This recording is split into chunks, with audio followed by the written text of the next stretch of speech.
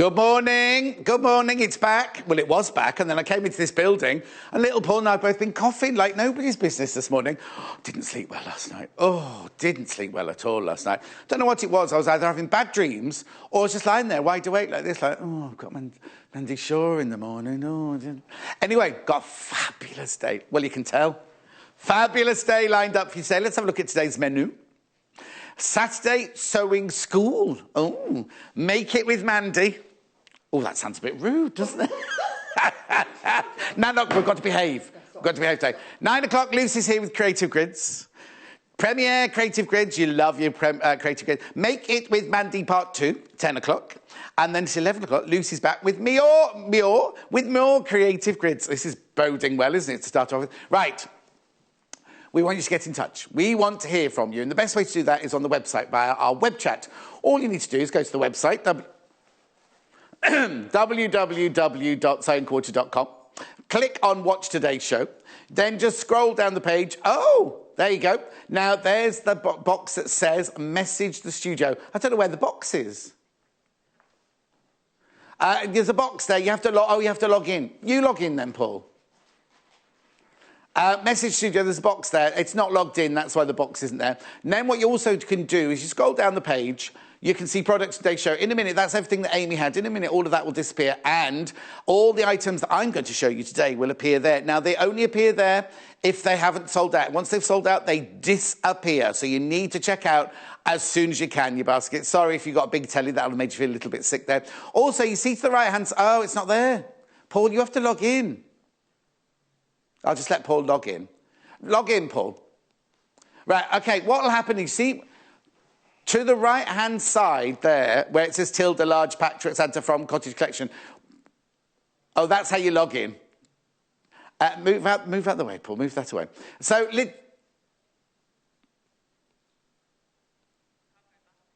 why not? Oh, honestly, it's not going very well today, is it? I've been off for 4 days, and this is what happens. You should have seen the state of the kitchen when I came in this morning as well. I've had to load the dishwasher, clean the tops down. Anyway, if you want to get in touch by email, if you want to send a picture, now we've got Mandy on today, so if you want to send anything that you've made of Mandy, send it in, studio@sewingquarter.com. Studio@sewingquarter.com. Right, let's get on. Mandy's here for 2 hours. The first hour, obviously, in 10 o'clock. I'm going to run through everything that she's going to make over the 2 hours, and I'll tell you what she's making in this first hour. But I'm going to show you this first of all. Let me just try and step behind it. Advent calendar. Now, these are limited. I'll step out from underneath there. These are limited, right? Limited, right? Have a pan of... it is the most incredible...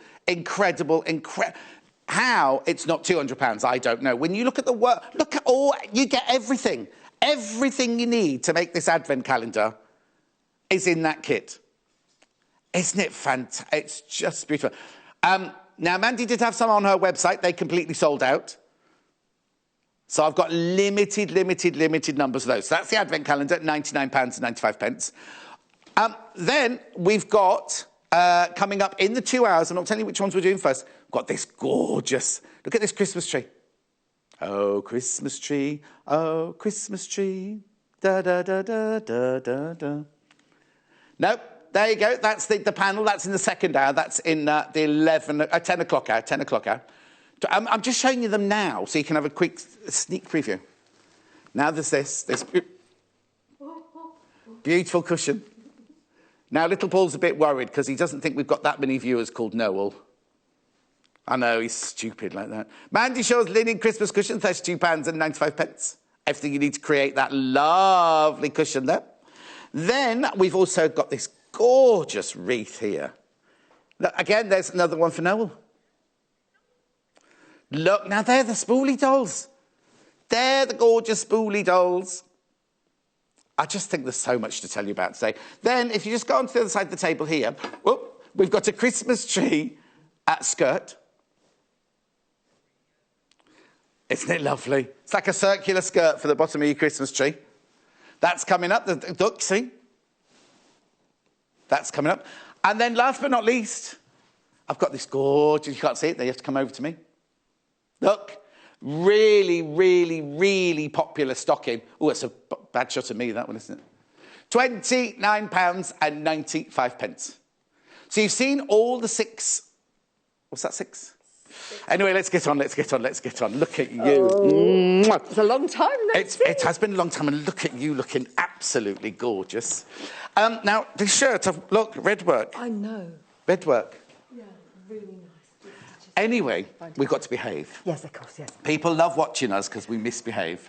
But we said we're going to... Be professional. Be professional. Yes, right. So, Advent calendar. Now, obviously, you're not going to sit here and make this for an hour. Can't. No, because there's just so much. Can you just talk us through what they get in the kit? I'll tell you about these books in a second as well. But... you actually... Everything you see on that Advent calendar there is what you get in the kit. Absolutely everything. And it's the same fabrics. There's just one little fabric that's been changed because we've sold out. Yes. And we've virtually sold out of this. We've made the kits up for the show and there is virtually nothing left. So any kits we make in the future will be different colourways. Right. Okay. And it includes absolutely everything, in the bells, the spools. Well, look, just show us that little bit of footage there, look, because we've got everything on there. That little polar bear. Yeah. Everything. The stocking. And these all pop her off. These little decorations, and then you can put them in the bottom pocket. So if you can you just bring it over? Yeah, I'm going to. Let's just pick it off the top. I thought it was quite a nice little stand I found earlier. I just think it's so exciting. And so it's a family heirloom, isn't it? Yes, really? yeah, it is family heirloom. Right. And so it's an Advent calendar first of all, okay? Yes. So there's 24 pockets. Some of them are hidden. Oh, yes, but the number 22's there. I see above it there. And some of them are hidden underneath the leaves, little pockets underneath. So first, it's an Advent calendar, okay? So there's 24 little pockets, okay? And then these little decorations can be added and you can take them off, little poppers. Oh, wow. They can all be poppered off. And your child or your adult in your life can decorate your tree how you fancy. Oh, wow, so all of those poppers are the same size, so they can literally put them in the order they want them to go on. And then they can go in the little pocket at the bottom to start with. Oh, but you know what, they're going to look like little red baubles? Yes. Oh, you've thought all this through, haven't you? Design feature. So the child or the adult can just play like crazy. And then you could actually put a little brooch back on some of these. Right. And you could have them as little brooches as well. I need to warn you, right? How many minutes into the show are we? 2? Once everyone's checked out, there's only 7 left. I did tell you they were limited. If you've got it in your basket, you need to check out. Little spoony angel on the top, so pop it off. Can we just show the still of the kit? Yeah. Because there's everything in there that you need. There's no backing or wadding. Oh, OK. No backing or wadding, which I'm assuming you all have at home. But look. Yeah. Look, and you've had to pack all of that with your own bare hands. 3 left. It's going to sell out. Do you get this fabric here? Do you get the binding? This is the only fabric that we've had to change some of the kits, and we put a denim in. And it looks gorgeous. So that's the only everything else you see. And you get this fabric, and you get this fabric, and this lovely reindeer fabric, and the lovely slub weave green. So you don't get what's on the back. No, and you don't get any wadding. That's absolutely fine, though, isn't it? For £99.95. So it's 3D, look. And also what we have is little pockets here that you could open and put little messages, or say, go look under your bedroom pillow, or a little ho ho ho. You have to remember though to have hidden something under the bedroom pillow. Yes, you do. Yes, on the 17th. And also, it's for little weenie. You could have little messages in here. Perhaps we have a local cinema where so you get little cinema tickets, or just a little, or little IOU vouchers or something. Yeah, absolutely. So there's lots and lots of different style of pockets. Look at this one here. This isn't actually a pocket with a number. This is extra. Oh. So it could just be kisses. You just my friend Sheila, the model, she bought me for my birthday. She bought me this jar, and it's whenever you're feeling a little bit low. Yeah. You go in and they're like scrolled up with little ribbons on, and you open them out, and it's just like a really lovely little saying or something like that. That'd be quite nice. Yeah, gorgeous. So there are 24 pockets, but there are more than that to do to play with. Okay, right. I've got to tell you, there are too many people got that in their baskets now. I'm afraid. If you want that, you need to check out. That's the last time you're going to see it in that colourway. There's no other... We've no more fabrics to make it exactly let me just explain. There are 8 still not checked out. All right. But 12 people have put it in their basket. So 4 of those people, when they come to check out, it's going to say, you've missed out. So if you want it, let me just say to you, you really, really, really need to check out. It's going to sell out, but you need to check out your basket because not all of you are going to get it. Yeah. Check out. Right, OK, before we go on to that, let me go on to that first. Let me tell you about the books, right? Oh, yes. Now, last time we had this book on air, well, the last 2 times. Yes, twice, yeah. It sold out completely. Yes, it's your brand new book, this one. This is my brand new Christmas book. And actually, it's very lovely. We're very proud. We spent hours photographing yes. things and working out what's a great combo for a book. So it's got beginners projects in it and it's got more advanced projects. So, yes. So if you just started sewing, you could pick the book up and you'd love it. Great as a gift, pre-Christmas gift. And these hoopies have been so popular. Oh, yes. Absolutely. Yes. And these are... I'm looking, we've got those on our little tree over there, haven't we? Yeah. Did you take a picture of the tree, Michael? I'm just saying they're hanging on the tree that we got over there on the little table. Yeah. They're on you the could go to it live if you wanted to. So that's really gorgeous. If you have a look, because all the projects on that little tree over there, that we're just going to show you there. Yeah, that's it. They're all in here, aren't they? Yes, they are, yeah. So yes, there's the stockings. Stockings are lovely to make, dead easy to make. A couple of evenings, a nice cushion. I tell you the story about the lady who came to my workshop. Has got 2 sons, Noel and Leon. No. Yeah. So she just moved those letters around? Yeah. And she made them for they've got a family now and homes and grandchildren and things. Oh, there's that. And there's a lovely little angel on the angel on the tree. Yes, I wonder why she called her 2 children, Noel and Leon. Did they all use the same letters? Was she called Elon? She was very theatrical. Very theatrical. So I love them. These have been so popular. You can make these nice for your children, for your grandchildren, little boxes of presents. Yes, but when you did those on air, you made them, you put them in little cardboard boxes. They looked lovely as a little gift, didn't they? We've just made our Christmas cards up with that picture, look. Oh, now. Are there new people on the Christmas card list this year? I think there might be. Oh, now tell little Paul he'll get a Christmas card. We've done that here before, haven't we? That's lovely. Beautiful. Yeah, it's gorgeous. That's lovely. Lots and lots of messages coming through. I'll just finish showing you that book. All right, Gloria, super excited for today's events, all being recorded to watch when I need a pickup. Hugs to all, Gloria in Shrewsbury. Hello, Gloria. Hello, Gloria, my lovely. Carol, good morning, John and Mandy. Been waiting all week for this programme. Have a good day. Lots of... Carol in Hullbridge. Oh, these names we come across. No. Lorraine. Morning, my favourite duo. Saw you at Festival of Quilts Live. She was the woman in the front heckling. Oh, was she? Yes, with the big hair. Yeah. She's not the one that sent you the doll with the doll face on. No. Oh, it's gone. No, little Paul made me the doll with the doll face on. She made me the badge with my face on. And she made me a lovely flamingo. Oh. It's the gifts I get from my ladies. Julie, good morning, both. Love to have you both back. I've sent a photo of the 12 Days of Christmas quilt from the last time Mandy was in. We'll have a look at that in a second. Yeah. We'll have a look at that in a second. Gail, Mandy and John, Mandy's book is gorgeous. I've got the hoodies, and my niece is doing the candle mat. She's done the candle mat. One more, and then we'll carry on. Yeah. Linda, morning, Mandy and John. Love the advent. Can we just buy the pattern without the fabric? Mandy, you make my day. Lots of love, Linda. Oh, from Hailsham, that's my hometown. Oh, is it? Hi, Linda. Hi, have you seen her at the shops? Yeah. You know. You hear her before you see her, don't you? Right. So they've sold out, have they? The advent calendars. Can we buy just the pattern? I'll let you find out. Well, I'll come back to you because if we have, I'll need it. I don't know if we've got it or not. Something going on here. Right. Let's put that in there. What should we make next then? Oh, well, let's do the stocking. The stocking's gorgeous. Let me just... Now, I think my friend Kirsty has one of these. Oh, I think Kirsty has more. We'll talk about Kirsty Olsop. I don't know her. My friend Kirsty. Your friend Kirsty Olsop. I think she's lovely. Yeah, this is an old favourite, and it's I bought it back because it's such fun to make. And I'm looking for a classier look of stocking. This is not just necessarily for your children, of course you can. Yes. But for your teenagers, the kids at university. My son's gone off to uni. This is a great decoration, beautiful decoration, and you can supersize it. Da, da, da, da, da. Oh my word!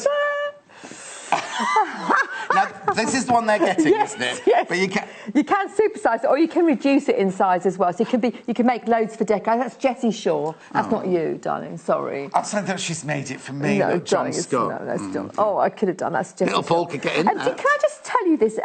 I've made 2 of these for two daughters. Someone was taken at a stand once, on at a show once. Somebody nicked it. Yeah, so if anyone's got one of these with Abby Shaw on it shouldn't have it. Oh, they'll have unpicked that and put something else. But it's a great, and it's also cool. It's a demo I'm going to do on Stitch and Flip, Crazy Stitch and Flip. So it's a great demo. You can knock these up out of all your scraps and your tapes and things. Okay, so what comes in the kit then? Absolutely everything you need to make. Absolutely everything. No, Amy, No, that's the wrong thing. Right. Absolutely everything you need. There's nothing there's nothing you need to go and search in your drawers. Right. No, Okay. Absolutely everything.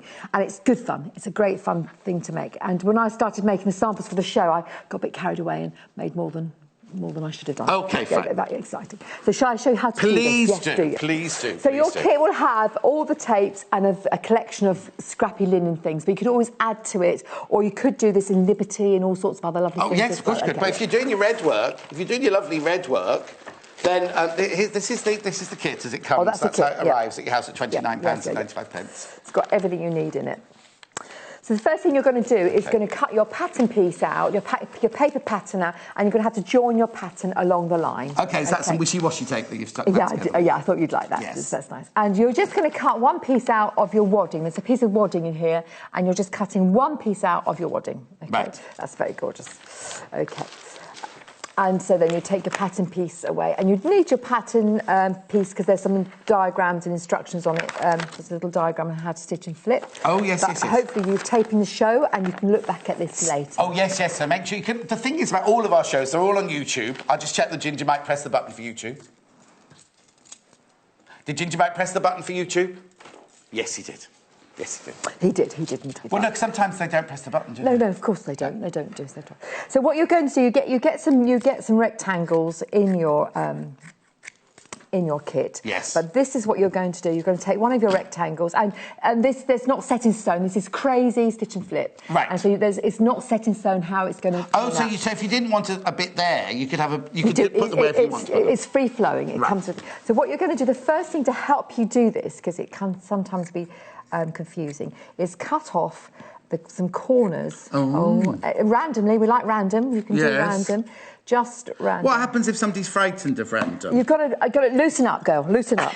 Because it's ridiculous, all this worrying about and tidying and being neat and all that sort of stuff. And will my friend like it? Won't you like it? This is ridiculous. You know, this is your creative moment happening. Now, you're making yours the other way around to this. Does it matter which way around you make it? Done. No. Does it matter, though? Could you have it either way? Absolutely not. But actually, what you do want, if you're going to make a load to go up your stairs, because that could happen, you do want them all facing the right way. So that's why I did flip. Yes. I would have not done that.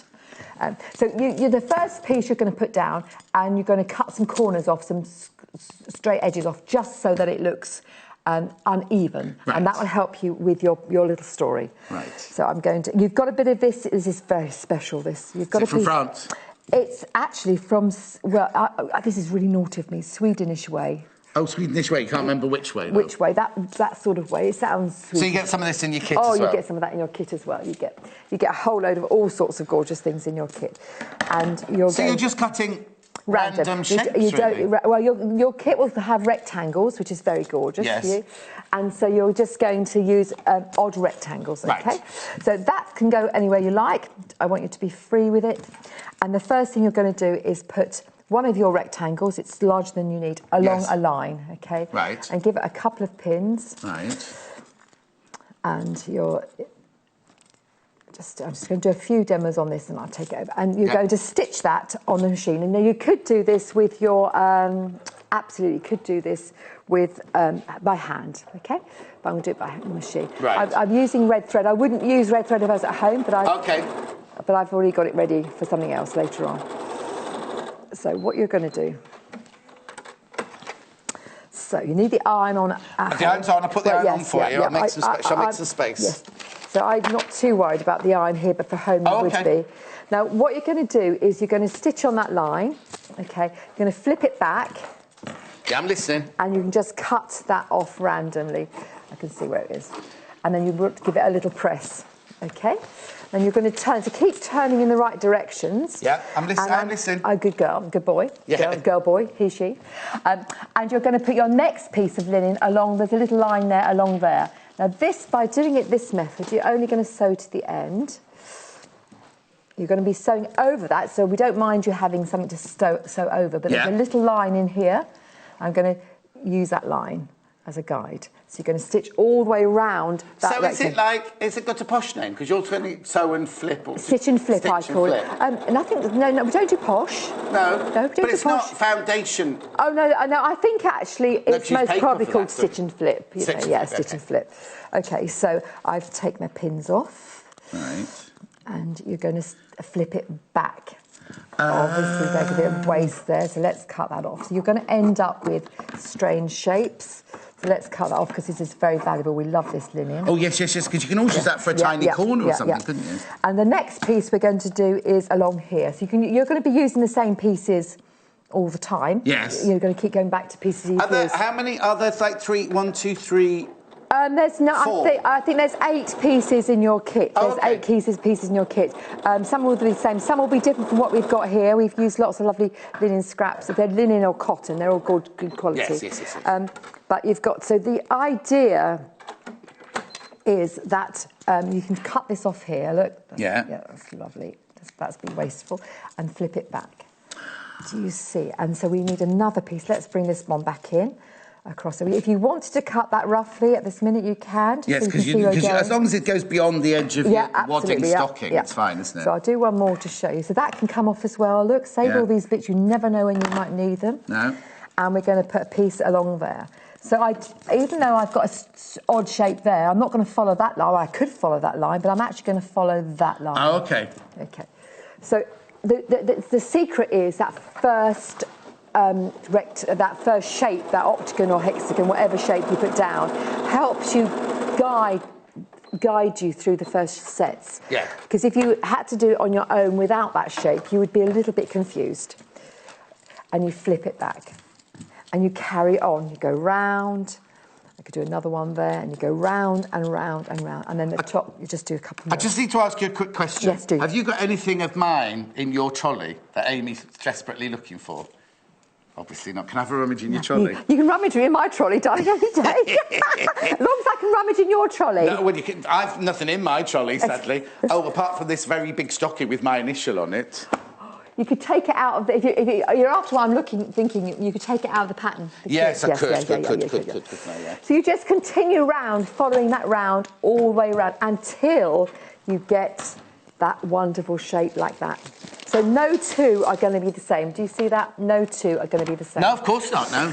No 2 are going to be the same. Let's put that in the rubbish bin there. OK, right, I'm going to interrupt you 1 second. Oh. Little Paul. Yes? I've taken the one out of the main packet that Mandy's I did. We do sell... They're sold out now. The advent calendar's sold out, but we do sell the pattern on its own. We do sell the pattern on its own. $11.95. A stash buster, it's called. It's called a stash buster. Yes, it'll use up all your stash. But then, as you say, you can use it in... But look, everything's in there that you need. Absolutely everything. I think... Look, everything you need for $11.95. So it's all hand-drawn by you. Yes. Everything you need. On my kitchen table. Every pattern. We've yet to be invited to sit round. Well, you can come any time. You're welcome anytime. Give me a little bit of warning so I can just have a little tidy up. Have a little bit of warning so you can be out. Oh, no, hello. I wouldn't want to be out. I'm here. Anyway, $11.95 for the pattern. Let's get back to the stocking. OK, so you get the gist of that. You get the gist of that, don't you? So you're going to go round. Yes, that's so brilliant. the next one I'm going to do... So do you work round? So would your next one be here? Yes, I would. And then your next one be there? Yeah, so I would work round that central piece, and it makes it easy for you. And then you'll see you'll just have a couple of ends to do at the top. Oh, OK, yeah, so yeah. that's... Yeah, that's that. So that can go in the trolley. That's gorgeous. So there you are. That is... very, very gorgeous. Right. And now what you're going to do is you're going to decorate. Oh, what the best This is exciting. So there is a little saga with these decorating tapes. A saga? A little saga in the sense that you want everything to overlap. Right. You don't want raw edges anywhere. So. And also, would you lay it all out before you stitch? Because just to make your pattern, because you don't want to get so far and then think, oh, I didn't want that one. Yeah, and yes, you're absolutely correct. And I'll show you what I'm vaguely going to do with that one. So I put them down with just a couple of pins on how I'm going to like it. Oh, that's gorgeous. And I'll tuck that one under there. Right. And that one over there. Like that. So would you cut that one off so they're all edges when you come to stitch it? Absolutely. So actually, I might even just move that one down. Oh, yeah, good idea. Yeah, got to cut it then. So it's really good fun. And if you've got a great sewing machine with some embroidery, I know lots of ladies got these new embroidery unit machines. Yeah. You could put some great embroidery around here. Or like that 680 that you're using there, it's got lots of Christmassy, absolutely. like holly and things like that. It's got stunning things like that. If I get a chance in my break time, I'll have a go at the machine and have a little look at what they've got. Well, a little break for the ones that work hard. Yes. John? I've got to tell you, Mandy's only here 1 day this weekend as well. This is it, because we're normally treated to 2 days. Well, I have been for 2 days in the past. But you've only got her for 1 day. But I'm coming back in a couple of weeks, and then a couple of weeks again. Yes. So I'm all over the place just for you guys. Yeah. So do you see? You're going to put these on. Now, what could happen is that you would, you might think, oh, I've got a nice little bit of plain tape there, and you could put in a bit of your machine embroidery on the tape.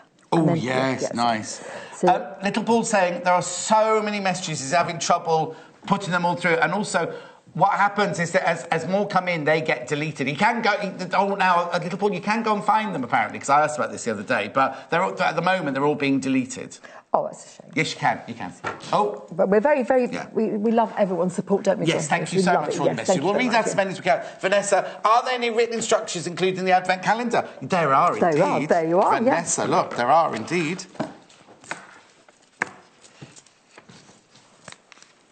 Is she happy with that? She quite like it? Look. OK, a third of the stock of just the instruction on its own have gone already. Look, I'll carry on. There's Vanessa, my love. There's all the written. I only showed you all the pictures earlier. That's all the written instructions. Everything everything we think that's difficult, we've taken a photograph. And actually, nothing's difficult. It's just a little bit of work. Exactly. It's a little bit of work. And then you get all of this in. You get all the drawings, all full size, all full size. So there's the tree itself. I thought you were looking at your watch then. I thought it was boring. No. Oh, get on with it. John, boring, never. We're going to behave. We're behaving ourselves today. The management are all watching. Anyway, look. And also, what's really great about this? Let me just show you that page there with all the little decorations. These don't have to go on that Christmas tree. They could go on your own Christmas tree. Oh. Yeah. Because you made loads for me to put on my tree, didn't you? Well, you didn't ask. If you don't ask, you don't get them. Can I have some decorations for a Christmas tree? Yes, please? you can, John. Thank you. Right. Will it go again? Will it go pride of place for that John, that cruisy man? That decoration you got from Tom Cruise. Oh. You have to take that little Derek who worked on the cruise channel. I was going to say, what are you talking about? Just come to my house. Yes. Oh, actually, yes. Yes, it'll be in a special box like that. So it'll be next door to Tom Cruise's, yeah? Yes, right. But it'll be instead of Tom Cruise. Yeah, that's better. That's exactly how I like the stock's gone now. Is this just the pattern I've got here? Hang on, let me read it. Right, Sheila, Margaret, Jeanette, Elizabeth, Vicky, Heather, Em, Rosemary, Leslie, Joan, the page is going. In fact, it's gone a double page. It's done a double page it's there. Lovely. It's lovely that you love. I love it that you love sewing. That's what I'm loving. I love it that you love sewing. Oh, you've gone to Diddy. Well, I know. I've prepped. I'm prepping. Okay. I've got loads of pictures which will show you. Oh, hang on. Oh, look. Oh, wow. Hoopies. So you've got Christine's done the wreath at the top there. Julie's. Oh, that's lovely. That's the pattern we sold last time. Julie and Sarah. That's the pattern we sold last time. Oh, lovely. Then there's Melanie done the Noel cushions there. Oh, wow. Susan's done the little hoopy. Geraldine's. They've missed an R out of your name, Geraldine. I do apologise. Are they little snowmen on there? Yeah, that's a snowman garland. We've got it here. It's there. Did you not notice, John? No, I didn't. I was too busy looking at you. Yeah, no, of course you were. Look at the new slender you. Yep. You look fantastic. You haven't felt me. If you feel me, you feel there's no fat up. Feel me, there's no fat there left. There's a little bit there. Stop it. Sorry. Anyway. Pardon? Oh, it's her birthday. It's Jill's birthday. The Christmas what? Oh, we're not. That's next hour. That can't have gone. No, you mean the Advent calendar. The Advent calendar has sold out. The kit's sold out. Yeah. Jill says, it's my birthday. Thank you, John and Mandy, for 2 hours. Going to manage my workshop next week. Oh, does she mean my workshop? Suffolk, Jill in Suffolk. You going to one of hers? Oh. Leslie, morning, Mandy and John. Got up specially early to see you. Just sending both lots of love. I adore watching you. It brings me so much joy. Leslie, thank you. Anyway, so thank you so much. We love it. Little Paul saying, Claudia, good morning, Mandy and John. Like so many, have been waiting for the show and got the Advent calendar right off. Fantastic. Enjoying all the inspiration. Then it gets cut off. Yeah. Thank you so much. We're very... she's the organ grinder. I'm just the monkey, really. Yeah, exactly how I like it. Just exactly how I like it. So should we try to carry on then? Yes, I shall carry on with the stocking because we're being professional here and we're following through with what we started. Yes. So we've got the crazy stocking. Yes. And we're going to be very free thinking when we make this and not be uptight because it's crazy. And then we're going to decorate it with these wonderful tapes. Now, you didn't say how lovely the tapes were. They're French. I did say, did I not say that? They are the best quality tapes you can have in your world. Aren't they from France? Some of them are from France and some from East of India, and just delicious. I've chosen them wisely. Yes. And you are going to decorate your stocking in that manner. Beautiful. Okay. So I've done a little stocking so that I can get through it quite quickly. Okay, so let me move that one out of the way now. So once you've decorated your stocking, don't forget there are other things you can do to this by adding buttons or little words like Merry Christmas, little snowflakes. Or you could put your children's initials. There's all sorts of things you could do to extra decorate them. I just think, though, like you say, they're not just for children, though, are they? Because mums and dads all want them these as are well. lovely, aren't they? These are very lovely. So the next thing you're going to do is put on the rickrack around the outside edge. Now, this is extra wide. This is quite wide rickrack. It comes in lots of different, slightly varying widths, so we can't be sure which one we're going to use. But what you need to do is stitch through the middle of your rickrack and make sure your rickrack is on the edge. So that edge, that humpy edge there, is along your raw edge. What happens is sometimes people put their rickrack on right to the very edge, right over, and then the humps don't show. So if you stitch through the very Nothing middle, worse than humps that don't show, aren't there? No, absolutely.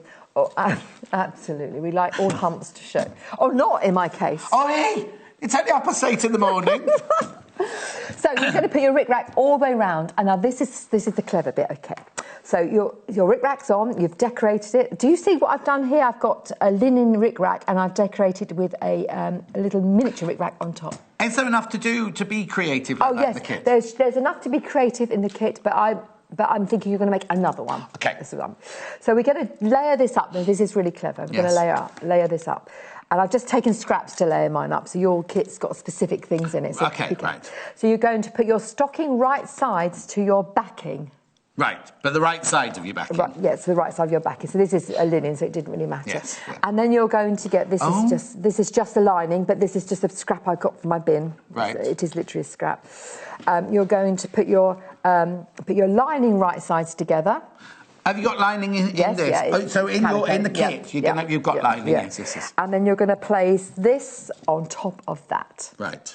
So that's a very important little layering thing. So you've got your backing, right sides to your stocking, sitting on top of your double lining, with your right sides together. And I have double lining. Yeah, because you want one on each side. So you're going to give this a little pin. And if you've got your walking foot, you've got lots of layers here, it might be wise. I haven't, and you don't worry, so I'm just going to Because if you haven't got a walking foot, you can still do it, can't you? Yeah. Laurie says, morning, John and Mandy, enjoying the show. Everything is lovely, Mandy. I'm spending way too much money. You two put a big smile on my face. Thank you, kiss, kiss. That's from Laurie in Suffolk. Oh, Lord. My son's meant to be watching this morning, and from uni, all his... I don't know, he's most probably... It's a Saturday morning. He won't be up. What's his name? His name's Harvey. Harvey. He's just started uni. He's at Goldsmiths, and he's... doing something creative? Design. Oh, design. Is he loving it? Oh gosh, yes, yeah. Is he missing your cakes? He's not missing me at all. He hasn't phoned home or anything. No, nothing. And he's not brought laundry back or anything. Nothing. Doesn't do laundry anyway. Yeah, I haven't warned him yet to do laundry. Well, I have to say, when we went to America, we went to George, it's my nephew, my brother's son there. And he went, I've got a bit of washing. We went to his room and he had like a year's worth of washing. Yeah, I don't think Harvey's washed anything. He doesn't know about that. He's got, he's in a corridor with lots of girls, so hopefully they'll sort of steer him in the right direction. What, washing-wise? Washing-wise, yes. Pamela says, so happy to get the Advent tree pattern. I've got all of Mandy's books and many of her patterns. I love her work and can adapt to avoid red. She does blue and green work. Oh, no, stunning. So don't forget, I love it more when people use one of my patterns and change it. I love that more because I think that's you thinking for yourself, which is really gorgeous. I understand the need for pattern, but I love it when you take an idea and roll with it. Yes, exactly. Yeah. I mean, some people don't want to. Some people want a Mandy Shaw original. You know I don't mind that either. So it's very lovely when people do their own thing. So what have you done there? So what I did was, do you remember when we sewed the rickrack on? Yes. So now what I've done is I've sewn on the same line as that rickrack line. Right, okay. So I'm guaranteed to get my rickrack in the right position. Okay. So you take your pins out. So this is, I have demoed this before on the show, but this is such a great way of making a stocking, a nice line stocking. You're going to cut it out. Do you cut off? Oh, yes, you do. You cut. was going to say, just cut off the excess now, humps. if you use cheap and nasty rickrack, which I'm sure you wouldn't. No. If you start fiddling with your humps on the other side, you like pulling them and they come off. Oh, OK. Because it's not woven very well. Yes. So, and have nice sharp scissors to do this with as well. Yes, you do.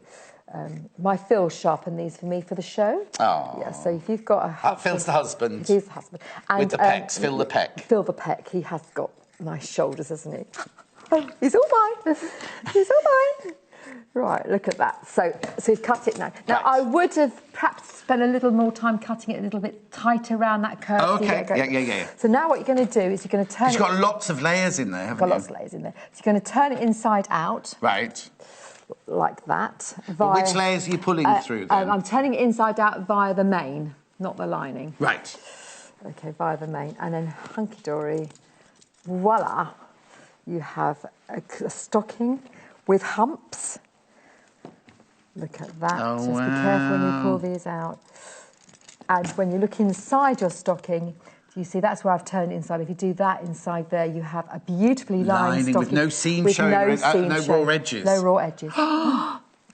That's bagging out extraordinary. So you only have to sew ones. Normally, you'd have to do two sets of sewing. Yes, because what you normally do is make one stocking for real, one stocking for lining, put right sides together, put it in, but it's all there, all done. It's all there. And then all you need to do is bind your top with your lovely tape. You've got some lovely tape in there. Bind your top, put a nice hanger on it.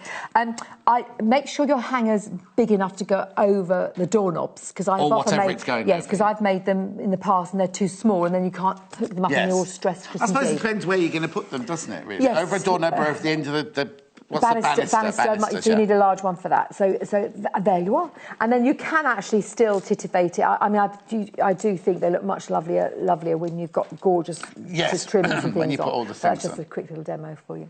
Fantastic. Brilliant. Yeah. Please check out your baskets on absolutely everything. Absolutely everything. Right, now, the last project for this hour is the cushion. The cushion is the... which one? You want the wreath book or the wreath book? Oh, have we got the cushion here, or is Amy taking it away? I need the cushion. The cushion's here, Amy, please. This is the other book. How to make Christmas wreaths and garlands. Now, if you look all around us, there are all wreaths and garlands all around, hanging around us and everything. They all come from this book. Look.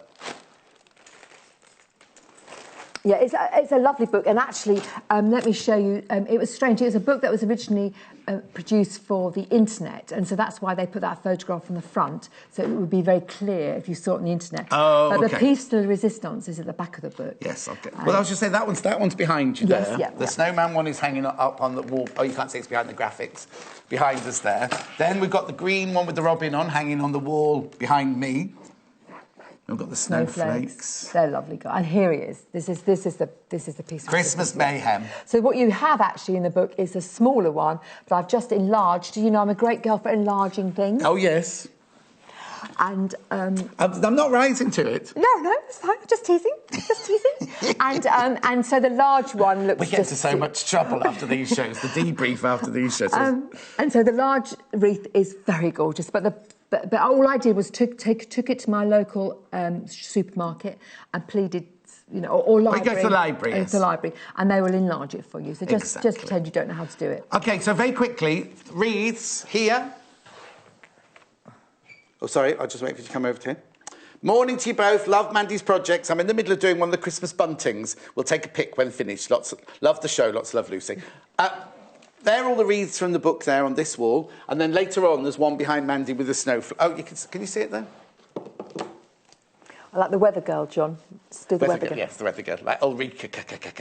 Hello again, Mandy and John. I started doing that bagging method on my stockings. It saves so much time and a more professional finish. I love to watch it. Gail. It's just Gail down the road.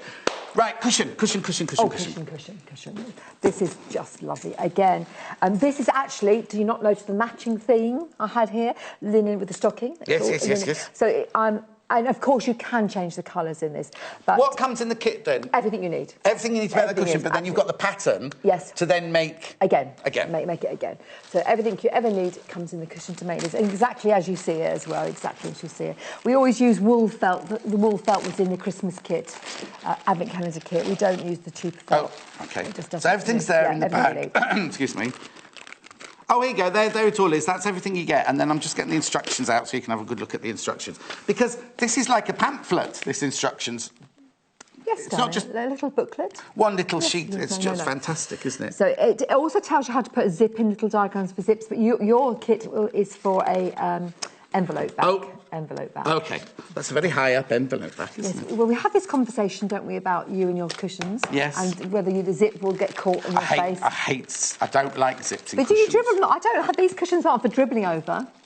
No, but even if I think envelope, I'd like this, please, on mine. No zip on mine. But that's all baggy and...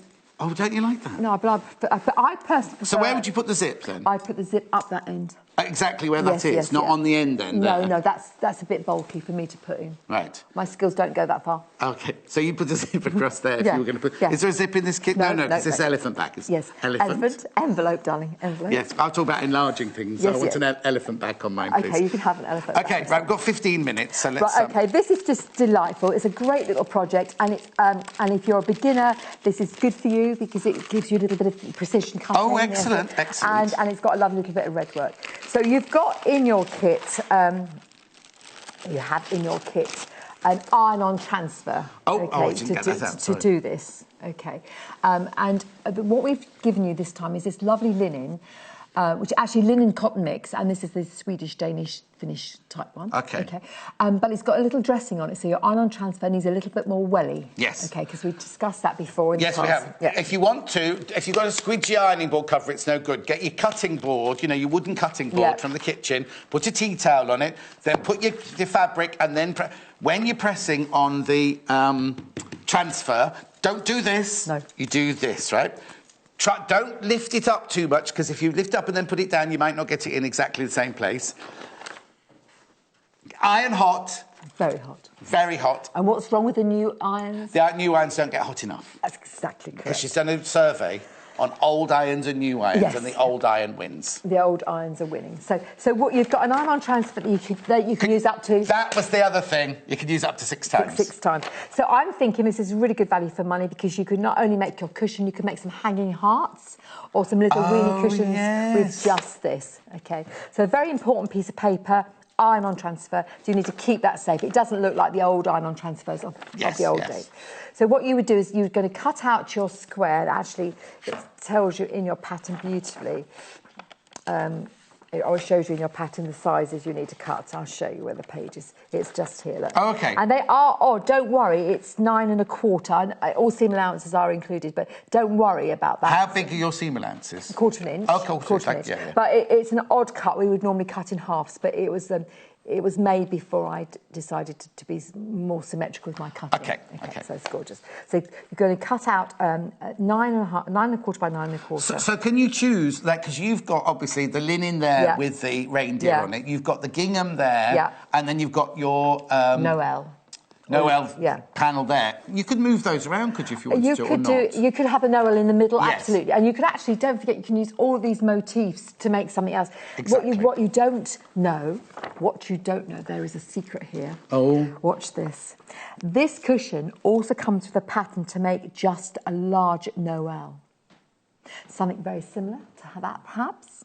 Oh, now you've got a story about that cushion, haven't you? Have I got a story about that cushion? Can we have a look at that cushion, please, Tom? Is this Leon? Yeah. We haven't seen it yet, give me. A lady came to her sewing class. She's got two sons, one called Noel and one called Leon. Yes, she made this version for him. Oh. So she was very theatrical. She was a dancer. I think she's quite famous, but didn't tell me. Oh. Ginger Mike's mum and dad are dancers. You know, Ginger Mike's director. It might have been her. Oh, well, she's... Oh, no, because he's not called Mike, not Noel. No. That story didn't work, No. But anyway, I think she was a producer type thing. But I didn't like to ask. Anyway, so you actually, in this pattern, you don't just have one cushion, you have the opportunity for 2 cushions, and you've got these lovely letterings. Yeah. Okay? Little Paul's trying to do his joke again. He did ballet at university. He got a 2-2. Oh, yeah, exactly. That's really sad. It's really sad. I'm not sure it's appreciated. Anyway, moving on. So we're going to. I've transferred the design on here. I'm just going to go through this again with you. In your kit, you'll have cotton à broder. À broder. Which is just one strand only, and it doesn't need to be divided up. No. Okay. Because you ruined somebody's honeymoon, didn't you? I did. Yes. Yeah, I did. We're telling these same old stories. We'll have to find some new ones. Diane says, love Mandy's work. Inspired me to have red all over the house. Would love to go to a workshop. How do they book a workshop with you? They can book on my website. I've got workshops. Dandelion Designs. Yes, it's Dandelion. We might be putting another one up soon. Oh, I might go to that. Yeah. Thanks to John and all the team loving the show. Tina from... Torfay? There's an N on the end. Torfain? Morning, John and Lucy. Love to see you both. When are you having the iron mat back in, please? What iron mat? Iron mat? What do you mean that? You mean the one with the drawings on it and everything like that? Oh, I'll find out for you. Yeah. I'll find out for you. Was she not watching me? No, we haven't got them. She's talking about other stuff and Thanks, Tina. Oh, Tina, you've... book to see one of her... So you can go to your website to see where you go. Yes. Wait, no, we haven't, Paul. What's he saying? Oh, he had them... He's just wittering on about something. Yeah, right, let's get on with the thread. OK, so we know that we love the thread, cotton and broder, and we're loving chenille's 24. Oh, am I allowed to say no. What? I'm going to say the name of the people who make John James. Yeah, John James. I thought it was James. It could be anybody you like, but we like chenille 24 because they're short, sharp, fat. Yes. And they've got a large hole. Short, sharp and fat. Me? Yes. And they've got a large hole for threading. For thread, yeah. For threading, OK. And so what you're going to do is just make yourself... I start off with one knot on the back. Yes. You could put iron-on interfacing on the back of this. As a stabiliser. But this is quite firm. It's got a lot of dressing in, which is why the transfers don't love it as much as they do the calico. And you're going to sew a little back stitch, and it's going to be half the size of a grain of... Rice. Long grain, not arborio or wild rice, that's a bit longer. And you're just literally going to stitch. And it's really therapeutic. It's a really lovely, lovely thing to be doing. Could you, if you're somebody who likes working with a hoop or a frame, could you put it in that? You can. I never use a hoop, but there are ladies out there that do and can. Yeah. And the other thing, this has just been told to me by Sue from Coast and Country Quilt Shop. Oh, yes. That is a wonderful thing to do, is you could scan this pattern in, and those ladies who have got their large embroidery units on them, big posh embroidery units on their sewing machine, you could scan this pattern in with my permission, and you could get the machine to do it for you. Do you have to ring you for your permission, or can they just do it? No, because they're not going to sell things, and they're not going to put things on the website, are they, that they say are theirs. I just saw Mandy's face then when this came on. Tina, is this the one you want, my love? I'm sorry, it's a Mandy Shaw show. I shouldn't be disturbing it with iron mats. That's spectacular. That's the perfect mat for our iron-on transfers. Yes. Gorgeous. And we love it. I launched this and they sold out the first time we had them. Yeah, I would buy one of those. I should be given one of those, actually. Are you allowed to give away other people's stuff? Yeah. Oh, what about the prim iron? Have you got the prim iron? No, you're not getting that as well. No, but what I mean is, you show the girls... I'll look after it for you. Show the girls the prim iron, the little prim iron. Oh, yes, it's $39.95. I don't know if they're in stock at the moment. There's the iron mat. There's the iron blanket, it's called, because the sheet is the bigger one, isn't it? £24.95. Right, sorry, we'll carry on with that is perfect. That is a perfect for our hard flat surfacing. Yes. So what were we talking about before we were rudely interrupted by Tina? Yes, the needles, the thread. Oh, yeah. Therapeutic. Putting it on a posh sewing machine. Oh, so you could put it on the posh sewing machine, and that could be done on your posh sewing machine. I know, but... Oh, no, but I know what you're thinking, but some ladies out there do love their machines, and we want to embrace all sorts of sewing. No, of course we do, but I just think if I was going to get it as a gift... Yes. ...and somebody'd hand-stitched it, then I think... Yeah, but don't forget this business about give things away as a gift. You only give these things as a gift to people that you know would really love and appreciate handmade things. Yes, yeah. So you wouldn't. I've got nothing wrong with machines doing the embroidery and things. Yeah. We have a fabulous embroidery machine, which I've ordered one, but it's. I just think something Mandy Shaw Redwork should be hand stitched. Yes, indeed, it should be. That's my own personal opinion. That's fine. You can have your own personal opinion. I was just sharing my knowledge with everybody and not keeping it to myself. Say that again. I was sharing my knowledge with everybody, not keeping it all to myself. Exactly. Yes, okay. Like you're doing this red book, this brand new book. Yes. Oh, it's wonderful. It's a lovely, lovely little book. Mandy Shaw's Red and White Christmas. Now, last time we had this, well, the first time we had it, we didn't have any. We had hundreds, and they went within minutes, didn't they? Did. So we brought it back the next time, sold out again. We brought it back now for a third time. Mandy Shaw's Mandy's newest Christmas book, $12.95, and all the projects. Oh, it's gone. The tree that we showed you earlier. All the projects that are hanging on that tree. I think Michael's got to pictures of it. There you go. There's an angel. And there's the button, what would you call that? The dangle button. Oh, that comes from the other book, actually. Oh, that's the wreath book, is it, right? But then the stocking behind... Have you got another one? Another little picture. What else can we see on there? That little angel is very lovely to make. Very, very nice to make. You've not got a picture of the whole tree? You're a bit tough on him this morning. Because we asked him for a picture of the whole tree, that's why. OK, just checking. All right. Just checking, but, you know... He's dashing around behind the scenes trying to please you. No, not you're I'm shouting at Ginger Mike now, not Little Paul. Oh, right. Have I met Ginger Mike? Do what? Have I met Ginger Mike? You might have done. He's quiet. He kind of blends in. Oh, does he? Yeah. Apart from when he's at parties. Oh, is he wild? Does he have a drink and he's wild? Yeah. Yes. We've got the office party scenario coming up, haven't we? Oh, have we got one? I don't get invited. Oh, because you're not... Because I'm not staff, am I? No. Helen in Hampshire. Morning, John and Mandy. Loving you two this morning and learning loads. My mum, Christina, helps me, and now we have loads of projects thanks to you two. 31, and then it runs out. Have you done 31 things? I meant to say, I don't smell of garlic, do I, today? Oh, I think perhaps I might have done. No, you don't. You don't. I've started this new... A friend of mine's a naturopath, and he's given me these garlic drops, and I don't really like having garlic. And I took it yesterday, and in the night, it woke me up like that. And I was thinking, I'm going to be with Mandy Shaw, and I'm going to smell of garlic. What end was that? Yeah.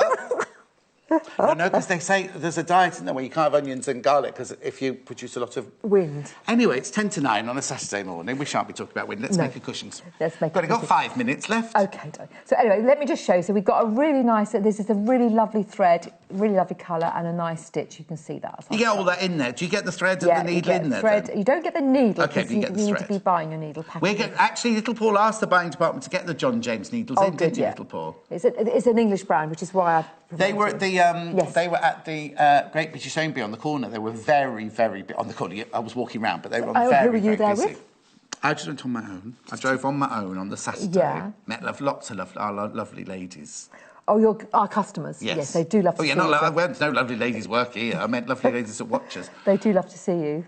They just love that. I think it's that they're passionate about sewing and everything. Well, actually, you're part of their life. They watch it every morning. They're telling me that they turn the television on. They don't get too much done in the morning, and you're in their little life. And Auntie Alma will be watching now. I went to see Auntie Alma this week. Oh, yeah, I had to retune her box for her because she couldn't get us. And she's now been... she won't be up yet. It's only 10 tonight. It's a bit early for her. Anyway, did you say you've got some pictures, Paul, very quickly? Oh, we're just making them. 5 seconds, we'll show you the pictures while Mandy's... So anyway, there I could get... So there's this saga about me in a workshop, OK? You vaguely did it then. Someone asks me to help them and show them something, so I start stitching it, showing them... And then you don't put it down? And then they chit-chat, and then I sew it. Oh, well, I'm not going to stitch it. Have a look at these pictures then instead. What's the matter? You said 5 seconds. Oh, I've got something to show you. I was going to continue with my little... Here we go. Oh, look, I love that one. And Andrea's at the top's nice. Wow. Look at Linda's cake. Oh, yeah, but look, Linda... Crap, that looks just like mine because it's a kit, of course. I love Andrea's. They're in the book Christmas Wreaths and Garlands. That's lovely. And look at Jean's wreath there. That's nice with the snowflakes. She's made that up.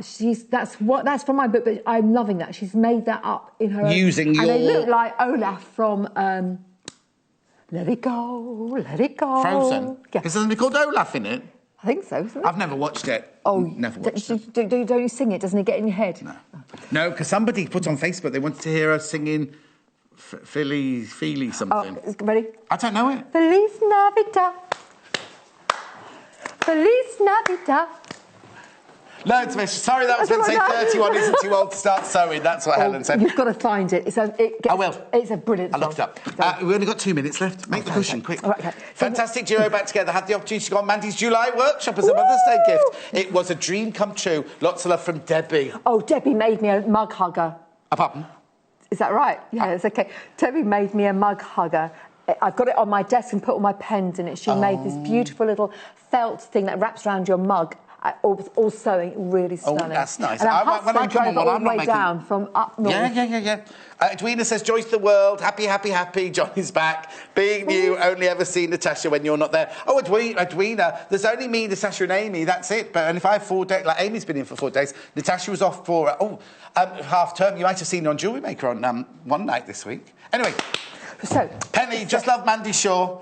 Have sent you a photo of my projects, love Penny. Oh, we might, if we don't get them in this one, we'll get them in the next now, I promise you. They'll be disappointed, you know. Yes. So what you've done, once you've done your little bit of embroidery and you've done your little Noel applique, that's called applique. And wool felt. Yeah. Okay, you're going to have the same little theme as we had before, and you're going to put your tapes to decorate. Check out your baskets, please check out your baskets. What I would love you to do is mount this on a bit of wadding. It would be, with the wadding's not included in the kit. Yes. But I would mount it on a bit of wadding. It gives it a little bit more professional finish. Would you put, because it's going to be inside the cushion, would you put fabric over the other side of the wadding, or just leave the wadding in there? Oh, just wadding inside, because the cushion does. But what I was going to say, what I really was going to demo, but I haven't got time now, you've got 30 seconds. Is how you can join your wadding together to make these little pieces for cushions and things. Maybe you can do that not on the next show, but the one after. Yes. No, whichever one. Yes. I don't know which way round they are. Yeah. Do that. Georgina, I love you both. Best show ever. Loads of tips. That's from Georgina. Yeah, brilliant. Thank you very much. Check out your baskets, everybody. Check out your baskets.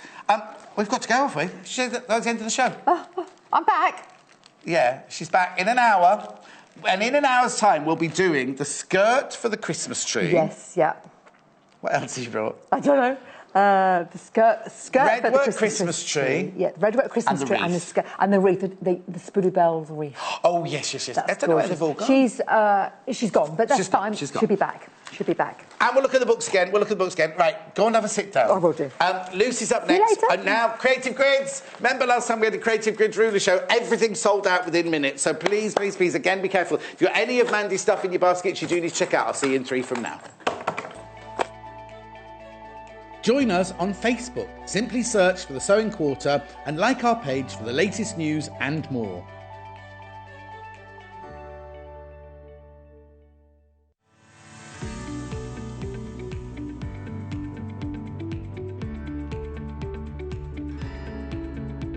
There are many different ways you can buy from us here at The Sewing Quarter. You can order from us by calling our free phone number at 0800 112 4433 and talk to the team at our UK-based call centre. Alternatively, there are other ways you can buy from us. You can go online and shop through our website at www.sewingquarter.com. You can even watch the show there and shop as you go. You can check out as many times as you like throughout the day and only pay a small fee of £2.95 postage and packaging for the whole day. We also offer a 30-day money-back guarantee on all products excluding custom-cut fabric. Our friendly UK-based team will help guide you through every step.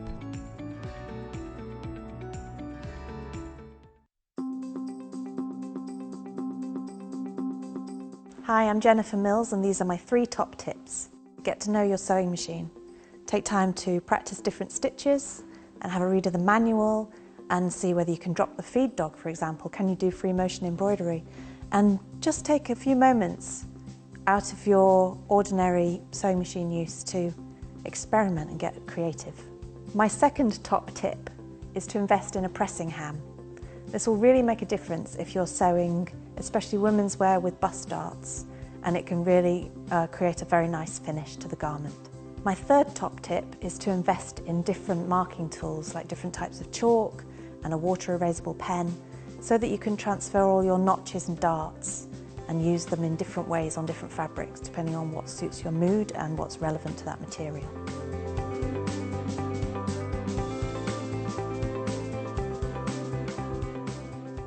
Tune in on Tuesday the 31st of October for an hour of fabric and fashion with John Scott and guest Jennifer Mills. John will unveil the Plaid range, a brand new collection of soft flannel fabrics available in multiple colour options. This cosy cotton is ideal for creating stylish additions to your winter wardrobe, and it just so happens that Jennifer has the perfect project for us. She'll be making a classic plaid dress as seen in the popular Great British Sewing Bee book. We'll showcase a range of useful tools and plenty of dressmaking tips along the way. So, join us for this jam-packed hour of dressmaking fun, Tuesday the 31st of October at 9 a.m, only on Sewing Quilter, Freeview Channel 78.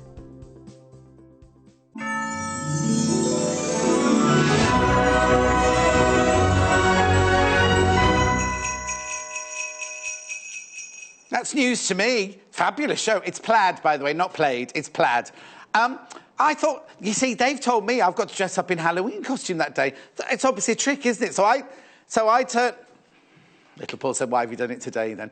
I'm not... I never do. I know I'm in a different place, aren't I? I'm in a completely different place. Shall I move it? Anyway, it doesn't matter. Oh, do you know... Oh, I tell you what's happened. Somebody borrowed the studio yesterday, didn't they? Because health and safety-wise, they've removed the tape of this wire, so I could trip over this wire here. Would you like to make this? Yes, John, we would. Would you like to make this? Oh, sorry, I'm stretching that one. Yes, we would. An oval in one piece. Oh, would you like to make this? Isn't it beautiful? We've got brand new creative grids today. And Lucy is here, and she's going to explain something, because that's meant to be a colour circle. Lucy Brennan. Let's go over. She said, I'll go through fabrics later with you. I'll go through fabrics with you later.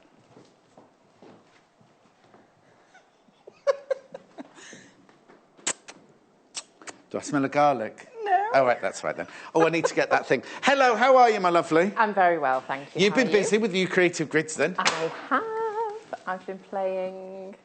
Right. It's got all thread on it now. Right, so now we've got three. We've got three. Which one are we doing first? The kite. The kite. Kites plus ruler. So this makes your kite shape. Yes. And then you can put borders on it as well. You can do what? Put the borders on, the triangle pieces. Just show us. Little Paul singing Let's Go Fly a Kite upstairs. Oh, that's nice. Yeah, you haven't heard him sing. Right, you know with creative grids, you know what happens. Everyone goes crazy for them. What does it look like? I don't know. Oh, it's this one. Like a kite? Yes, it's a kite. Oh, hang on, shape. but that's much bigger than that then, isn't it? Yes, because I've put the borders on. No, but that was that only ruler, a small one. I thought the ruler was going to be that big. No, you can cut different sizes. So up to 8.5-inch kites. You can cut brilliant. with this one. Yeah. And when would you use a kite then, just say, in a... Well, you can use them in lots of different ways. You can create different patterns with them to make... Are they on there? Because they're normally on there, aren't they? So you can make it into a hexagon. Oh, wow. And from that, you can create lots of different patterns as well from the hexagon. Yes. So lots of different shapes. And then you can do the variety. So half kites, a mountain kite. I'm going to have to stop you there. And that one, yes. Little Paul wants us to see all three rulers before we start the show. OK, so that's the kite ruler that's in there. Then the oval. We're doing the oval one next. Oval always. Oval always.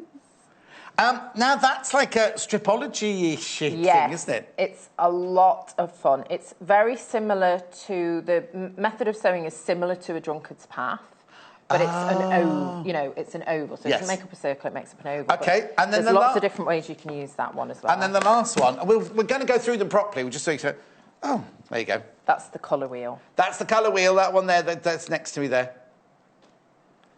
So with that ruler template, you also get the pattern to make that mini quilt. Oh, fantastic. So you get it with the ruler? With the ruler, yeah. Right, OK, sorry, I didn't mean to disturb you then. Let's get back to the kite. So, so the kite ruler itself, you can do the, like, well, they're not triangles, are they? The kite's in a big circle to make a... Did it make it... What would it make, shape-wise? 1, 2, 3, 4, 5, 6. Is that a pentagon? A hexagon. Is that a hexie? Yeah. Oh, sorry. Space. Oh, you mean the hexagon, John? Oh, this one, or this one, or this one. So I'll let Lucy show you, because I'm confused. I have no idea how to use that one. So lots of different ones. So, as always, it comes with the instructions, which you must not throw away. You want to keep those. Yes, exactly. Should we tell Jay that? Should you lose them, they are available online, so you can download Also, them. Rachel the ruler has done a whole set of videos, hasn't she, of how to use each of the rulers, hasn't she? This one is... Who designed this one? Carrie Carr. Carrie Carr. Right, OK. Good morning, Lucy and John. Fantastic to see you both. I'm so addicted to creative grid rulers. Love the show. That's from Posh Nicola in Oxfordshire. Thank you, Nicola. OK. Why is she posh? Because where she lives, she's posh. Oh, right. Oh, she's posh. So to start off with, you want to decide what size kites you want. So, it's not on there. I know the question I was going to ask you before, but Paul disturbed it. So you can do up to 8.5 inches. Yes. When would you think you'd use them? When would you use kites?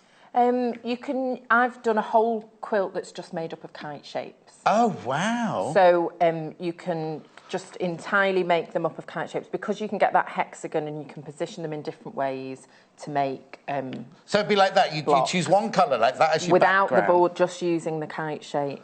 Oh, I quite like that as a block. I think that would be a lovely border as well. Oh, yes, yeah. That would make a really They nice almost border. look like, you know, the faceted gemstone as well. I thought that as well, yeah. You know, there's a shopping channel, isn't there? It's that side. Goes like that, right? And it goes, ooh. Well, it used to. That's a good one. With your quilting as well, you know, you could just quilt simple straight lines on that to give it facets. Do you know what would be lovely? Some Swarovski crystals to stitch onto that shape around the edge. It would. Watch tomorrow. Me and Lucy tomorrow. Yeah. Right, get on. So you want to decide what size kite you want. So you've got 2.5, 4.5, 6.5, 8.5. Have you decided? You already started? And then, I've done a 6.5. Okay. But I'm going to do 3. So I'm going to do the one that goes into 3. So I'm going to cut another 6.5 inch strip. So it's so easy to use because you're just cutting.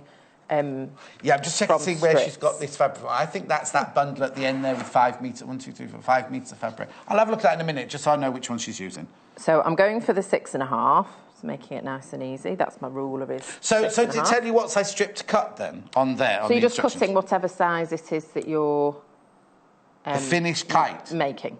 Yeah. So if it's unfinished, that's the unfinished measurement. Yeah.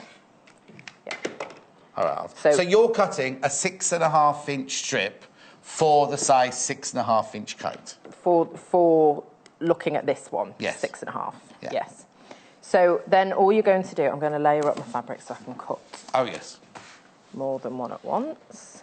I'm surprised we haven't heard from Gerardine yet. She loves her rulers, doesn't she? She does. There's quite a few now who are building up a collection. Which I don't blame you at all. OK, so you're putting it on. How are you lining it up? I'm just lining it up. There's a line there that says 6.5. Yeah. And then it's going up to that point there. OK. Oh, this is including seam allowance? So it's including seam allowance. Yeah. So you can see where it's got the grip is the seam allowance. Right. So if you wanted to fussy cut kites, that's great because you can see where... because if you want something if you had a fabric that had a flower... Or no, you want something angular, but something in the centre, then you'd know exactly where to cut it. Yeah, if you had a big floral, I think that would still work. Sorry. So you're just lining it up with whatever measurement of the size of the kite that you're making. That's new, that bangle. It's new. Is it a new? No, it's... you haven't worn it before? No, I said... my mother-in-law came to stay and I said, it's vintage. And she went, no, I used to wear those, that's not vintage. So have you nicked it from her then? So, no, it was like a second-hand. Vintage? You know. Well, pre-loved. Pre-loved. That's the way it's called. Hang on, what's it done? Sorry, I'm so I've just flipped it over because I'm doing that. I should have gone from the other way. Yeah. And then just cutting. That's it. That's it? That's it. How many did you cut? I've got all those 2 of each? Yeah. Now then, if I want to add borders to it... OK, so just talk about the quilt that you've made that's all kites. OK, so all kites... So it starts with a hexagon. I've got to think now. No, and then it... Like that, you mean? Yeah. Yeah. So you need another... We haven't got enough. You need another two there. And then you build them up coming out from the hexagon... Like that? Like that, something like that. And you just keep going round. So you wouldn't put them into fans? Well, you could. Yes, you can. Oh, lovely. But then if you put a row there, you could end up with a hexagon again, don't you? But yeah. But you could. That would make a lovely border as well, wouldn't it? It would. Anyway. Sorry. But that's. What a morning, John and Mandy, and now our Lucy with John. Oh, hi, Anne. That's from Anne in Cheshire.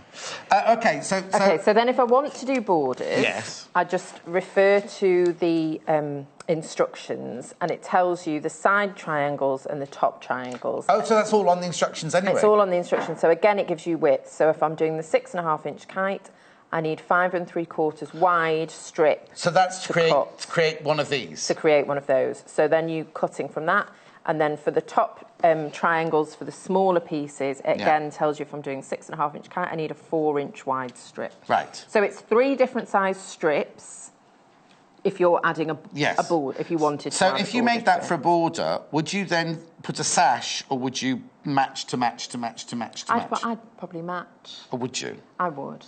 But you could add a border. No, I'd put a sash, only because then you've never got to match those, because you, doing it your way, you've got to make sure that those points are on point, spot on every single time. Yes, but they absolutely will be, because you've got that accuracy of the ruler. I'm talking about your sewing, not the ruler.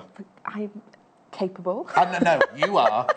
You are totally. But what I'm saying is, so you could sew 10 of those together, and every single one of those points. I know the ruler makes it precision. I know the ruler's brilliant like that. But my sewing, if you're running along, I know I could do it. But I'm just saying. You can do it. But you could put a sash. An easy way of doing it is when you're trimming this, you're going to trim with 1/4 of an inch. You know, trim it, and then you're just sewing your 1/4 of an inch. It's easy. Yeah, so still got 2 points. But there's no. But it's not really matching because they'll be in the same place. Trust me. All right. I'll get you doing it. All right, then. So... Are you going to make one of these, then? The other thing... Oh, right, no. Well, I was just going to sew them together to show how easy it is to sew them together. But the other thing I was going to mention is, on the ruler, you've got points there as well. Right. So that can help you with... lining things up, and if you did so if you've got a stripe on the fabric, or if you've got a pattern on the fabric, you can use those something like points, that, you can use those, I mean, if you're cutting half kites, you line that up to cut on these dotted lines here. To cut with the points. It's all in the instructions. But then now, this is important. You can't cut a kite like that and then just cut it in half. No, you can't. Because you've lost your seam. There's no seam allowance on the middle bit there. So if you are doing half kites, you do have to cut them as half kites. You can't cut kites and then cut them in half. Exactly. Yeah. And it's all there for you. So it's really, really easy to follow. And then the other thing you could do is if you are an English paper piecer and you were using kites, this is a great, because it makes it much quicker cutting your fabric out with a template. And then also you can see if you're fussy cutting, you can move that around. And it's got that 1/4 of an inch. So you're just cutting your fabric, and then you would buy the papers, and then or cut your own papers. And that would be a 1/4 of an inch all the way around. So, so those lines there are for matching. But you can do all sorts of different. They're the half kites we were just talking about. They're the ones we've done, and then there's this other unusual one here. But that's all described, isn't it? In the it's all described in there. But if you're doing a half kite, you line it up like that, so you've just got the measurement on the dotted line there, and then you've got your seam allowance. So you've got seam allowance all on every single one there, Yes, exactly. And to do, I'm not going to ask you to do it, but to do this one here, that one looks like it's got a Y seam in it. Yes, so that one is. Can you see that one? Sorry, that one there, or that one there. So that one's cut slightly differently. Oh, yes, you're have a look on cutting the two out at once. So you're starting with a bigger rectangle and just... you're folding it, sorry. Yes. So you're folding that strip and you're cutting on the fold to create that. And then you just cut a little slit and you pivot like a wine seam. Christine says, love the new grids. I've got 36 in my collection. Thank you, Lucy and John, for a great show. Right. What we'll do is have you don't finish the kite one for now? Have you got some? Well, I was going to sew some of these. Well, I was going to say we could show the oval. Oh, you sew them together by all means. Okay. Well, should we do it like that? Or do you want me to do a Y seam? No, I want you to do that. You want me to do that? Yeah. Okay. Is that all right? We'll do a Y seam later if I've got time. Yeah. I changed my foot. Lots of people are asking about the fabric, and lots of people can't wait to see the colour wheel and the oval one. The colour wheel one's causing all sorts of pandemonium, mayhem. Fabulous. It's fabulous. I couldn't. I didn't need to make that, and I wanted to make it. Yeah. She said when she came in this morning, she went, "Will I get into trouble because I wasn't asked to make this?" I couldn't resist doing it. I could not resist doing it. I think it's. One thing she has been. No, she will get in trouble for one thing though. Yeah, I will. We won't mention it. But we've got a solution to it, an alternative. But she's used one of our old fabrics we don't sell anymore as the centre.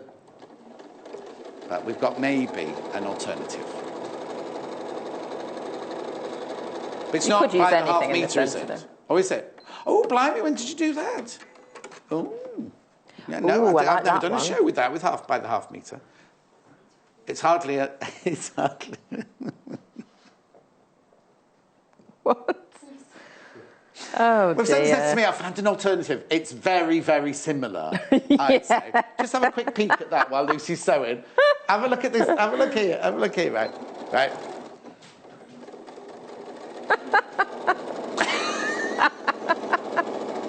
Well tried, Paul. Well tried, though. He's getting all... It's got letters on. It's got letters on. Got letters on, isn't it? He's being all a bit macho upstairs now. Do you want to get the... Now, there we go. Yeah, we'll give it a... Penny, hello. Just to say, I'm gaining a big collection of creative gifts. Another collection. Love, Penny. Well done, Penny. That's brilliant, aren't they? Because they make your life so much easier, don't they? It's so easy. And you really... I mean, we'll see when we do the ovals, but you really can do things that you didn't think you would be able to. You would be able to. So if you're wanting to sew... So it's nice just as it is. I think that's very pretty. But then if you're going to sew two halves together... And so you've got that 1/4 of an inch already. So we're talking about matching points and everything. Especially when you have, because really these are easy. opposite each other on the colour wheel, on normal colour wheel, pink and green. Jacqueline from the Scottish Boards. Hello, John and Lucy. I've bought my first creative grid. Yay, she loves Jacqueline. it. Thank you, Jacqueline. Yeah. Right. I'm just talking about those two colours, because they're opposite each other in colour circles, so they make each other pop out. Yes, so they really pop out. All right. Nicely. So I can keep going with that later on if you've got time. Let's go on to the ovals, because that's... Lots of people go... what I was just saying now is I'll do this in the oval, then I'll do the fabrics, then we'll come back for the colour wheel, because then you can choose the colours of your fabric that you might want for your colour wheel afterwards, if that's right. And the alternative letters as well, of course. So I need to do some cutting for the oval. So do you want to show that while I'm doing that? Right, this is... this is a whole booklet. Yes. This is serious now. It's called the non-slip oval always. So you could do a 1/4 oval, a half oval, an oval... I'll show you in a minute on the other side. No, because I was going to say ovoid, but and it's I'll not. show you, because I've done them all. So, full oval up that way, half oval, two different ways, and 1/4 oval. Lucy's done all of them for us. Who's this one by? Carla Alexander, this one. Yeah. Loads of instructions, really. Also here, there's even a cutting guide. Look, a cutting guide here of the different sizes that you might want to... I don't know if you're better to pick that up or not. They're brilliant, because they've got everything on there. Everything on there that you need. But as you say, it's a bit like a drunkard's path, isn't it, this way? It is. It's very like a drunkard's path. It sews like a drunkard's path, comes together like a drunkard's path. Actually, in a way, it's easier because the curve is so gentle. Okay. So if you are somebody that's... Sorry, I'm just making a mess. If you are somebody that's worried about, curves at all, but you want to do them, this is a nice way of starting, because... So you're cutting out here. What are you cutting out now? So I'm cutting out the oval and the background fabric. So in the instructions, you've got a cutting guide. Yes. So that shows you the size that you need to cut for a 1/4 oval. Okay? Right. But they haven't got seams in them, have they? That's a full-on oval. I know. Oh, sorry. So the 1/4 oval is much more like a drunkard's path. Yes. Okay, so that will be your 1/4 oval. Right. Okay, so you've got your curved bit, and this is like the L of the drunkard's path. Yeah, fantastic. So, and then you can make, I've done 2 different colours, but... But that could be real psychic. Yeah, I really like that. A little girl would adore that, wouldn't she? She was helping me pick colours. Oh, yes, that's next show. But I was just thinking, the oval thing is nice, because you wouldn't normally see it. But that, if you did... And you did 4 of those... I mean, that's going to be the same one, isn't it? Yeah, but different... So you can do them the same way, you can do them different. Mix and match, to make up your oval. And then you can do the half ovals, so that you're cutting it... without that seam there. Yeah, on the fold. So, and then cutting it on the fold, you can create other shapes of ovals as well. So you can get the long... I'm seeing the setting sun. A long setting sun oval. And you can get the shorter, That's the one rounder. I'm seeing with the nose, you know, over the ball. Oval, yeah. So it's you've got Where's Wally, is it? Those two different shapes as well that you can cut out. So I'll show you how to to do Off that you as go well. then. And then says, I love creative grids. Luckily, when I started patchwork, they were the first thing I bought. Now I just love adding them to my collection. Yeah. So Anne in Surrey. Because they're so fun to play with, and you can combine, you know, you can combine different shapes. Okay, so size the strips you've cut for the one that you're doing now. So I've cut to do the 5. Yes. So that's a 5 by 6.5. So I'm just going to cut this to 5.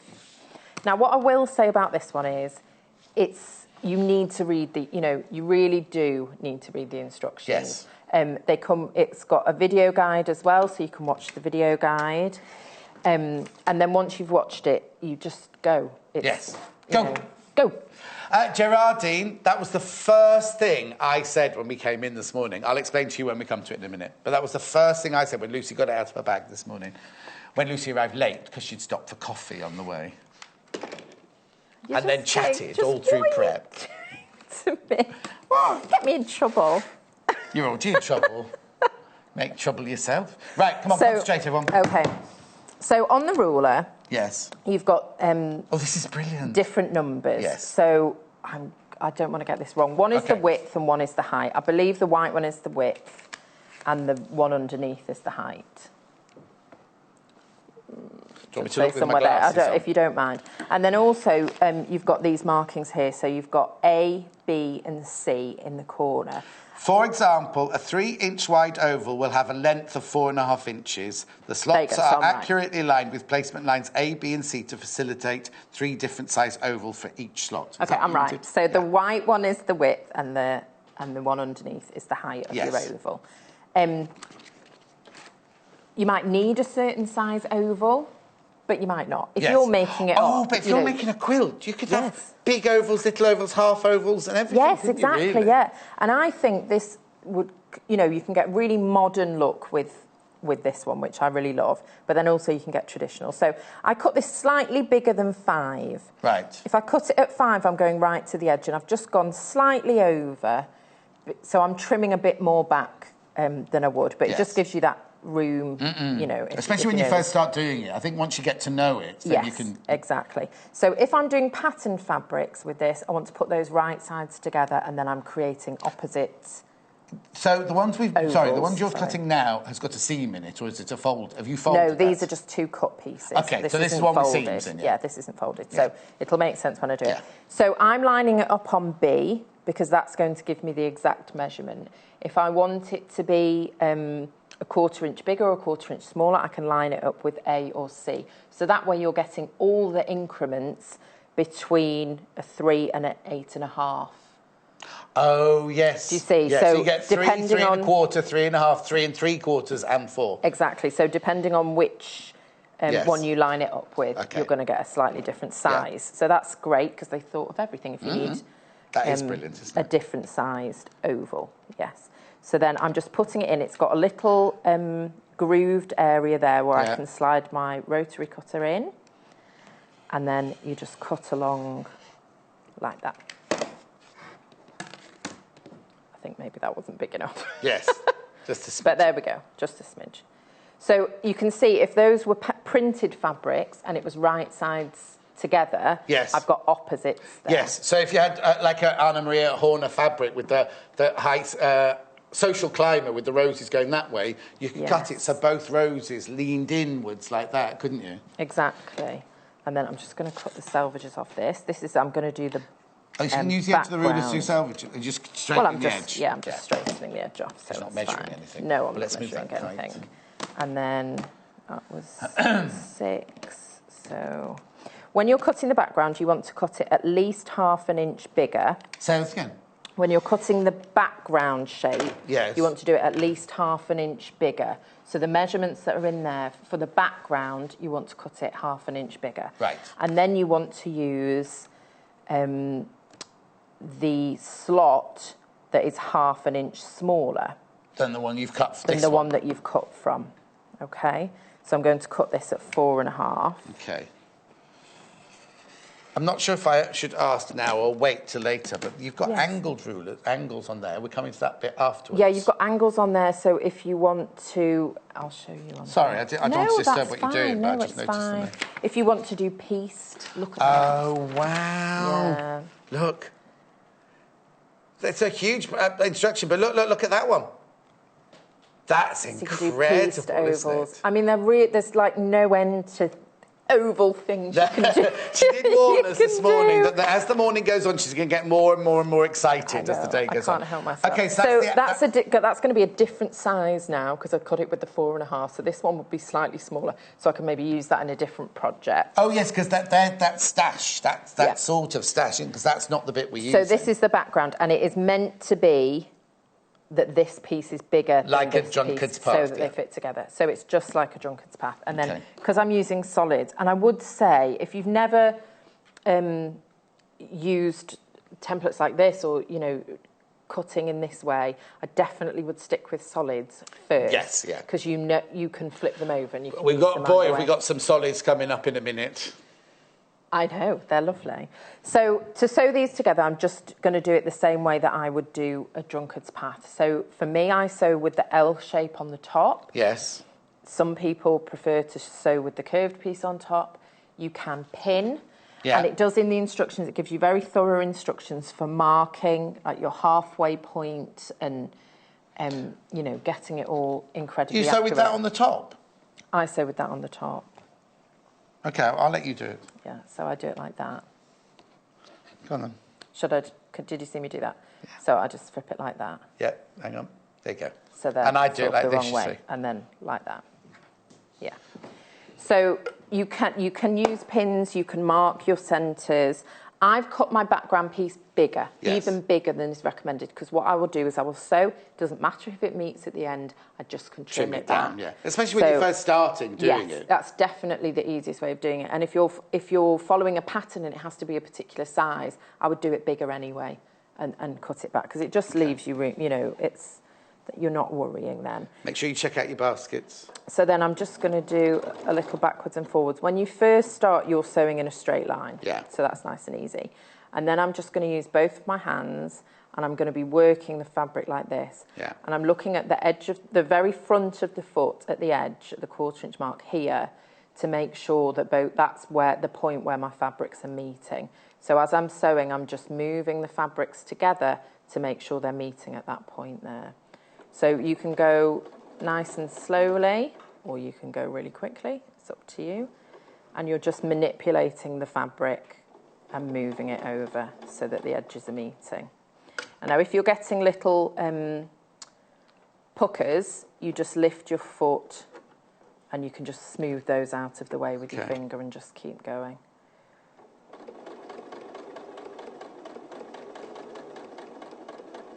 It's very quiet in here today, isn't it? I know, well, I've got to concentrate on what I'm doing. Would you sew it with red thread at home? No, but it's the Mandy Shaw influence. And my shirt. Everything's gone red. I know, I said that. I really like that. I want to go home and do it to all my shirts. Now, this is a shirt. It's dry clean only, right? Yeah. And I sent it off to a very famous high street dry cleaners. And it came back and it had shrunk, right? And I rang them up and I said, why have you done this? And I said, when we washed it, I went, it's not meant to be washed, it's meant to be dry cleaned.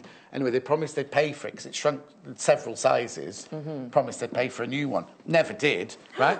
I've lost all this weight. Well, no, I haven't lost any weight at all. I've just seemed to be able to fit into I can now fit into it. So they didn't have to pay me the money because I'd have felt guilty if they'd sent me the money and I could still wear it.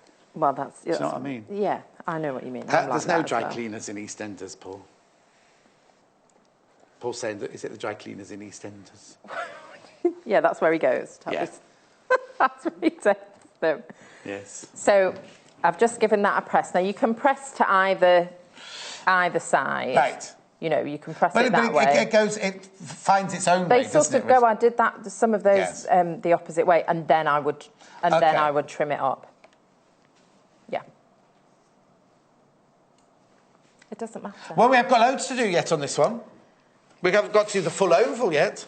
So you just can trim it up and make it. Little Paul's trying to move us on, but we want to do a whole full oval, don't we? Okay. Yeah, so we can do a full oval. Sorry, don't I need a bigger square.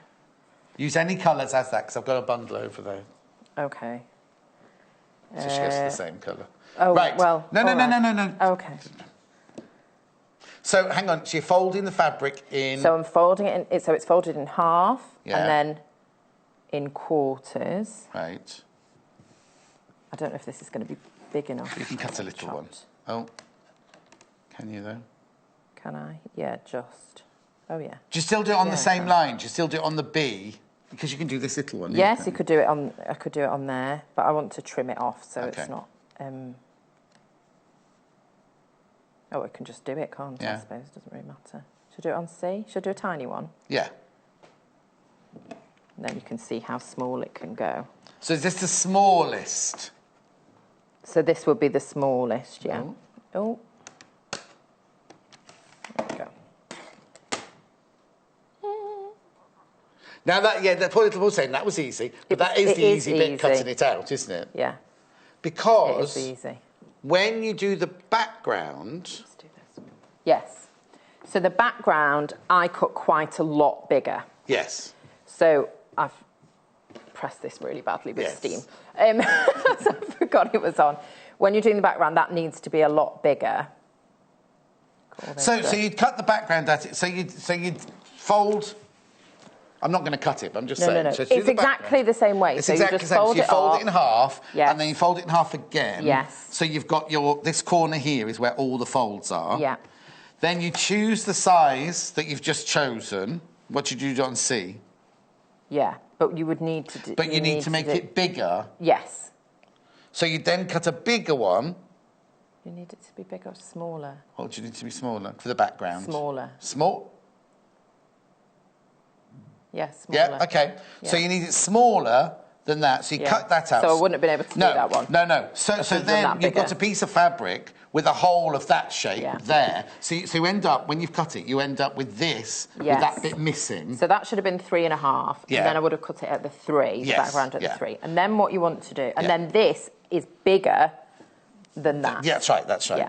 So you can see there, so you've got your seam allowance. Yeah. And then what you do is you pin in quarters, and you can do it in, go further. Oh, okay, even more than quarters. But I just went in quarters, so I just sewed a quarter. This is my terrible back stitching, and then... Oh, so you didn't go all the way around in one? No, so you just go from there, and do a quarter? Yeah, because I didn't, you don't need to pin it or anything. No. You're just sewing it like that, and it's odd, if I'm honest. It was a bit strange, but then... It just looks fabulous. And I thought, wouldn't that look beautiful with some embroidery in? Oh, I like it like that. And it's very like a cameo. Yes. Oh, so I thought if you're into, if you do art quilts or anything like that, and you just took a shadow of a person and put you could applique yes, you could applique. You just applique, the shadow on there. Nice. It would look beautiful. You could make a really traditional quilt. I quite like that because I like the Oh, sorry, I've just said that. Yes. I like the contemporary nature of that. If you did a black and white one, a red and yellow one, a purple and pink one. Yeah, I just think... Very striking. It would be striking, but then you'd have to spend a lot of time. Also, how quickly would you do... If you did them that size, how quickly would you do your quilt? You'd only need, And it's really, really quick. And I was nervous that I wouldn't be able to do that. Because I'd never sewn an oval in that way. I would applique it. And you could have cut, I could then applique, make a creepy eye sort of a thing. Yeah. You could applique that... that looks like onto there very easily. So if you didn't want to do the seams, you don't need to. You could just applique it, and you wouldn't even have to cut your background piece. You just cut a rectangle and applique. Oh no! Applique on. Sorry, anyway, that way is better. So you could use this ruler, not just on.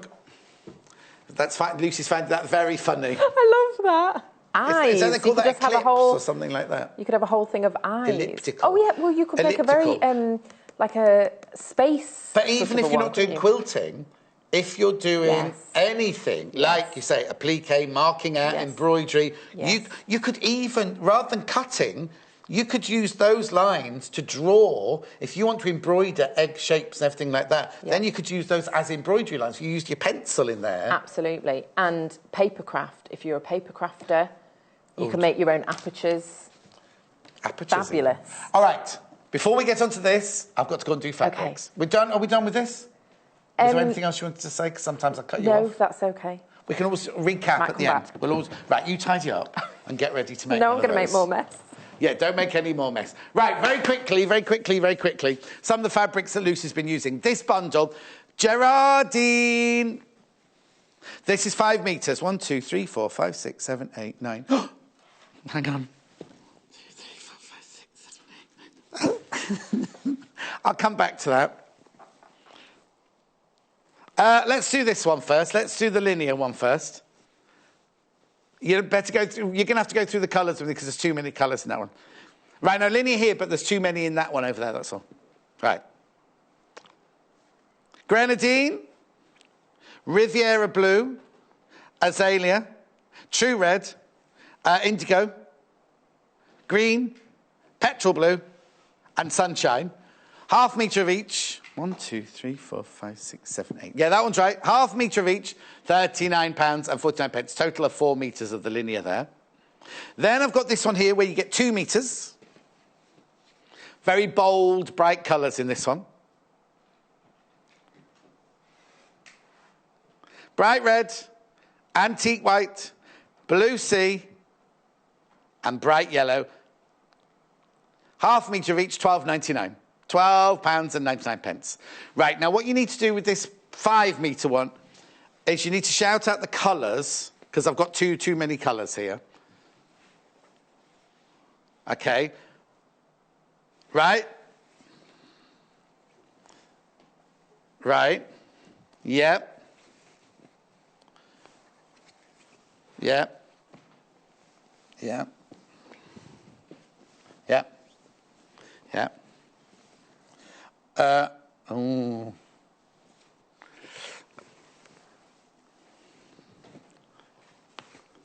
Right, okay. So I don't know why they're there. Yeah, right, here we go. In this one, 1, 2, 3, 4, 5, 6, 7, 8, 9, 10. Half a metre of each, sorry about that. Aqua, deep purple, emerald green, fuchsia, dark green, bright red, bright yellow, nautical blue, navy, and pumpkin. Sorry, they're in a bit wrong order in all different shapes, but there you go. 5 metres of fabric there, 10 metres of, no, 5 metres of fabric, 10 different colours, right? This is the Tim Holtz one that is gorgeous. Now, this only, you see, I know I joke about little Paul right, all the time, but it's rather lovely, isn't it? Look, this only launched yesterday. I've only ever seen Tim Holtz in charm packs and layer cakes and everything. Half metre, this is available by £7.45. Lovely. Paul would like a quilt in that, please, Lucy. Part of a quilt. Right, I've still got one more bundle here as well. It's kind of the pink jewel. Right, okay. Okay, jewel bundle. There you go. 3, 4, 5, 6. Yep. Real purple. Candy floss. Deep orchid, turquoise, jade, fuchsia, violet, and nautical blue. Okay, £25.99, 4 metres in total. I'm going back to Lucy now because we're going to talk about this. Now, Gerardine has made a suggestion. Yes. Because how many fabrics are actually in here? Did you say this morning? Different colours? 48. 48 different colours. Of course, we haven't got we've got 48 colours. Yes, these are all. But there are obviously only this much of each. Yes. Gerardine has suggested, and I'm going to put it towards the scheduling team, because you know we only normally sell fabrics by the half metre. I don't know if we can cut it down, but you'd only need like 10 centimetres of each, wouldn't you? Or 20 centimetres of each. We can ask Gerardine, I can't guarantee, but wouldn't that be fantastic? Because it's just beautiful.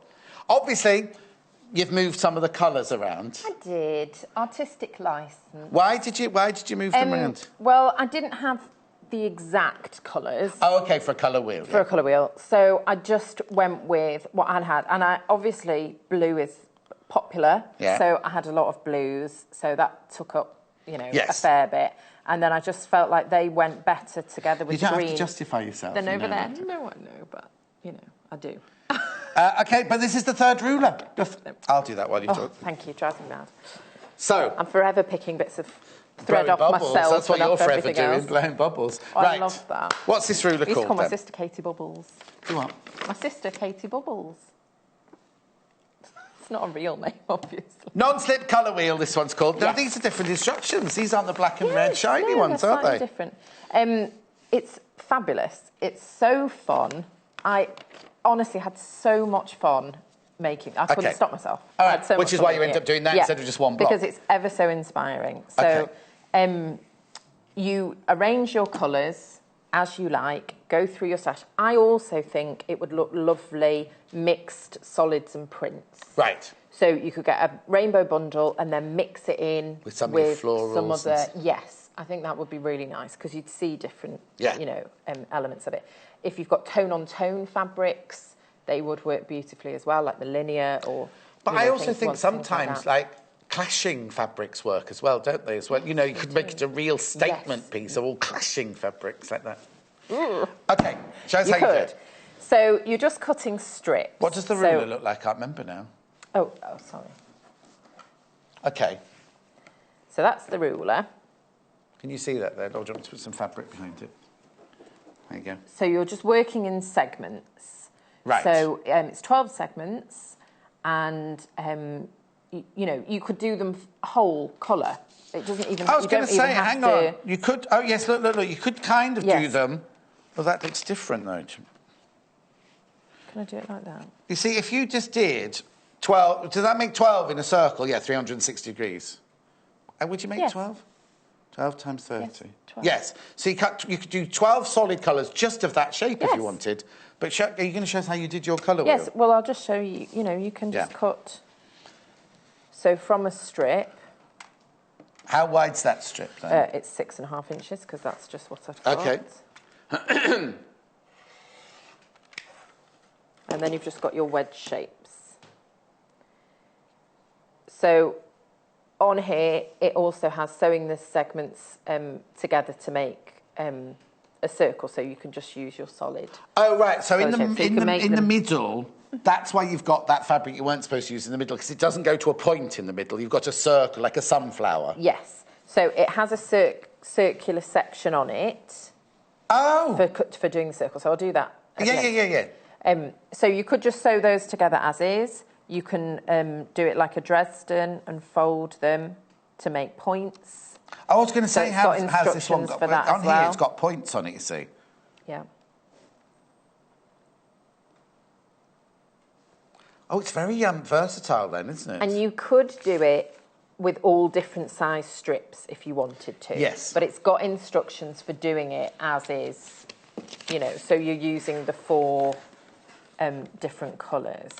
So you lay out your colours, and what I did like in the instructions how it had that paler ring running through it, and I copied that. Yeah. Because I just think it gives it something else to have that paler section. Paul, I've just got to ask you one question. You need to tell me the width of what that is, because it needs to be a wide strip of fabric. That's all.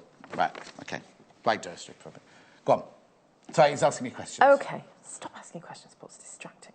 How they change. Right, okay. Okay, so you just lay them out as you want them. So that one I've just got like my 3 colours, but I'm just going to use the darker ones there. Right. This one I've got 4. Those are slightly different, although it might not show up on screen. Yes. And I like... Oh, right, I'm having fun. So I liked having that lighter band. Oh, because did you? If I was doing it, if I was just done it, I see what you mean. I probably would have done it ombre. I would have done an ombre. No, it's nice that you've done that row. That's well thought out. I wouldn't have even thought that. Having that be the pastel shades, just is really pretty, and it just pops out a little bit more than if it was a traditional sort of an ombre. What do you? Oh. No, keep going, sorry. Go on. I thought I could see a coffee mug print. It looked like you put your coffee mug on it and walked out. No, I absolutely did not. No, I must have been seeing things. You're seeing things? Yeah. I did glue baste it, though. Oh, OK. And when you glue it, until you wash it, it goes kind of ripply. Yeah. So when you wash it, that would come out. So then I'm just sewing the strips together. Right. So I'm just going to chain piece these. Wouldn't normally be using red thread, but...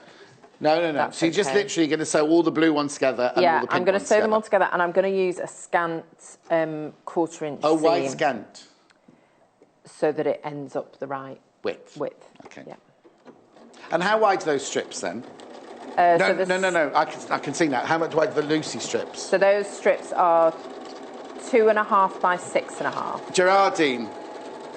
Gerardine, little Paul might have an answer. It's not exactly what you want, but Gerardine said, could you not do a kit with all the colours in there? How many colours did you say were in there? 48. Ooh. Oh, no, look, we've got this design roll. Oh. With the pastel shades. That. It's got 20. Has it got 20 colours in it? So 20 strips. 6, 7, 8, 9, 10, 11, 12, 13, 14, 15, 16. Are they cut at 2.5 inches? 20.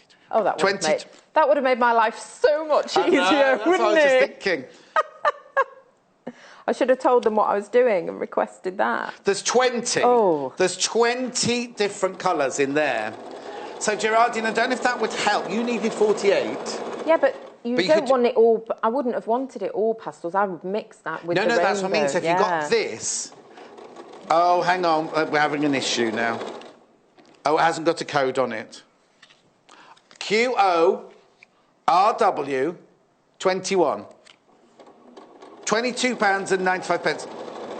I will load it up in the next hour. Won't let us do it in this one. But Gerardine, I'm just thinking, they're gorgeous. And other people. This is still... Now, I have to say, that's not true to the colours. That photograph is not true to these colours whatsoever. I agree. Did we do it in 2 different colours? Or was that the only one? OK, look at this rather than that picture. Yeah.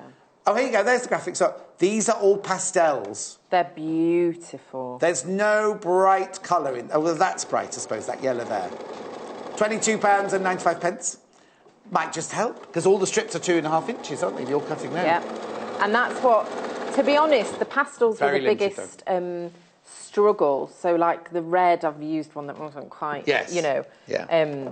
Because it is sort of harder to find pastels. People tend to... You know, I tend to get bright... Yes. You know, bright colours or dark colours. So. I don't know what little Paul's created. So many people have come in for that. There's only 3 left now. I do apologise. I'll give it back to Amy now. But I think this... I was thinking about the colour wheel. Yes. Because I think, obviously, if you have, like, a sewing space, it would look beautiful in there. But if you know anybody who's, like, an artist or, you know, who works with colour... Yes, inspirational, yes. Yeah, it would be a lovely gift to give them to hang on the wall or even to make it into a big What's happening with this one, then? If you weren't supposed to make it. I'll take it home, will I? I thought it was going somewhere artistic. Rather like inspirational. Rude. It is gorgeous. I love it. See, and you could put any motif, you know, you could do any motif in the centre that you want. Anyway, we have to get on. We've only got a few minutes left. It's fine. Oh, OK. So you need to press these open. This is quite important, actually. OK. And do you have to press them a certain way? Open. Let me move that on. Oh, all of them are open? Did just say, yeah. All right. I brought her strawberries into it. It's because I had a proper coffee. Oh, is that what it is? Do you know what, the other day, were you in the day I had my cough mixture? I completely I lost my voice last week, so I took some cough medicine in before we came on. Completely lost the plot. Did you? I was giggling, I was getting all my words the wrong way round. What's different, then? Paul thought it was his banter, but I just didn't know what was going on. And then I had more in the break. They say it doesn't work, does it? Was it like a herbally one? No, it wasn't a herbally one. It was a high street. Yeah, they say they don't work. Ainsley Harriott does... No. Ainsley Harriott does the voiceover for it on the adverts. Oh, right. I don't watch adverts, so I wouldn't know. So the reason that you want to You don't watch the adverts? I don't watch adverts. I don't watch... No, I Sky Plus everything now. Yeah, so fast forward with the adverts. I don't watch any of them. They're horrible, and I don't let my children watch them. If I don't like them, I fast forward over those. I video it every day, and I'm really annoyed because it's half term, right? And they're all repeats. So as soon as it came on, I went, I know this because she does this, and he does that, and he does that. But that's like Escape to the Country. I know the minute I see the couple, I go, I know which house they're going to pick. Well, I do that with Grandest. I've got a message from Paul. Yes?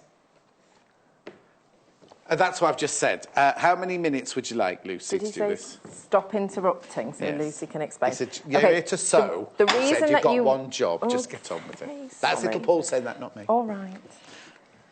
I wouldn't say anything like that to you. No, stop talking. Oh, don't be silly. Nobody wants you to stop talking. OK. So, I've pressed them open. Yes, because... Because when I come to sew them together, if they're going... I would have to think about one going one way, one going the other way, whatever. Yes. And also, I thought you want it flat, really. If you have certain colours standing out, it loses some of the effect. Oh, yes. I want it all flat. Because if you put the seams going one way, it makes that colour pop more than one next to it, and you don't want that in that. No. So I press them all open. It doesn't take very long. By this point, you know... But if you're going to press them anyway, it doesn't take much to press them one side, press them the other side, or press them open. It's the same. Yes, so I press them open is my advice on that one. And then you're just going to cut them. So you can see that perfectly makes the 8.5 inches. And then you just trim them. Gerardine said, thank you, Paul. I've got the jelly roll. Just need the instructions now. Love, Gerardine. You're a treasure, John. Well, if you get the ruler, Gerardine, the instructions come with it. Yeah. Or you can watch Lucy. I mean, look, it's so simple and so effective. Lucy, it's a message for you, Lucy. Lucy, John was so funny after his cough medicine. You should watch it on YouTube. In fact, everybody should. I will, Anne, I will. You'll have to tell me what day it was. And I'll watch it back. It was the meltdown day, wasn't it? In the middle of the fabrics. It was half term, so I haven't been able to do my usual sewing and watching the thing. You know, this has been late nights. Have they gone back to school now? What day is it? Oh, it's the weekend now. Yeah, go to school, children. Off you go. I just mixed that up. Yes, which is a very valid point. When you are cutting it, you need to make sure that if you're going to do that lighter strip going in a circle, that you're cutting it the right way. Would you masking tape or wishy-washy tape it on there so you remember which is the on the actual ruler? It's not the rule. You could, but it's the direction that you cut this. So I just took it and I wasn't thinking about it. But then if you're cutting that in because you could make a note to yourself, pastel at the top or whatever it would be. Yes, that's a good idea with my wishy-washy tape. And then you just sew them together. Now, because I've pressed the seams open and they're flat, hopefully it's not going to move when I sew. So you don't really need to worry about, pinning or anything because it's so perfect.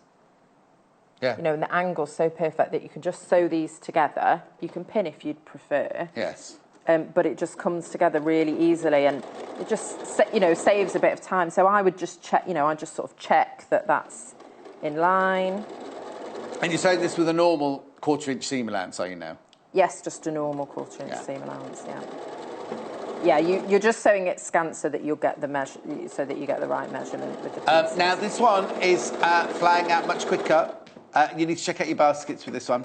Loads of you got this in your basket. And I do apologise that we're not reading out all your messages. There's just so many messages today. OK. So you just keep going around like that. So you sew it in quarters, halves. Oh, right. Together. OK. So you wouldn't, if you've got them all laid out, you wouldn't go this one, this one, this one, this one, this one, this one. You'd make them in twos. I mean, you can. Does it not? Because when you're making a bargello, we always say not to do that because straight lines you could kind of slightly go off and it could banana slightly. Yeah. Would it not matter so much on this? I did it in, I think, thirds. I did so four sections at a time, and then sew. Okay, and then how do you attach the middle section? So then, for the centre part in the instructions, it tells you depending on what size you're going to make. You're cutting the square. Yeah. Because you could do smaller sizes if you want to. So I'm just going to... I wouldn't really use this colour, but anyway. No. It's all part of the ruler. You don't need to get another ruler to cut the circle. And it's a circle, not an oval, isn't it? So. Yes. Yeah. Paul said could you use the oval cutter, but no, because it's a circle. No, because it's a circle. Hang on. So I'm doing a... No, I'm confusing myself. So I'm just doing a 4-inch... square. Yeah. And you can do this on with freezer paper or with Bondaweb and do it onto the paper. but I'm just going to do it on oh, yes, fabric. gotcha. So would you need a just smaller... Take your... Go on. Say it. Yeah. Smaller? Rotary cutter, because it looks quite delicate, that circle. What? No, I'm not cutting Geraldine's got ruler number 14 I'm now. marking on the circle. Oh, you're not... oh, OK. No, so you're not cutting just marking it. So you'd be doing this on paper, Oh, really. that's why you said you could do it on the freezer paper. I was thinking, why would you cut the freezer paper out? Right. So, and then you can fold it in half and cut it out, or you can And that's flip including it your seam allowance for the right size? Yes. And so then you can raw applique it on. You could needle turn it on if you would rather. I was going to say, you've got to work out a way, because obviously the hole is going to be there. But that will have a quarter-inch seam allowance all the way around there, won't it? Yes. So you could either put it onto a background fabric and applique that on, or just applique it straight onto there, couldn't you? You could.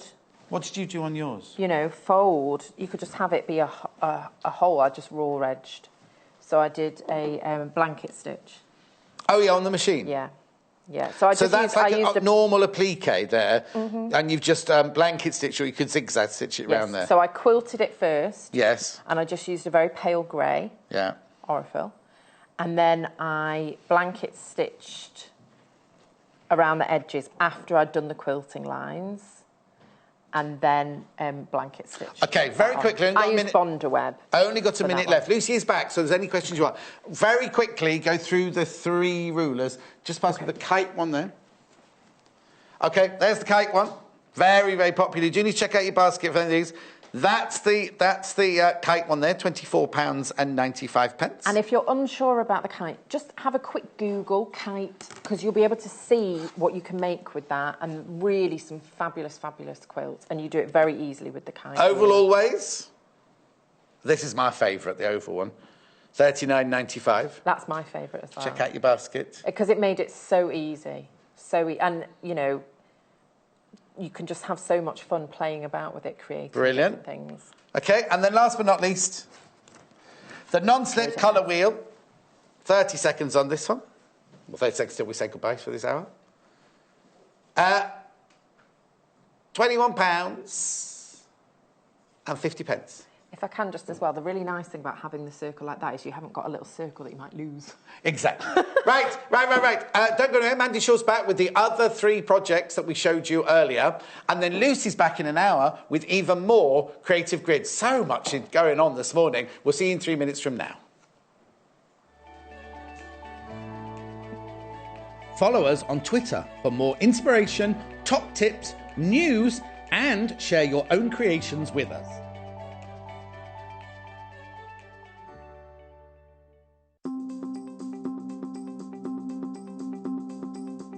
Hi, my name's Jo Carter, and these are my top 3 tips. My first tip would be, even if your sewing room is normally a real mess, and mine always is, try and take the time to organise your fabric, your stash, into colour order, because being able to see it and have it there, meaning you can pick out the colours and have them to hand and try fabrics together, really does help when you're quilting, and it means you use all of your fabric and things don't get lost and forgotten about. My second tip would be try and get to know your sewing machine. So spend an hour or an afternoon trying out buttonholes and various stitches, and just get to know what it can do, because then when you've tried them, you know you can bring things into projects and make life easier a lot of the time. And my third tip would be try and sew when there's somebody else around, so that they can keep you supplied with fresh cups of tea, so your sewing's not interrupted.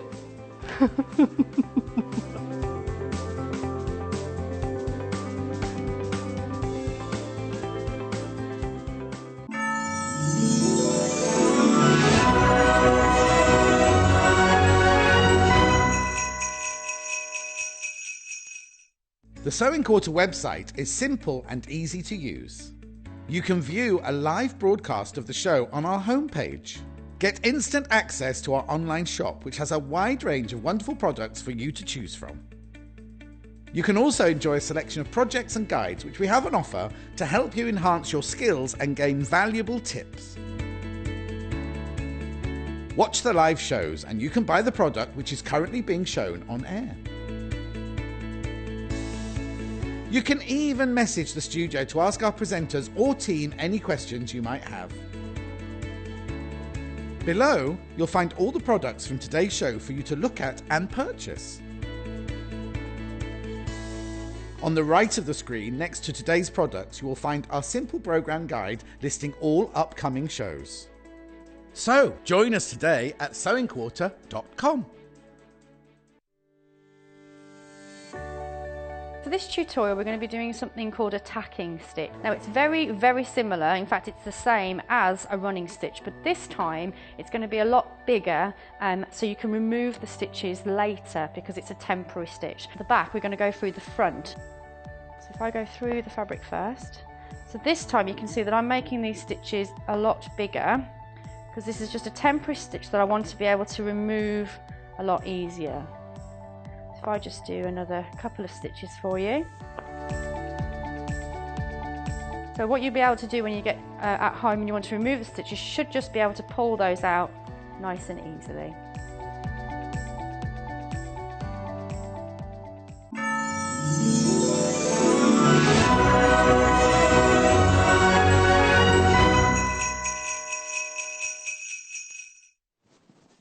I'd wear it like this. This is my Christmas outfit. Hang on. Do it justice, for goodness sake. It should be around. That's it. Perfect collar. Oh, it's cute. Oh, I'm going to move out the way of the graphics. Dinner table bib. That'd be for a Christmas dinner. It's actually the most gorgeous skirt for your Christmas tree, for underneath your Christmas tree. These are the 3 items I've got this hour. So I've got the skirt for the Christmas tree, which Mandy's going to show you how to do. We've also got this fabulous little Christmas tree, red work Christmas tree. Isn't it lovely? Graphics just coming in quickly. There you go, $24.99. And then the other, this is so cute. Look at these spoolie dolls on this wreath here. Look, isn't that lovely? I've also got, from the 8 o'clock show, I've got a very few cushion kits. A few of the cushion kits are still available, which I'll just put the graphics in for you. We're not going to talk about it this hour, just if you missed the 8 o'clock show. That's still available. A few of those are still available. And then I've also got the stocking. Oh, that's the super size one. It's the normal size one we want. I'll show you the stocking in a minute. Right, okay, let's get going.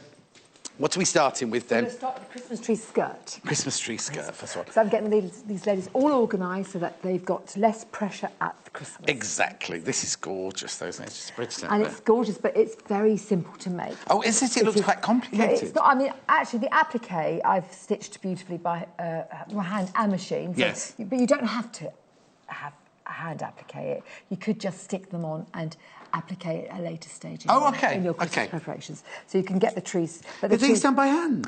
These are done by hand and machine. Oh, okay. They're done by hand and they're done by machine. And I want to talk about that in a minute. Very exciting. I'll let you get on. And then it's... Oh. So what I've done is put fleece on the back, so it stops us having to use wadding and lining. Right. And the fleece gives it a nice drape, and it's cheap. Affordable. Don't do cheap. Okay, so in the kit... you get all the backing fabric you need. You get your big chunk of fleece. Felt. Oh, we've got it there, look. Yeah, the fleece, the felt, the gingham, the threads, the rickrack, the instructions. What's those two little... that yellow and red... there's stars. Oh, no, more felt there. Beautiful. And the popper, and the popper for the back. And it just poppers at the back. Of course, you could just tie it, but I've got these really gorgeous poppers on the back. Oh, no, might as well use a popper. And yes, you could have used this as a skirt as well, and not only a bib, but... I don't think my waist... days of my waist fitting in there are well and truly gone. I saw a photograph of you on your Instagram account, and I didn't think your waist was fine then either. Men don't have waist, don't they? What are you saying? I've always been fat. No, you were straight up and down. Weren't you? Men don't have waists, do they? So, okay. So right, let's do some making. So this is we're going to concentrate now. Yes. Okay, but it's all written down. Okay. And there's a diagram, a picture diagram. I haven't got the. Oh yes, there are. There's a diagram in how to do this as well. So this is all cut in one. Very clever. Did you what? It's cut in one. Oh, now isn't that funny? I thought it was going to be sections. No, it's not. Because that's too much time. I'll let you. Because this needs concentrating. Yes. So your fabric will come like this. It'll actually come folded up in the thing. You need to open it out, and it will already be folded in half, and you need to fold it in half again. Right. Does that make sense? Yeah. So it will. That's it opened out. So fold in half and half again. Okay. But it will come folded in half again. And you've got to keep an eye on where your folds are, but I tell you that in your booklet. Yep. So you're going to grab the folded ends and move them over to here, and you're going to chop that off. Oh. So do that again. It's folded half and half again. Take your folded ends. Don't take your ends that are not folded, because you'll end up with lots of little pieces. Yes. And take a folded end, and that would make a nice square. So we're after a squarish. We're not going to be mathematical about this. And then you'll have a wonderful piece of fabric that you can use for applique or serviettes. Sort of things. So what you're not going to do anything else with this now. You're going to take this back here. So you can take the folded edge. There's only one. That's the cut edge. Yes. So you can take this little edge here back over here. Oh, all of them? Yes, all of them there. So in the picture, I've just done a couple so you can see that I'm folding. Yes, yeah. Take them right But all back. this is in the instructions, isn't it? Yes. And you're going to cut that off. Oh, OK. Don't you love me? It's getting smaller. I know, it's getting smaller, but it's getting octagonal, I think the word might be. So you've got some nice little... Perfect. Neckerchiefs for the dog. Oh, for the dog, yeah. Yes. And then I won't move it. And then you're going to just cut off. So you keep it as it was, and then just cut off 3 inches. I think it's 3 inches. Just double check the pattern. I'm sure it's 3. It doesn't really matter, John. You'll have done it by the time I get there. Yeah, absolutely. That's a lot of layers to go through, isn't it? So that's why your large rotary cutter is gorgeous. That can be recycled. Yes, thank you. Okay. And watch this. When we open out. You're not looking. I'm looking. No, you're not. Oh my goodness! How quick was that? That's fantastic. And it's opens right out. So you've got to concentrate before you cut. Think twice, cut once, because you could end up with little segments. Otherwise. Yes, because if you get the folds in the wrong place, you're going to end up with lots of little shards. So what we like to do, we like it to be that's the front of the Christmas tree. That's the front. I prefer that shape, because that shape there is straight. I prefer it on the cross. So that's the front of the Christmas tree. Yes, that's it. So right, just explain that again. OK, so if we put it on the Christmas tree, say this is the Christmas tree here, that's not as attractive because it's on the straight. On the straight, so you just turn it to the next. I would turn it. Yeah, and then I would cut up here. Right, OK. And this will be your opening. So you'd fold it in half and find the centre. Yes. Well, I'm not going to do that because I don't.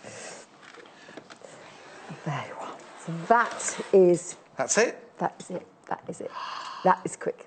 That was fantastic. And so now you can applique all your little bits and bobs onto here. Yes, because do you do all the decoration now then before? Yes, I suggest you do, but I do it afterwards because I like having a little bit of. Do you see what I mean? I did it afterwards. Right. So it doesn't really matter. But did you? Can I just look underneath there? So you made that Christmas tree with the little knots on. Yeah. And then later on, you sewed it on? No, I'll show it to you. Okay. So, if you could pass me the kit with the bits in, please, madam. Kit? So, yes, here. So what we're going to do is... let me just take... As it's on the table, let me just take you through one extra little bit. So we're not going to cut the shape out exactly the same as this again, because that would be a waste of time. Yes. And energies and things. You're just going to put your fabrics right sides together. You've got an awful lot of fleece here because it comes extra wide. Yeah. So you're just going to put your fabrics... Just show you. There is a right side to the fleece. You don't need to worry. Actually, I prefer the right side. So sometimes it's not the right side. That's it. Okay. And you're going to put this. There's a definite. You can definitely tell the right side and the wrong side to this. So you put right sides together. So the right sides together. So you get loads left over. You do, and it's great for making toys, cushion backs. It's a really snuggly thing for back of quilts. So because you think this is quite stretchy and pushy around it, it's not. It's clingy. Yes. Which is very good news. Oh, I know people like that. Yes, so do I, John. So do I. So do I, darling. Klingons, we call them. No, we don't. Oh, no, we don't do it. They're something different.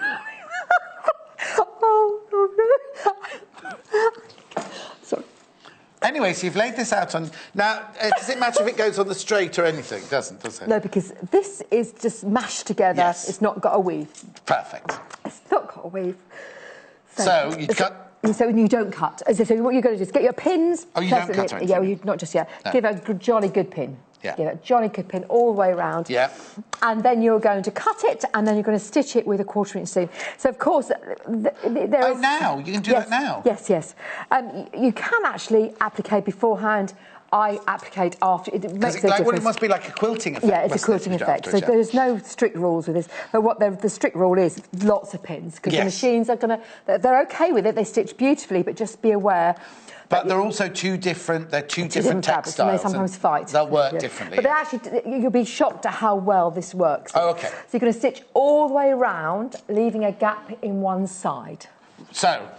If you start here, you've gone down there, round there, round... Oh, no, hang on, you want to... So we'll start here, go down, all the way round, and... Oh, all the way around the neck and everything? Yes. So you're bagging out section, there's a section there. So then you cut it out, yeah, and then you clip your little corners beautifully here, turn it inside out. And you'll be shocked at how well it works together with the cotton, and it presses well, so give it a jolly good press. Press this as well? Yes, well, you'd press the cotton side, but it really does press quite well, so it's very beautiful. And then you've it's quite baggy, which is a bit slightly dangerous. Yes. So we'll pretend it's the other way around for a second. So, because we've got to stop that bagging effect. This is a Christmas tree skirt. It's not a project that's going to go in the Quilters Guild. Yes. You're not going to wear it. You're not going to wear it. Well, hopefully. Well, you could if you could do when you're drunk on Christmas Eve. So what you're going to do, if you can look at it, is an octagon, I do believe. You've got 8 sides then. Yes, I've got a mathematician that works with me, and she's always telling me these strange little words. But anyway, is it 8? Yeah. It's 8 sides. So what you're going to do, so you pretend it's bagged out, it's all beautiful. Yes, he said. And then what you're going to do is draw a line from each point to the centre. On this? Yes. Actually on the gingham? Yes, on the gingham. Right. With a little fine pencil. So just show you. You'd go from the corner there to the centrepiece. You're going to draw a fine line with a pencil, and you're going to pin across that line, and then you're going to put the rickrack on it. You don't stitch until you put the rickrack on it? Let me just show you exactly what I'm going to do. So we've got to remember that it's bagged out. Yes. So what you're working on at home is you'll only have this shape.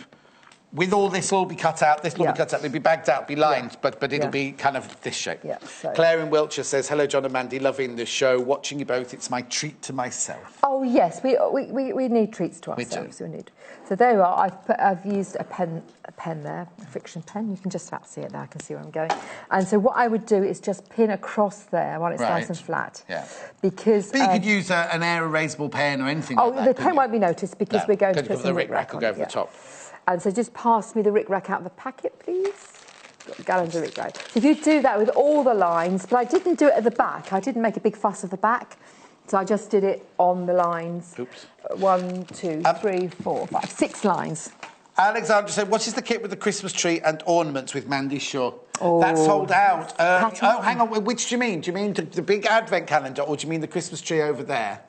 Let me know, Alexandra, what you actually mean. The advent calendar itself with the big Christmas tree like that sold out, the one that's in the advert. That was in the 8 o'clock show. But we've got a Christmas tree with ornaments on it over there, and that all comes from the book, which I'll tell you about in a second. Right, OK, so you're pinning the... So what you're going to do is you're going to stitch down the middle of your... Right, that's a lovely green, isn't it? Because it's not like an emeraldy green, it's like a rich... I thought it just went so well with the colour felt. Yes. So what... Let me give you... So match the green thread. OK. Yes. But I use that invisible thread. Oh, do you? Yeah, because sometimes I actually had green thread to match. Yes. But if you haven't got the green thread to match, use invisible thread. OK, I need to ask a question. Because this is finished, this edge and that edge, isn't it? Yes. So what happens to your rickrack there and there? Now, that's going to be covered by the rickrack you're going to put round here.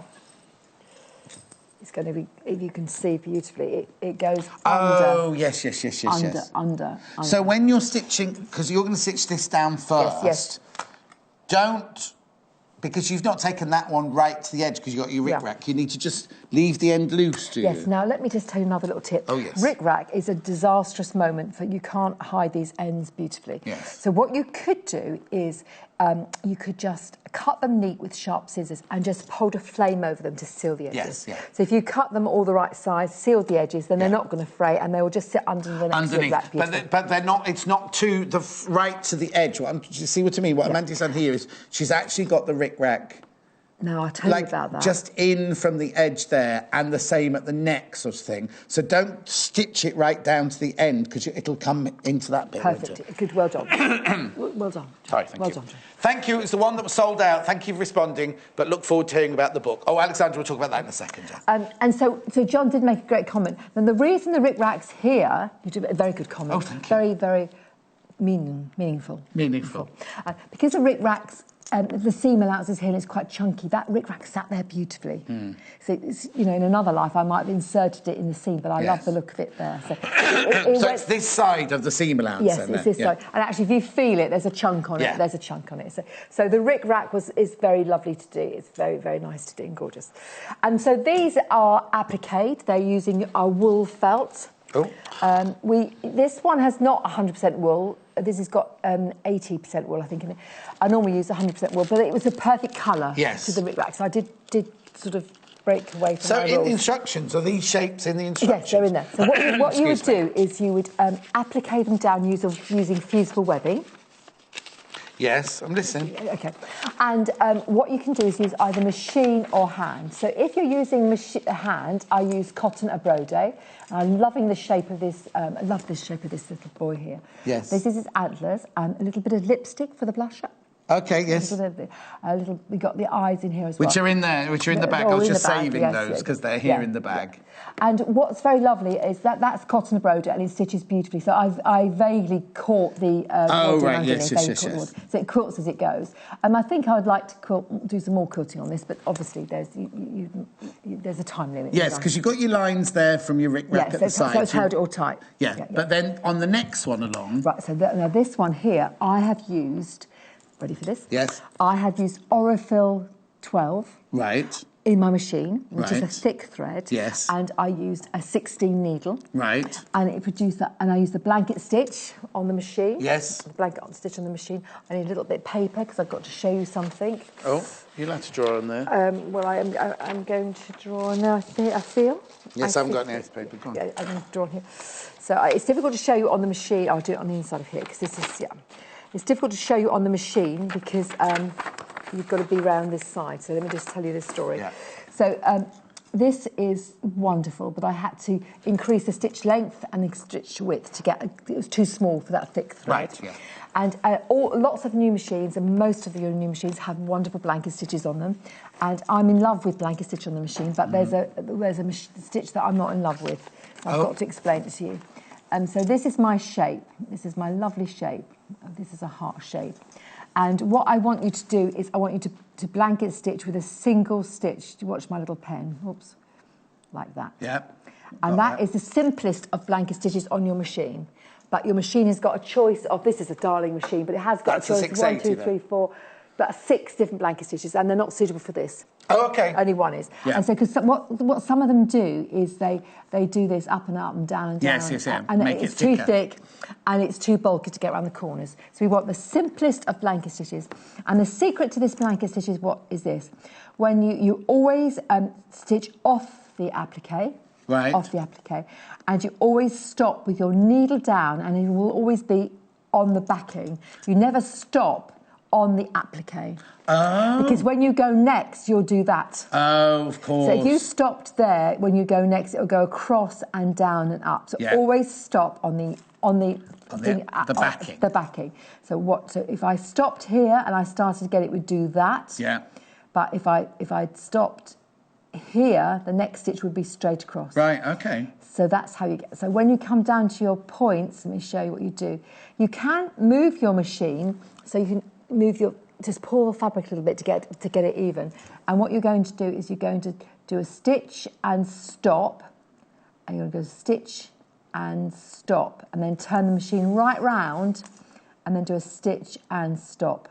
and then you get great points at the end. So do practice that. You don't move the machine, you move the fabric within the machine. But you can move, if you don't think your stitch is going to be even, you can just pull it a little bit. You can pull it a little bit. So it's very, very important when you do a blanket stitch that you stop on the outside, on the backing, not the applique. I never knew that. And some people think you're going to do this to your applique. No. That's very unpleasant. Very unpleasant. So always on the background fabric, and you always stop on the outside.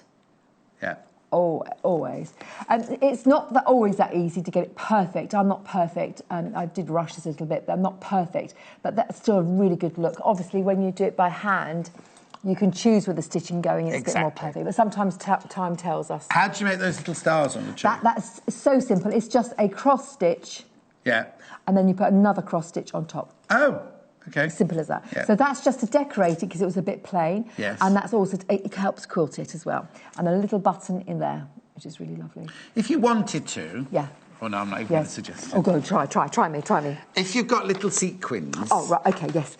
Now, let me tell you... Or Swarovski crystals... Oh. Watch the show tomorrow. Glitter. Glitter.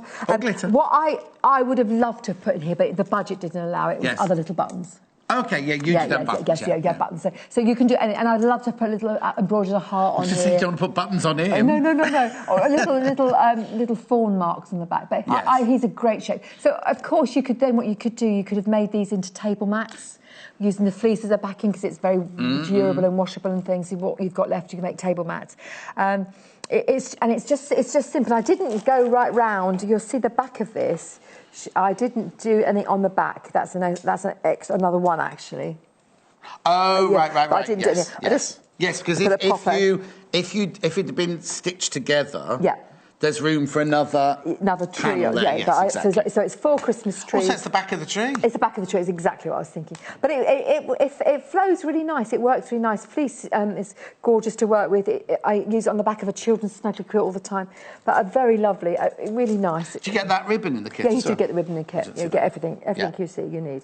And of course, just a little bit of blusher on his little cheek helps with that there. So great little motifs to have for other decorations. Okay. All right, darling? Yes, I was about to say, it's my stupidness now. Oh, do camels have pink cheeks then? But it's not a camel. It's not a camel. But it could be. It could be. It's a made-up beast. Yes. It's Christmas. Yes, it's a Christmas... it's Rudolph, isn't it? It's Rudolph. Yeah. OK, brilliant. Okay. There's nothing come through, little Paul. So that's the...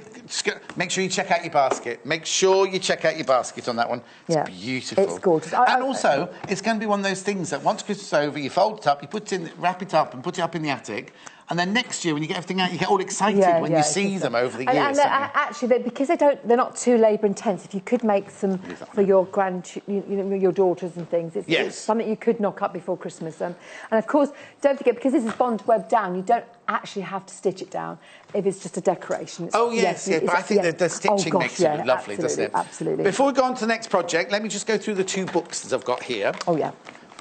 The first book is the Mandy Shaw Red and White Christmas. This is your latest Christmas book. Yes, it is. And it's got 10 seasonal projects in here. Now, they're gorgeous. On the tree over there, a lot of the things in here you can see hanging on the tree over there. But it's full of... Look at that. I mean, there's something for everybody in this book, really. Yes, we got the mice have been so popular. We had them on the show and sold out crazy. They're great to do with your children. You must be sewing with your children. They're lovely to make. An afternoon's project. Yeah. These are just an evening's project. The hoopies are great, and you can use other designs. Yeah. Simple as... They're on the tree already over there. On the tree over there. Yeah. There you go. Got to steal them now. Yeah, they're in there somewhere. The stockings are on there as well. And I'm thinking, imagine a brown box. I saw one over here. Look at this. Imagine that as a gift, and then tied to it with a stocking. Oh, nice. Very nice. The Noel cushion, that's up there on top of the shelf. Or Leon. Yes. Very nice. There's Angel. Angel. Yeah. Well, she's a sugar plum fairy. Sugar plum fairy, yes. She's over there on the tree as well. You had a close-up of her. And I've used old doilies to make her skirt. Look, old lace or old doilies to make her skirt. Where'd you get those from? Like old charity shops? Or ask your grannies and aunts and things. They have them in the drawers. Or if not, you can use a bit of white broidered fabric. It's not a problem. Yeah. So you skipped over. Oh, sorry. It's very lovely. Candle mats, very trendy this year. We've done that one, haven't we? We didn't talk about it. Oh, sorry. I didn't talk about the candle. It's very trendy this year, I think. Yes, very trendy this year. So you're ahead of trend. I'm coming out Next 2 weeks. So I'm told Phil yet. Exclusive. Live on TV. Live on TV. You're coming out next what? Yes. In 2 weeks' time. In 2 weeks' time. What am I talking about? Oh, in 2 weeks when I'm coming next, and I'm making a wine glass candle holder, lampshade, to go with this mat. Hang on, let's just a wine glass candle holder lampshade. So it's a big white wine glass with a lampshade on top with a little got it, like a tea light to inside. Go with that, yeah. Candle hearts. Yeah, they're lovely as gift tags as well. There's our mice. There's your mice we were talking about earlier, so I missed that. That's and these are gorgeous. lovely because these can be made individually as opposed to the wall hanging. It'd be really nice. But when you get to the back, you see, look, all the instructions are in here. Very nice quilt. That's the quilt behind us on the wall. Yeah, it looks very nice. Fantastic. And then these are all the techniques that you need to know and all the templates that you need for for everything that's in the book. Yeah. $12.95. Don't forget, patterns are £10. Yes, exactly. Got 10 patterns. Yes, so a pattern would be £10 to buy, and you've got 10 in there. Yeah, 10 in there. Right, and then very quickly, the wreath book. Oh, this is a gorgeous half the stock's gone of this one, already. This is just old linen sheet torn up. It's just so lovely, and any of these little motifs in the book can be swapped over to other things. $9.95, fabulous present. This. Great. That wreath's on the wall behind Mandy's head. And that's behind your head, but you might not be able to see it. It's not behind your head. It's on that shelf behind the graphics there. To the right. And then there's these on the wall over here. And the larger one over here is the one that I enlarged. I've enlarged it as right, opposed we'll get to that in a second. Hang on, we're just going to show you that. So they're on here. There's the Robin one up the top there. That's gorgeous. Oh, I thought that was on our screen. Get off. Oh, is it a real fly? Yeah, I thought... there's the string of buttons there on the Christmas tree. I love that. My friend Iris Primrose helped me make that because it was lots and lots of fun. Iris, her name is, but her middle name's Primrose, and she's got a friend. She lost her husband a long time ago, but she's got a friend, just a friend, and he one day he put some irises on her car. She came home from work, and another time he put some primroses on her car. Just a lovely friend. Their friendship's lovely. That's nice. Yeah. I've got not a friend. I haven't seen her for years. Her surname is Onion, and they called her Spring. Honestly, I quite like that. I think I could do that. Her middle name was Namisha, so she used that more than she used Spring. They don't have spring onions in those days, though, did they? Most probably didn't. How old do you think I am? No, but we've had kiwis in our lifetime, haven't we? That was new. That was new to us, wasn't it? Yeah, we didn't have them. What, in the last 39 years? 29. I'm talking my life. Anyway, you get all the templates, everything you need in the back of the book. And they're all the same. They're all the right size, but I do advocate you going to the library and enlarging and reducing. Yes, like you have done with those there. Yeah. Right. Some pictures before we do the next project. Oh yes, show me some pictures. There's Penny's. Penny said earlier she'd sent hers in, didn't she? Oh, you see. Penny, Barbara and Sandra. Oh, now Barbara made the candle. Is that the candle one? That's the candle mat. That's stunning. That's gorgeous. Very lovely. And Sandra's made some little hanging hearts we were selling on the show before. And she's made the garland and the little bucket thing. Oh, yeah. It's all so talented all these people making it. It's really good, isn't it? Exactly. Which we're going to go to next. The wreath next. So the spoolie doll wreath. Right. So have you got the pattern for this? I'll have a look. I'm going to plug my glue gun in. Spoolie doll wreath. Yes, there we go. Just plug the glue gun plugs in. Are you going to use the iron?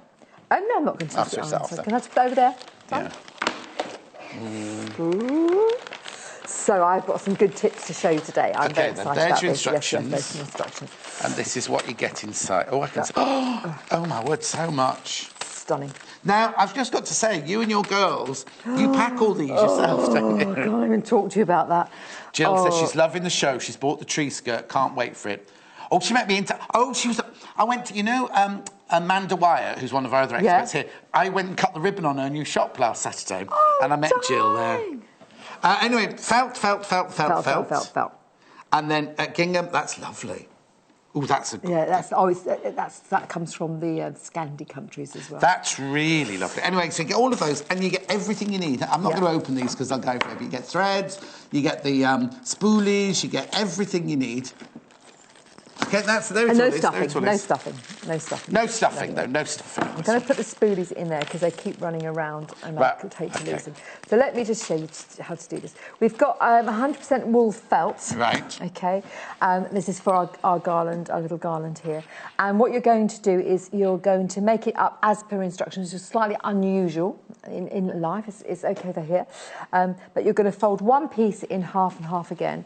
And you're going to cut out the shape. I'll just cut it out. Have you taken the instructions? Yeah, I have. I'm just going to take the shape. I'm just going to cut a rough shape for you because I vaguely know what it looks like, but I've got it. Where is it? What, darling? Oh, it's here. No. I'm talking about... I'm sorry, Mandy. I'm moving on. Where you gone? Gone somewhere else. OK. I'm here now. I wanted to finish thing, that was all.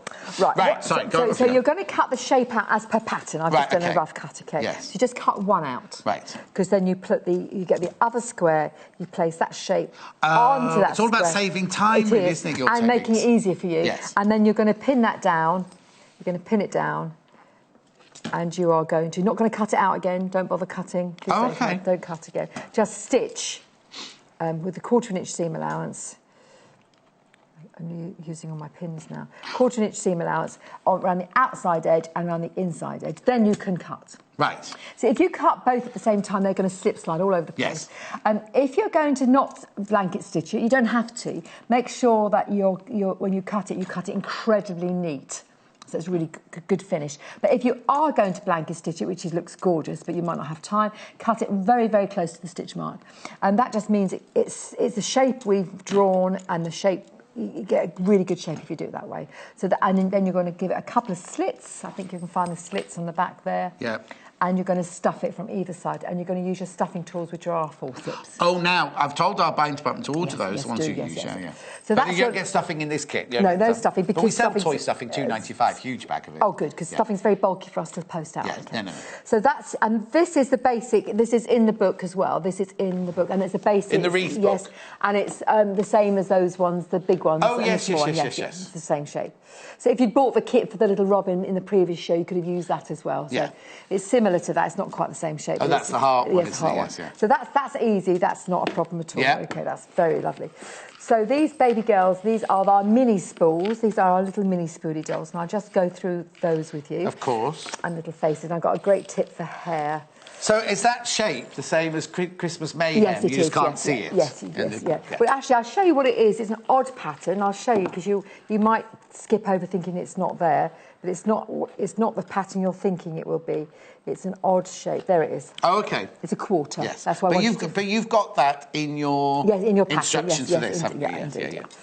So we're going to use. We've got this lovely nylon cord for your little spoolie dolls. That's in the kit as well? That's in the kit, but we know that the spools are quite small now and some people have dexterity problems. Yes. So we're just going to put a little bit of sellotape on the end of the thong. Right. And just chamfer it off so they thread much more easily. Okay. So you're going to take one length of cord, tie thread on a bell. Yes. Put the two ends together and then you're going to thread on the legs. Yes. So we're going to have 3 legs. This is slightly smaller than... 3? Just three beads. Oh, 3 beads on each leg? I thought you meant 3 legs then. Well, we could have done. I see. So you've got two completely separate strans. Yes. You're making the 2 legs separate. There's your 2 legs. So you do it twice. Got it. Then you've got 3 on for your body. So these are very easy. These are great to do with kids. These are quite small and fiddly, but they look gorgeous. And these are exactly the same principle we did on the Christmas tree advent calendar. There's a little spoolie doll on there. Yes. So let me just go through that with you. So 3 for the body. OK. And to make sure it's all nice and even. Then you're going to take 1 away. And you're going to that'll be the arm. That'll be the arm. You're going to take 1 for an arm. You don't take a double one for an arm. No, darling. Just 1's fine. OK. Don't interfere, John, please. I'm only asking. I'm the designer, darling. Did you know that Charmed About Lucy and I have been nominated? What for? Well, I think Lucy's been nominated for her blog. Oh, yes. And I've been nominated for... And where are these? Where are these what? What nominated for what? I think immediate media. Oh. Yes, so, I mean... How do we vote? Well, I don't know. I've got to find out. We've just heard I've been nominated for design. I'm up against the best. I'm up against Jo Colwell, who I adore badly. She's my favourite. Jo Carter. Jo Colwell. Oh, Colwell, yes. She's a quilter who's my favourite quilter in all my life. Yes. But there's some lovely nominees in there, and we're very excited, but we're feeling a bit humbled. Oh, it's always nice though when people appreciate well, it's nice for our kids, isn't it? Do you think it's nice for our family to? Yes. Oh no, exactly. Yeah.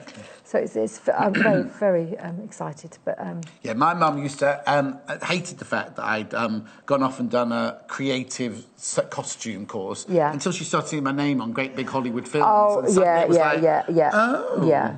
Well, I think my kids are very proud of me. They've seen me sewing all my life, and it's very normal to them. I don't think they realise that you can inspire other people to sew. Yes, exactly. And you inspire loads of people. So we had loads of messages saying. Yeah, it's really lovely, and I do appreciate it. I don't always think it like that. No. So I see why you didn't use the middle one. Then. Yeah. So what I've got, these are called spoolie bells. Yes. Bells as girls. Bells. Spoolie bells, B-E-L-L-E-S. Oh, yes, yes. Not bow. Not bow. And so she's got 2 bells on the ends. Yes. 3 legs, 3 bodies, and what I did with she has no bells on her hands. No, because I thought it was a bit too bells much. on her fingers and bells on her toes. She will have music wherever she goes. Oh, who's that? Could have done that, couldn't I? Mind you, counting these bells that nearly drove us insane. And then you're going to thread all this through into one of these. A head. For a head. And then I'm going to show you the most amazing thing about how to do her hair and put a face on her. So because she's not going to hang herself, we're going to just do an overhand knot at the end of these. And when that glue gun's all nice and hot... So how do you know when it's hot? It's hot. It's hot. Noelle just bought the tree skirt to add to my Mandy collection. Great show, thank you. Noelle? Oh. But she's LLE at the end, oh, you see. Well. She can always change it. I voted for Mandy, Lucy and Sewing Quarter as the best retailer. Oh, wow. Where are they, Anne? Where do we go and vote for them? Let me know. Yeah, we need to know these things. So there's your little spoolie baby girl there, right? So now watch this for hair. So you get all this in your kit, don't forget. Yes. So I need you to... So is this the hair? This will be the hair. This is very, very exciting. I need your assistance. This one's a little slightly more ginger than the one. Well, that's okay. We do nothing wrong with ginger. Oh no, I love a ginger. Good, jolly good. Right, can I have your little finger up, please? Which one? Your pinky. So watch this. I know you're all going to say, "Oh, I know how to do this," but this is so exciting. So this is how to make your hair. So you're going to take 2 meters of thread out, and each thread has got 8 meters on it. And if you stand back a bit, and we can talk you can read and talk while we do this. You're going to put. It's folded there with a knot at the end here. Yeah. And we're going to put a pencil in it. Yes. Like this, and you're going to hold it, and you're going to twist like this and talk. So you can talk while I'm twisting. Okay, I'm a little concerned it's going to cut off my blood supply when it gets to the end. No, you won't, darling. All right, then. Won't, I see. There is no... I see. I can see it. It's starting to twist along. Twisting. So you twist like this beautifully, okay? And there are gadgets on the market that look great to do this. Yeah, but why do it when you got to pencil? And it's great for kids to do this as well. Yeah.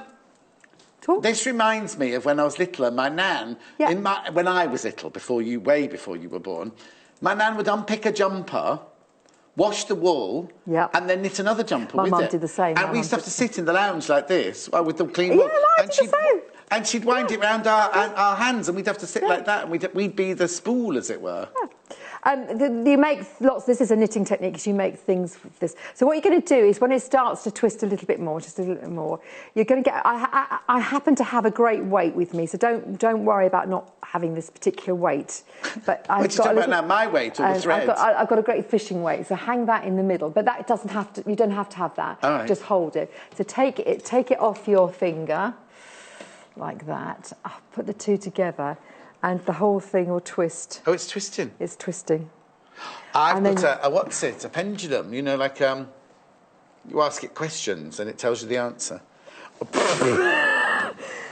And what's that got to do with Spoolie Doll's hair? And there you have... Anyway. There you have a lovely twisted... So how does the twist stay in? I just knot at the ends and the twist stays in. Look at that. Wow. And what we're going to do with that baby girl now, we're going to glue gun that around her head. So before I glue it, I'm just going to do her face for you. Oh, no. Is it hot? It does be really hot.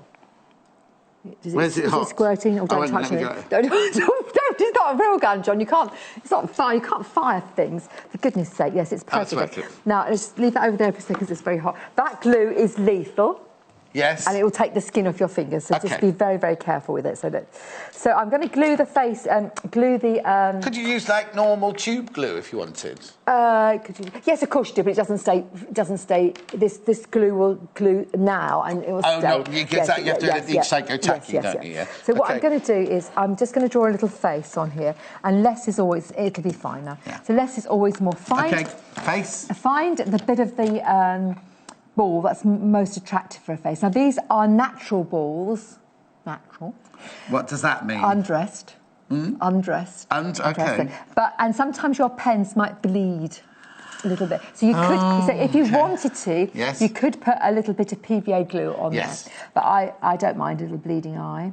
So we're going to just do a couple of little eyes in brown. I'm doing brown at the minute. It's slightly bleeding.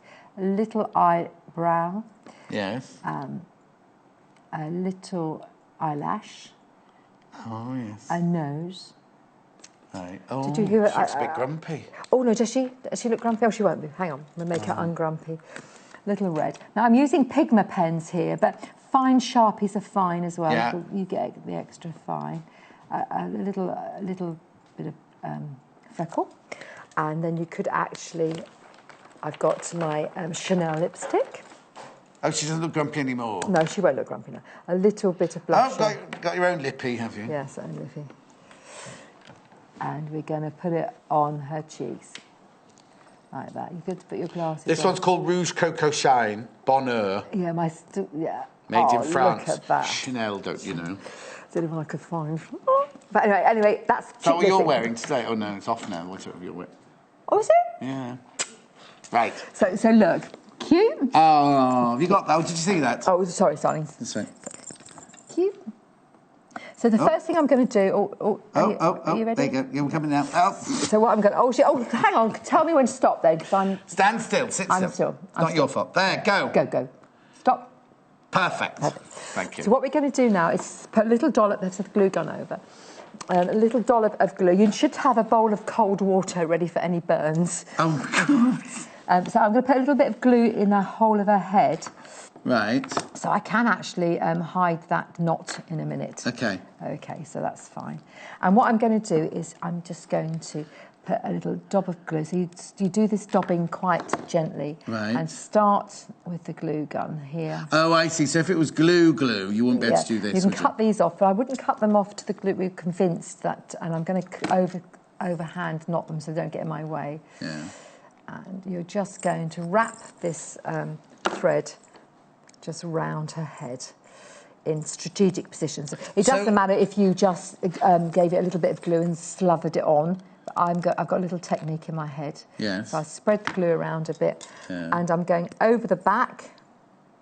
Yes. Like glue that. all over your fingers. That's OK. You will get lots of little streamers, I call them. Yes. And a little bit of glue on the top of the head.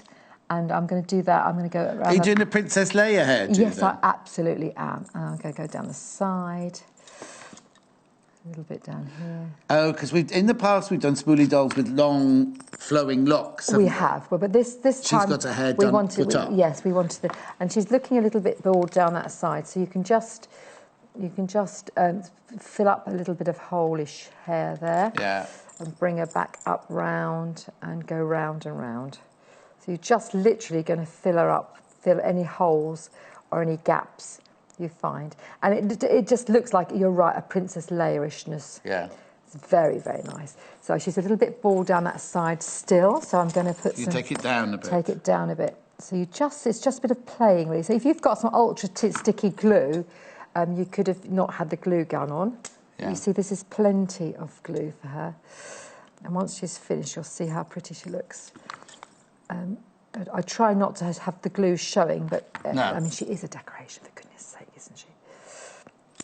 So I'll come back through there again. Oh, that's nice. She's slightly turbanish at the minute, but that's fine. We can do that. Nothing wrong with the turban. But you're going to decorate the hair anyway, aren't you? We're going to put some little bells on it in a minute. We're just going to put some little bells. And if you've actually got quite a long length of hair, which we seem to have here, we can have it come down as a little plait on the side. Oh, nice. So, oh, yes, I'm liking that. Look at that. Actually, because I have got that extra length, I'm going to wrap it around once more because I like a bouffant look. I like a little bit of... So do you see I'm trying not to touch the glue with my fingers because it is a bit painful at parts. But it's a really nice little look. How brilliant. Is that? It's a little bit of an up look to the normal spoolie dolls. Yes. And I'll just finish her off in the middle. An updo. Not a down-do. Not a down-do. I'll just finish that off. Tuck the ends in and cut them.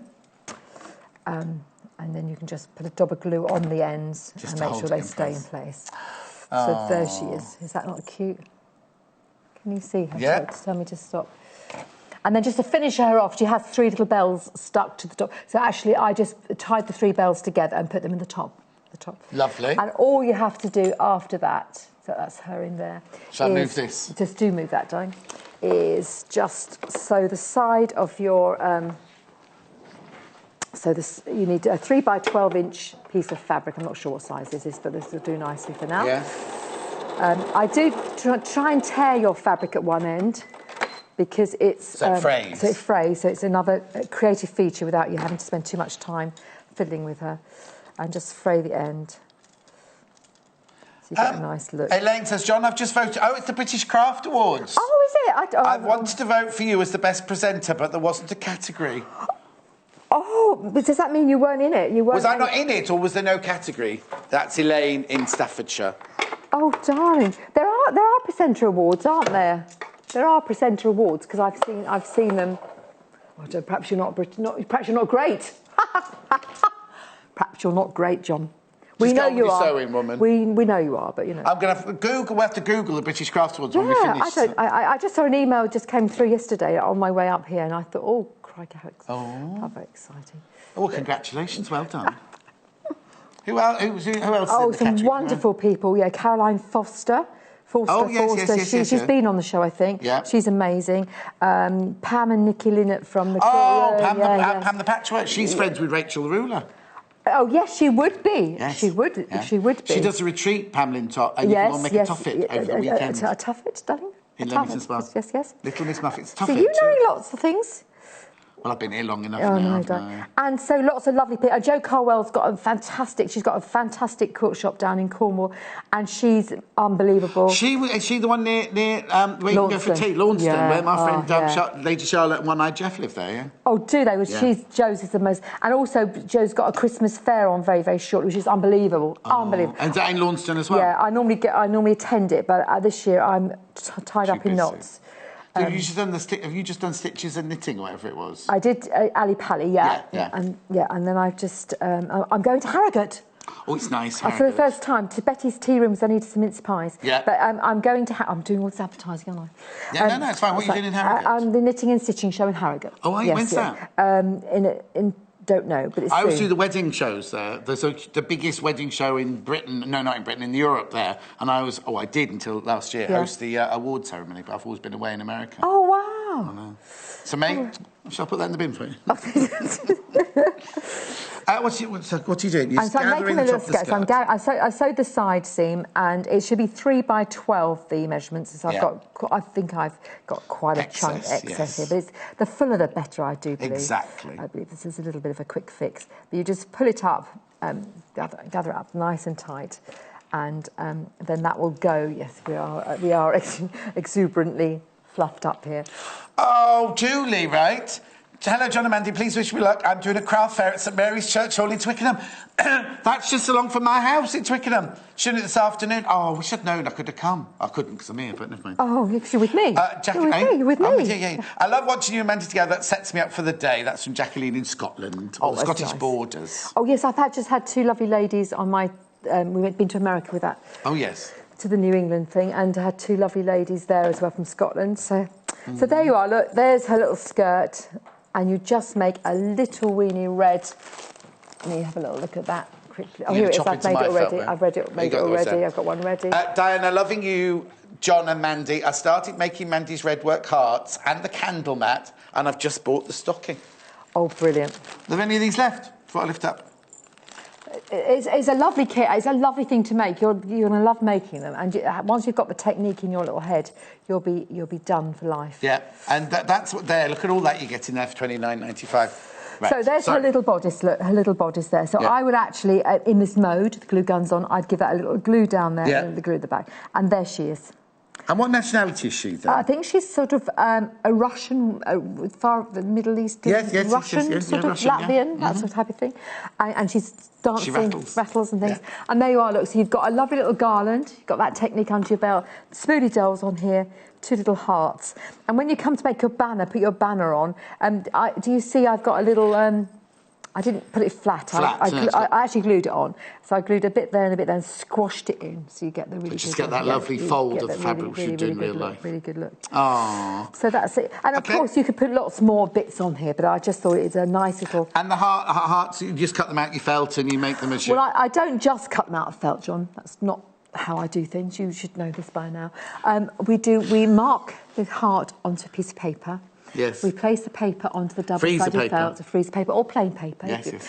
And we stitch on the marked line, cut out neatly, slit and stuff. Thank you. Thank you. Just remembering. Because we've got another project to do yet. We've only got about 4 minutes. I've just got another little project for you. Yes. So that's gorgeous. Okay. Thank you. So that's lovely done. Okay. So that's some nice little techniques in there. The hair's a great one to learn.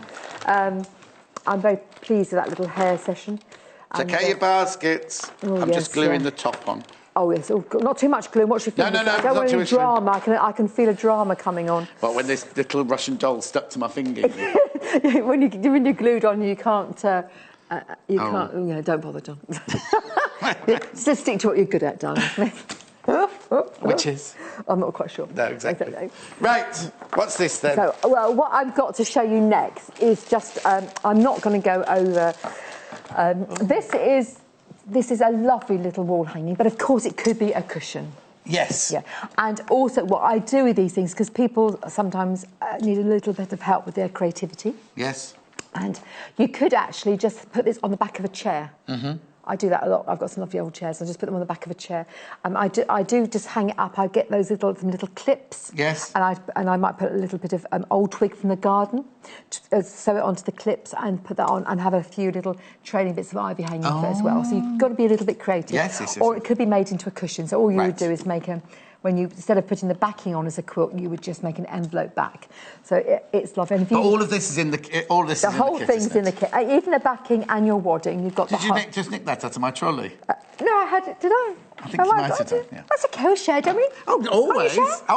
Obviously not. Obviously not, John. Is this a transfer? This is an iron-on transfer that comes in 2 parts. So you're going to have to iron on one first and then the second one. Right. Okay. But what I was going to show you with this, to make a nice quick thing, is so you've got to be creative about where you're going to use this. If you look at this individually, there's some lovely little bits in Well, there's that wreath we've just made. Absolutely. Or the heart wreath, everything, and there's the stocking. So everything I think about comes round again. I come round again. But what I did do, and watch this. I'm watching. Cut a little bit of the iron-on transfer out. Yes. Because you can use it 6 times. You're not looking. I am listening. You're not looking. I am. Now look.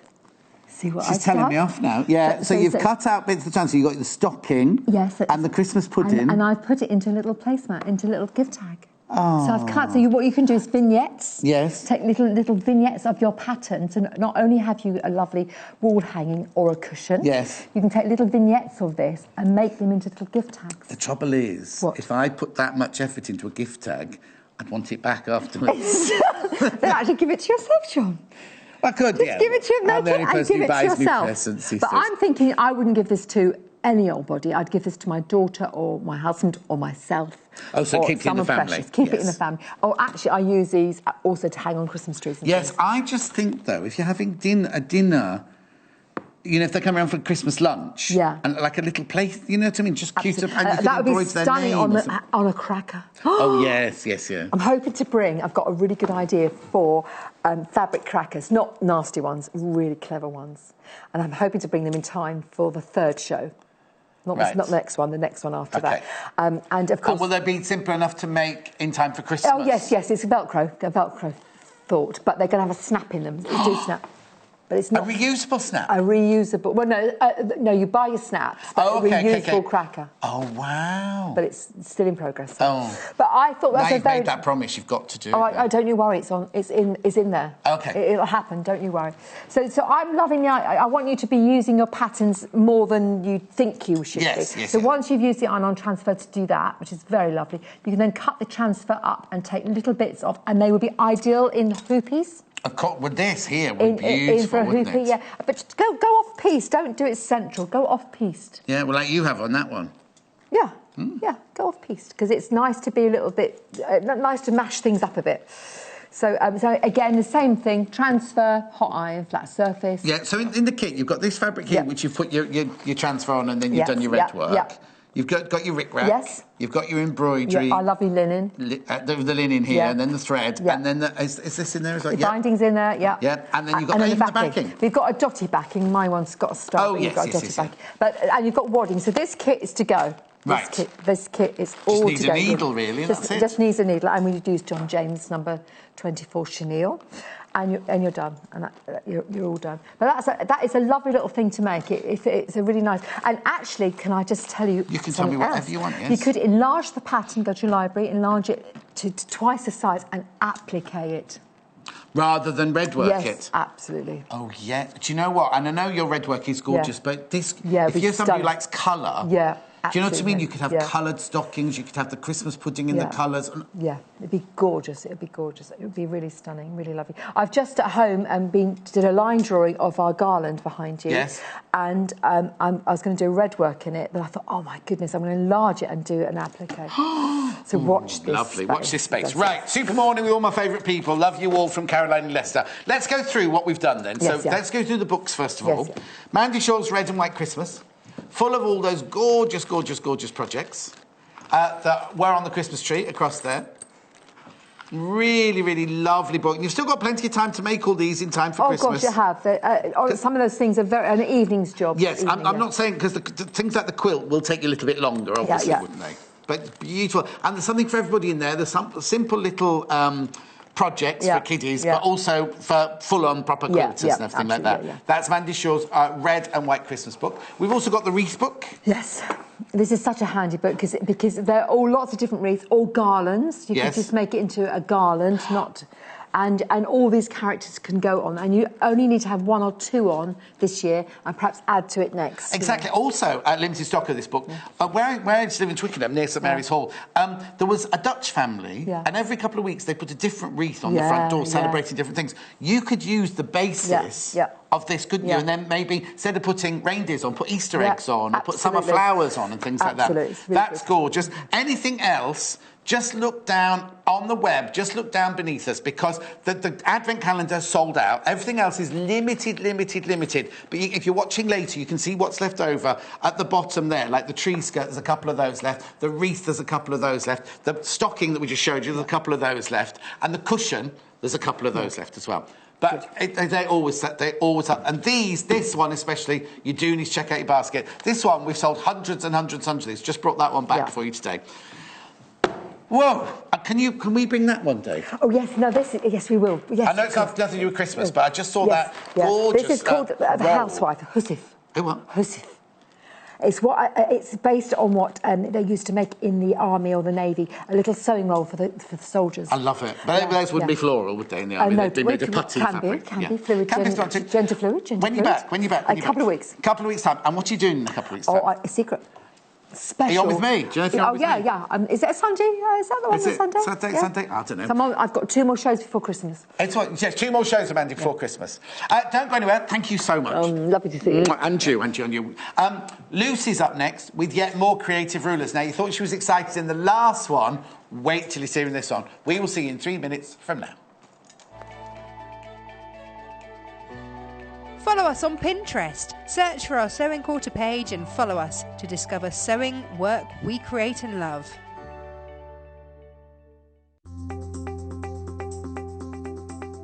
Hi, I'm Tilly Rose, and here are my 3 top tools that I love to use regularly. My first top tool would be a pair of embroidery scissors. Now I love these really little rose gold ones. They're perfect for snipping all the little threads, so I do lots of stitching, slow stitching, free motion embroidery, and they're perfect for getting those tiny, tiny little threads off your work. Here's my next top tool. It's the invisible marker pen.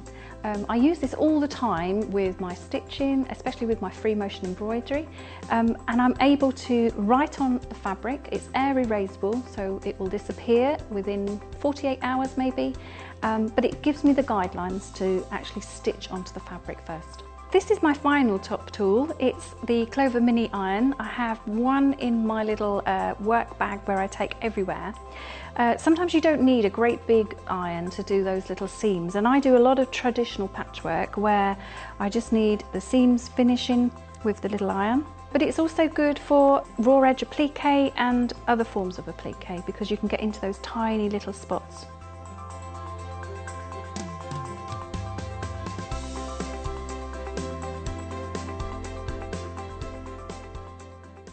Did you know there are multiple ways you can contact us, even if it's just to ask a question? Our friendly team are always on standby. You can call our customer service team at 0800 112 4433, email us at help@sewingquilter.com, visit our Facebook page, follow us on Instagram, follow us on Twitter @sewingquilter, and even message us through our website, and our presenters will answer your questions live on air.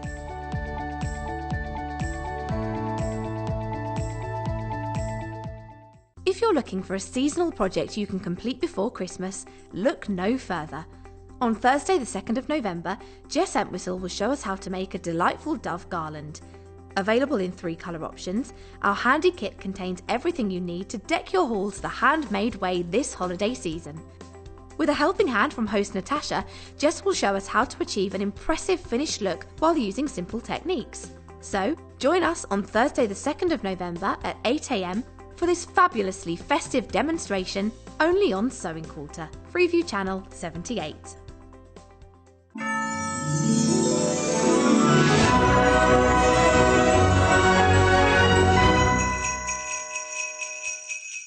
Don't put it there.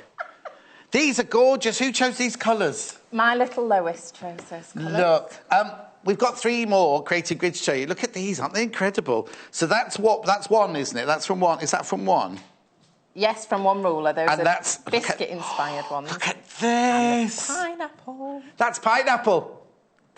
I'll take you through the rulers now. I'll take you through the rulers first. I have got some fabric to show you as well, but I think this side of the table is far more interesting, this one. So the 3 rulers are... The pineapple. No, he's done spider first. Spider. Oh, I thought you went spider. Spider. I will go... Obviously, Lucy will go through all of these. I just want you to see them, first of all. Spider for £26.50. Spider web. That's spider web. Spider web, yes, spider web. Sorry, I was just reading spider. I wouldn't be here if there was spiders. No. Pineapple.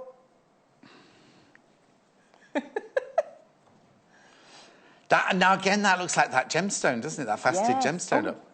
You could just use it as a template for that, for appliquing gems. Oh, yes, that'd be nice, in all jewel colours. And then last but not least, the hexagon trim tool. Now, I love the log cabin trim tool. So this is sort of based on that kind of thing. And Fabulous. Is that this... Those are the biscuit ones. The biscuit ones. We call them the biscuit ones because they're the colours of party rings, aren't they? Look. That's why Lois picked those colours. For those party rings. Really, she should be picking she said, oh, mummy, broccoli and carrot, please, not party ring biscuits. No, that's what she eats. Oh, OK. That's what she's craving for. That's what she's craving. Right, OK, what are we starting with then? What should we do first? Because they're all exciting, aren't they? I know. You choose. don't know. Should we do the spider web? Spider web. We'll go with spider web. Well, you haven't seen the spider... Is this spider web? That's why, to let people see, because I've got it here. Yes. So... so that's not spider web? No, that's not spider web. That one is the hexagon Right, OK, tool. sorry. So the spider web is a very traditional block. I love traditional blocks. I love modern too, but it just gets me. So these you can use, you make these up Yeah, get the threads off, thanks. Yeah, it's not shouting spiderweb to No, me. I know. And there are lots of different variations that you can do with this. It is not just this block by any means. Right. There's a lot of different ones. So they've got 4 different examples there. Oh, this one looks like that, like a Victorian tile, that one there, doesn't it, at the end? Gorgeous. So they're made up in different ways, but you create them using like strings, so thin pieces of fabric. So I've created strip sets and cut them from that. Okay. But you even can go finer, you know, have very little bits. I've seen people do it with selvages, which looks fabulous. Nice. But so this is 1 block. That's a block? Well, to make up the block. Yes. These are the Oh, I'm seeing it now. I'm seeing it now.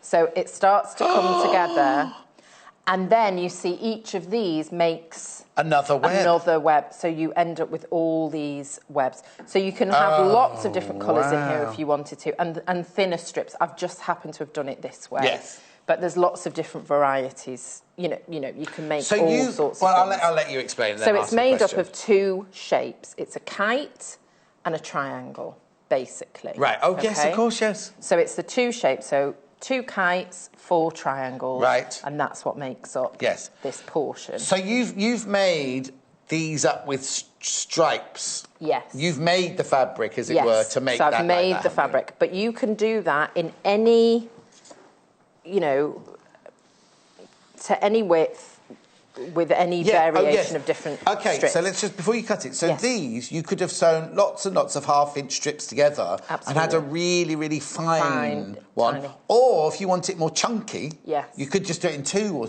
you know, something like that, couldn't you? Right. And you can have them all be the same, or you can have them at varying widths. So I've varied it because it makes the piecing easier because you're not matching seams. Oh, you've completely varied it? Yes, I've completely varied it. So that one I hadn't quite... was more similar, but you can see, so they're not matching here.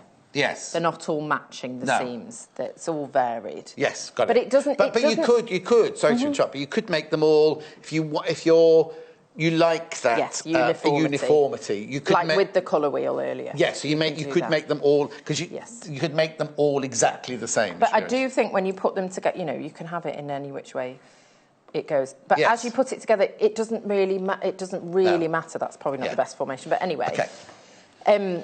So you make that up, and you can cut between a 3-inch to a 10-inch. No, sorry, to an 8-inch. Right. No, 10-inch. And that will be the block that it makes. So it is all in there, the different sizes. You see, so the 10-inch one... So you can make small blocks, or you can make when you put them together... Yes. You could make that really, really little. Really little. Or you could make it enormous like that. And if you make it really big, then obviously it's going to be quicker, you know, you piece it. But if you're doing it with strips, that's a lot of sewing strips together. So. But some people like that. It's a bit they like, isn't it? Absolutely, yeah. Okay. And this would be great for a jelly roll or something like that, if you want to just sew the strips and do that. However you like, off-cuts or just cut strips. Yes. That's fine. So I wasn't... Or, like you said earlier, when you've got all those bits left over... Yes, the bits left over. There's nothing to say the whole of that one has to be blue. You could sew... Not that, because that's on the bias, but you know what I mean? You could sew lots and lots of fabric together, so you could have lines going that way as well as that way, couldn't you? And you could, you could have it in any... Yeah. It could be... And it could just be a strip. Yes. You don't have to have... Yeah. Paul was saying what he'd do is he'd keep the kites in the dark colour, like a blue or a black, and then do all of these bits in really bright colour, so it looked like a stained glass window. Yes. Beautiful. See, even Paul's getting creative with this ruler. And you can really play... It's a really good one for playing with light and dark, you know, because having the values in it does make a difference. So my strips ended up at 4.5. The width of this is 4.5 for these blocks. But like I said, you can make it up to, you know, a big width. If you now remember, every time we do... Oh, I've just forgotten a pet quilt. Every time we do a creative grid show, they always sell out. Especially premieres like this. Right, sorry, and this is made really easy. It's got a little black triangle right at the very top that you line up with the top of your fabric, and that means that you've not got the dog ears. So in that's you know, when you come to sew them together, you don't have that bit there. So you can just keep doing that. I've got another. Oh no! So you've cut them alternately. So automatically the colours go in different places because you've turned your ruler. Because you've turned it round, yeah. So you're going to get different variations. So you don't want to line up the top there. You want to line it up with that black line. Yeah. There. And cut. So your first one, you're going to waste a small amount yes, of course. there. It's only the end. It's only really that what you little end. Yeah. That's fine. So for each section there, you need 4 triangles.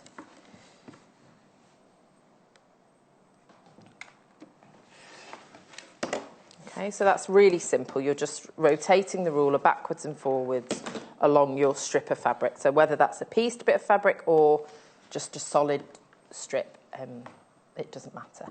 And then, so you've got the instructions, like always, that come with the rulers, and that gives you everything that you need for cutting it out. Yes. So the only thing that you need to decide is the width of your triangle, of your strip to cut your triangles. Yes. Because if you wanted to make huge ones, you'd cut it up, is that 10 inches from there to there sort of thing? Yeah. Exactly, yeah. So you'd have a 10-inch strip. Yeah.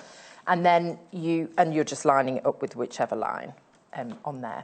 And then it has a table which shows you for cutting the different sizes. I'll just show you here, because there's one with like the table for just doing like a border, really, of triangles, isn't it, that one? But then there's your kite shapes, but then these are the other ones here. Oh, sorry, move it in. So that's telling you the width of the strip that you need to cut. Yeah. And for the kites. Yeah. And then it's telling you the measurements of the blocks, so what your block size will end up as. Brilliant. Okay. The spider web goes from a 4-inch to a 14.75-inch block. Oof. So that's a bit, that's a big, nice big block. Yes. So you can get lots of variations in there.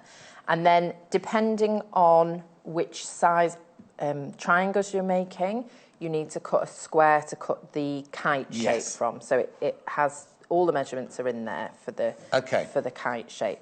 So then this is where it starts getting really clever. So for the kite shape, you're going to line up this angle on your square. In the dotted white lines, yeah. And so that tells you the measurement of the square that you need to cut. So I needed a 4-inch square for my 4.5-inch triangle. Yeah. So that have you cut that one a bit bigger then? It'll be right. No, it's just you've just got a bit extra. It's just to make it easy for cutting. Cutting, yeah. Yeah. So I'll just go ahead and cut this one.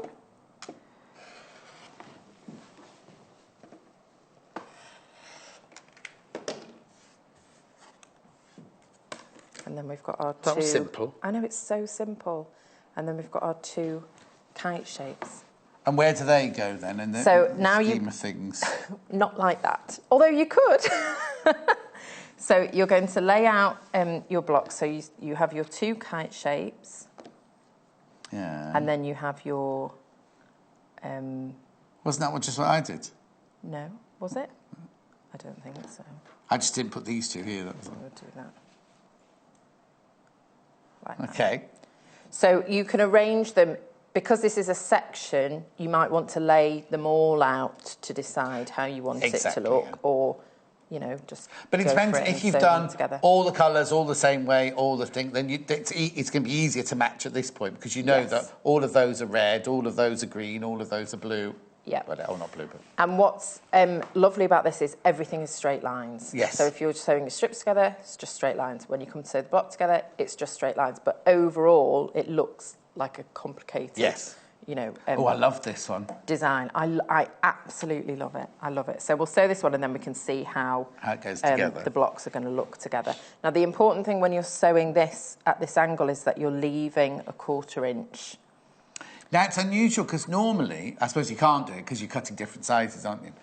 I'm talking rubbish. Yes, no, it's got the dog ear of that one, yes. But you need that really to line it up. It's just easy. You could cut it off if you wanted to, but I use it as a guide. It helps me see. So where they've overlapped, that's where my stitch begins. Yeah. So I'm just sewing with a normal 1/4 of an inch. Oh, and it's eating the fabric.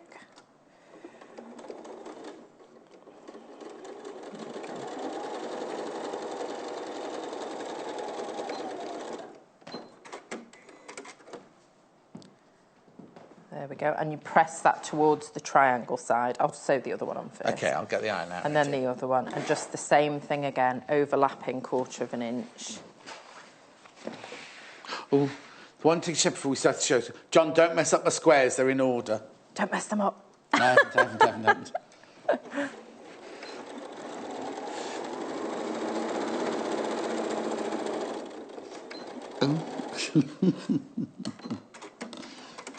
Yeah, I'm just making sure they don't get messed up. Okay, so, and then pressing that one so it's nice and flat towards the triangle. It's filthy in here today, isn't it? I know, we're just making a right old mess. I didn't quite overlap that one enough, but... Which one? That one I've just done. Oh, yeah. It'll be all right. Well, that's from your last show, that one. I'll put that in your trolley. Oh, thank you. Hello, John and Lucy. I want to start quilting. What's the best ruler to start with? Love, Claire. The best ruler to start with is the 6.5 by 24.5. Pardon? 6.5 by 34.5. Would that be 24 this one? 24.5. That'd be this one. That'd be that one. That was handy. That's the best one to start off with because you've got the full width of the fabric when it's folded in half, excuse me. So folded in half, and then so you can cut great long strips really easily. And it's got angles on it, so that's really helpful for cutting. All our designers said they start off with that one, and then after that they've just got a square one, like an 8-inch or 10-inch square is the next one. Isn't it? We haven't got that registered on the show today, but if you go to our website, go to the web shop. Don't go down there. Go to the web shop, and all the rulers in there. They're all listed there. But it's the 6.5 by 24.5 inch one. Lucy's brilliant at explaining how to use these rulers, says Jacqueline. Thank you, Jacqueline. And Sonia, my collection of these fabulous rulers is beginning to grow. I stayed up to watch Lucy after nights. She's been on nights. Oh, she's Sonia, brilliant. Thank you, Sonia from Lancashire. That's a different Sonia. It's not our son. That's Sonia from Lancashire. So she's watching you after she's been up working all night long. Go and get some sleep. Do you know you can watch it on YouTube? You know, you can watch it on YouTube. So I don't cut these points off, so that's it pressed. Yes. Excuse all the threads. Yeah, so, and Sonia, she wouldn't normally sew in red. No, I wouldn't normally sew in red. So that's it. So it's pressed towards the triangle. So that point is in the centre there. But you pressed all these flat? Open. Yeah. Yes. And then you're just going to match this up. And the reason I don't like to cut the points off is because you can lay them together. So it helps as I'm sewing, but I would pin that, then cut them off. And then it's funny how you all have your own little techniques, isn't it? Yes. Because others chop those off the minute they've done them. Yes, no, I chop them off after I've sewn it. So I don't have pins, so we're just going to go for it. It'll be fine. Are you sure? I've got to sew it. And I did go a bit wonky there, but so I'll just ignore that bit. I've got a sewing kit with no pins in it then. But... Well, it's okay because I'm not worried about the... just my centre might be a little bit off, but it's okay. And I'm not having to pin any of the other seams because they're not matching. So all I'm worried about is that when the you end. Come off air. Okay. And I mean, how easy is that? Yeah. It's so easy. You do make it look easy, though. No, but it is. It's not me. It's the rulers. I promise. So I'd not pinned. So that one's gone a bit askew. But anyway. Yeah. So. Then you can have... now look, just cast my votes for the show. Lucy and Mandy love Gerardine, right? These are craft awards, British craft awards. Is that what they are? I think so. And apparently, I'm not down as presenter. Rude.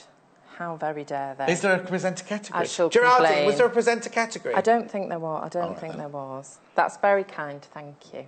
Everyone should go and vote. I'm going to go and have a look. See, you can. You can put special mention about somebody. I hope you did a special mention about me, Gerardine. Everybody vote for Mandy and mention John. And special mention for me. Okay, so there we go. And vote for Stone Quarter as well, yeah. That's it. That's it. So I can sew these together without pins. So we'll just, never mind about... Oh, no, she's going to sew it. Just sew it. Accuracy. I'll just sew it because it's nice. Just quick. But I think it gives such a striking effect, and there's just so many things you could do with it. I didn't even press that one. We're really just ad hocing now, aren't we? Never mind. You have changed. I don't think you can go far wrong with these blocks, really, though. They're going to look nice. You know, the accuracy isn't massively important in the overall look of it. Where if you miss a point, like on a flying goose or a geese one, if you miss a point, you miss the point, haven't you? Yeah, but with these, I think that it is a bit more forgiving, just because of the effect of it.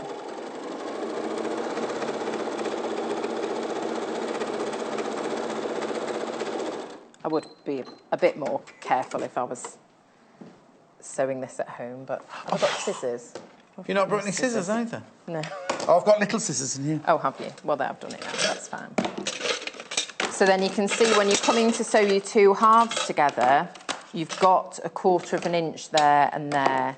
So in the same way as you had with the kite. Yes, yes. You're just matching your points there. Yeah. You can trust that when you come to sew it, that these are going to meet up. You can trust that. Yeah, because that's the ruler. The missing the point in the other one was you, not the ruler. Yes, no, that was absolutely No, I didn't mean you. I mean as in, what's it called? Human error rather than ruler error. Yes. So you do just want to be a little bit careful with the kite shapes because they are on the bias. Yeah. So you don't want to be, you know, stretching that out too much. No. Paul's doing loud typing again today. I've never known anybody type like him. What's he typing? He's typing really loudly. Oh dear, I'm just going to check this because I've got no pins. There we go.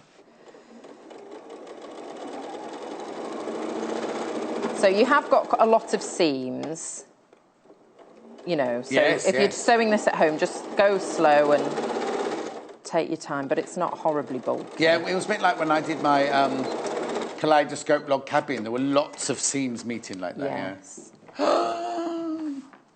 Those threads drive me mad. But there we go. Dramatic, Paul?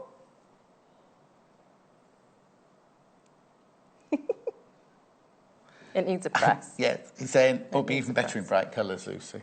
Oh, sorry. I was going for, like, oceanic... You were doing cushions for Hannah where she sits in her window looking out at the sea. Like a neutral, modern greys and blues. I think that's very striking. It is, I think so too. It's quite spidery, wintry spidery, isn't it? When the frost is on the spider's web in the morning. And you could quilt that with a bit of metallic thread coming out like this. Yes. Oh, it'd be lovely. And then do a big spider there. And then do a big spider. But so, you know, when you're taking your time and you're doing it properly, you'll have beautifully matching points.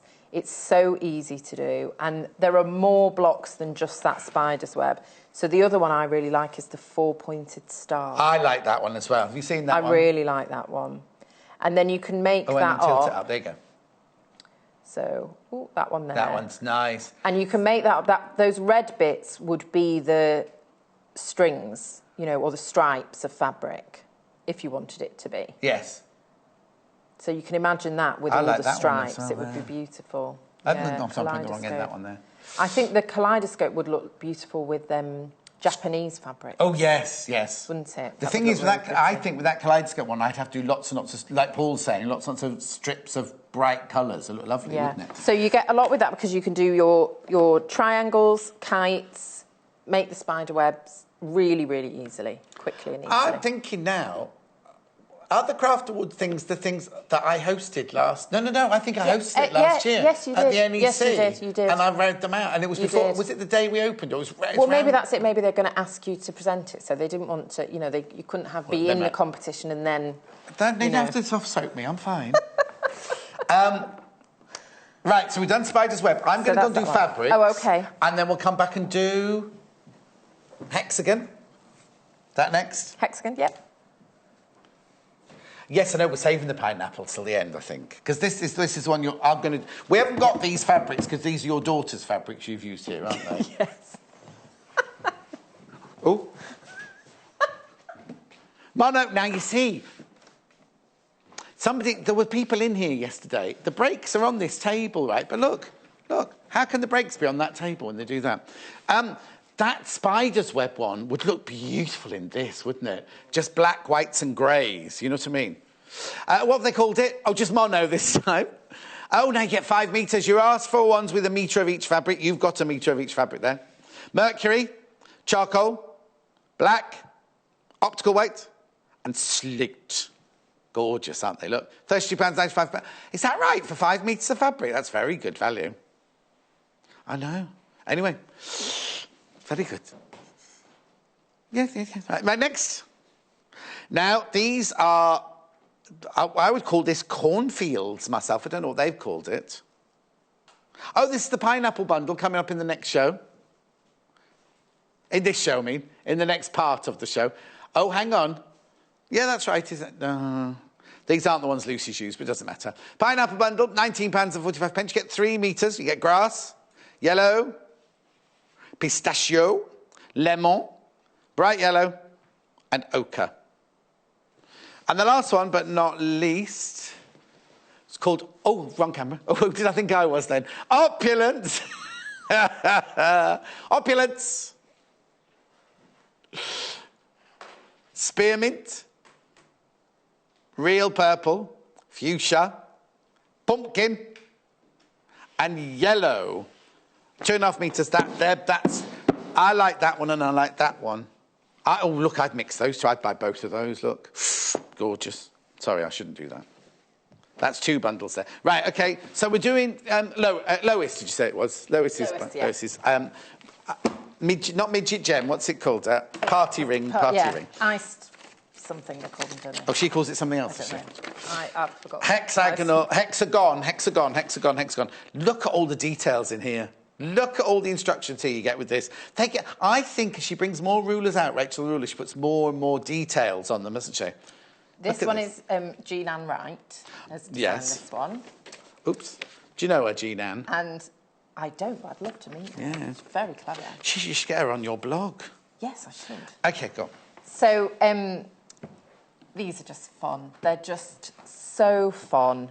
You don't really have to think about it. Oh, OK. It's, you know, are relatively all of these simple. Different ones from that ruler? Yes, they're all different ones from the ruler. You can just cut hexagons with it. OK. So if you were English paper piecing, you can use this as, you know, a template for cutting out your fabric, or just to make hexagons. It has holes in the template as well, for if you're sewing them together with Y seams.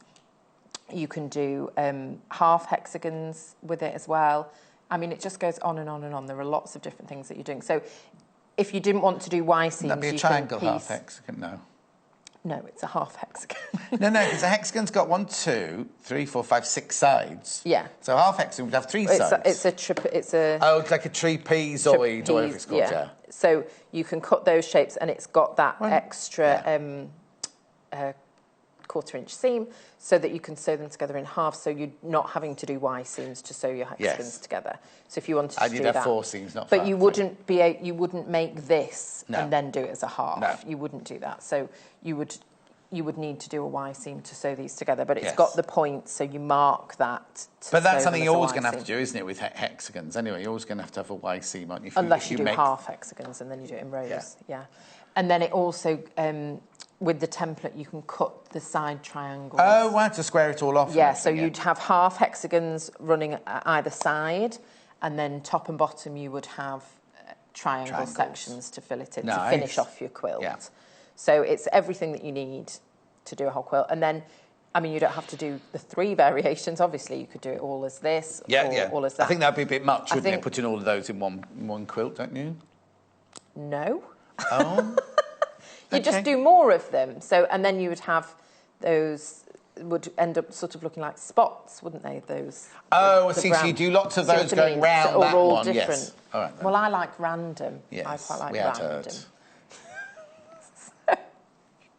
I wasn't meant to set myself up for that. Yes, but I wasn't meant to be naughty or anything. No. So, so these are in the same way. If you've got the log cabin ruler, it's not exactly the same, but it's the same. The principle is the same. Okay, for making these, and this is just it's the same thing. I've just started with a different size hexagon, so your rounds end up looking slightly different. Yeah.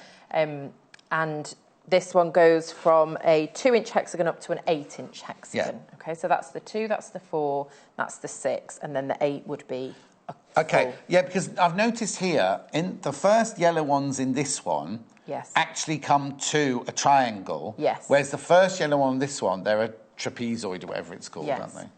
I might have not trimmed that one properly, but anyway. Oh. No, I think it does. No, it is triangle. No, it is. Yeah, it is. I did it right. Yeah. Have faith in yourself, girl. I know. Now, this one is done with a partial seam. This is the only one that's slightly different. Right. So when you're sewing this one, the first strip that you're putting on the hexagon, you only sew halfway. Oh, we've done that before on something, haven't we? Yeah, I've done it before. Yeah. And then you go round, adding the strips. But they're all full seams, aren't they? They're all full seams. And then when you come to this one, you fold it back to sew that seam on, and then you put it back and complete the seam. Yes, yeah. So somewhere on there is a partial seam, but you can't see it, and it just looks like a continuous sort of a chain. It's hidden away. You have hidden that one very well. There it is. So what's it just looks so clever. It is clever. It's just so clever, and it would be lovely to have a pattern fabric there in the centre and have this as like a border. Okay. So that one's probably my favourite, but I'm not doing that one. I'm going to do this one just for time and to show you the rounds. Yes. Because that one's different. That one's done slightly differently. So the first thing that we need to do is cut the hexagon. So I'm going for a 4-inch hexagon. So my strip is ½ an inch bigger. So it's a 4.5-inch strip, and I'm cutting a 4-inch hexagon. Can I just interrupt a second? Yes, you may. See, on this one here, is that the finished block size then? Yes, so it's Could you not then carry on? Yes, if you wanted to make it bigger. If you wanted that to be your centre of your quilt, you just wanted to get it bigger and bigger and bigger, you carry on just putting strips on. Yeah, just cut strips. Okay. So for they are so clever at creative grids, and what they've done is in the instructions it gives you a list of the measurements for each of these pieces. Oh wow. So you're really not wasting very much fabric at all. Yeah. If you wanted to, when you were doing that and adding rounds, you could just do it from the strips. You wouldn't need to work out what length your strips needed. Yeah, it's not because it's not like they're not getting wider. They'd just be the same size going round and round. And you don't have to cut the strips, but you will waste less fabric if you do it that way. So right, so we're doing this one now, are we? Yes. So we're just going to cut out a hexagon. Right. So the strip is ½ an inch bigger than the finished size of the hexagon. And this includes the seam allowance. Of course. So, and that's where the grip is again. So clever.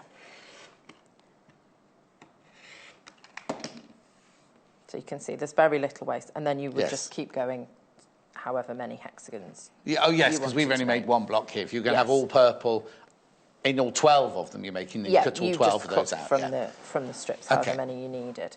So that's your starting strip, and then it's got all the measurements for the piece that you need. These are 1.5-inch strip. No, 1 3/4. Sorry, excuse me, 1 3/4. The instructions here. Yep. There's no category for presenter. But she did say there should be, and I mentioned your name. Thank you, Geraldine. I shouldn't really be... Amanda, I voted for Sewing Quarter and for Lucy. There isn't a section for presenters. Oh, Amanda, shush, you make me embarrassed now.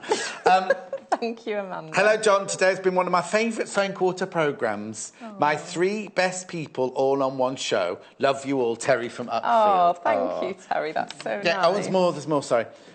Susan, I voted for Lucy, Mandy and Sewing Quarter. Love the show. Susan in County Durham. Thank you, Susan. Right. Oh, it's lovely. It is. It's really nice. When I really get messages, appreciate that. Yeah. Anyway. Apart from the other day when Doreen emailed in going, because we were saying, would you buy a John Scott doll? And she said, I wouldn't, I'd stick pins in it, it'd be a pin cushion. And then I went, oh, you're joking. Brenda, it was Brenda, not Doreen. You're joking, Brenda. And she never messaged back. Right, OK, so... That was scary. No, it's fine. Terrifying. I've had worse. I said it was for Halloween, didn't I, something? Oh, yeah, no, you said that on the thingy, yeah. I did. So, this is... It's not the same as a log cabin. We're not going all the way round. It's not the same as courthouse steps. We're not doing opposite. We're working with threes, obviously, because it's 6-sided. Oh, yes. Can you see that? Oh, it's upside down. You might not see it upside down. It doesn't work upside down. Anyway, carry on. The dog. There you go. Right. Would you like? Could be a dog. So we're just sewing the strips onto 3 sides. Yes. Okay? That's it. Yeah. And this is with a scant 1/4 inch. Why? It just is. Okay. I think it is a scant one. Do you want me to I forget read? which one's a scant and which... I can probably tell from looking at it. Doesn't look scant. No, it's not scant. It's a full. I voted 2. Lots of love, Penny. Thank you know what it is? Penny. The pineapple is a scant. Pineapple scant. The hexie is a... You'll never get to pineapple at this rate. Okay, all right, sorry. Sorry to be rude. It's not. It's a full 1/4 inch, this one. It will say, though, so just ignore me. It will say in the instructions. But this one is a full. Dun, dun, dun. They're just being silly upstairs. Oh, They're being are they? boys upstairs. Oh, dear me. Paul just said, Lucy, get on with it.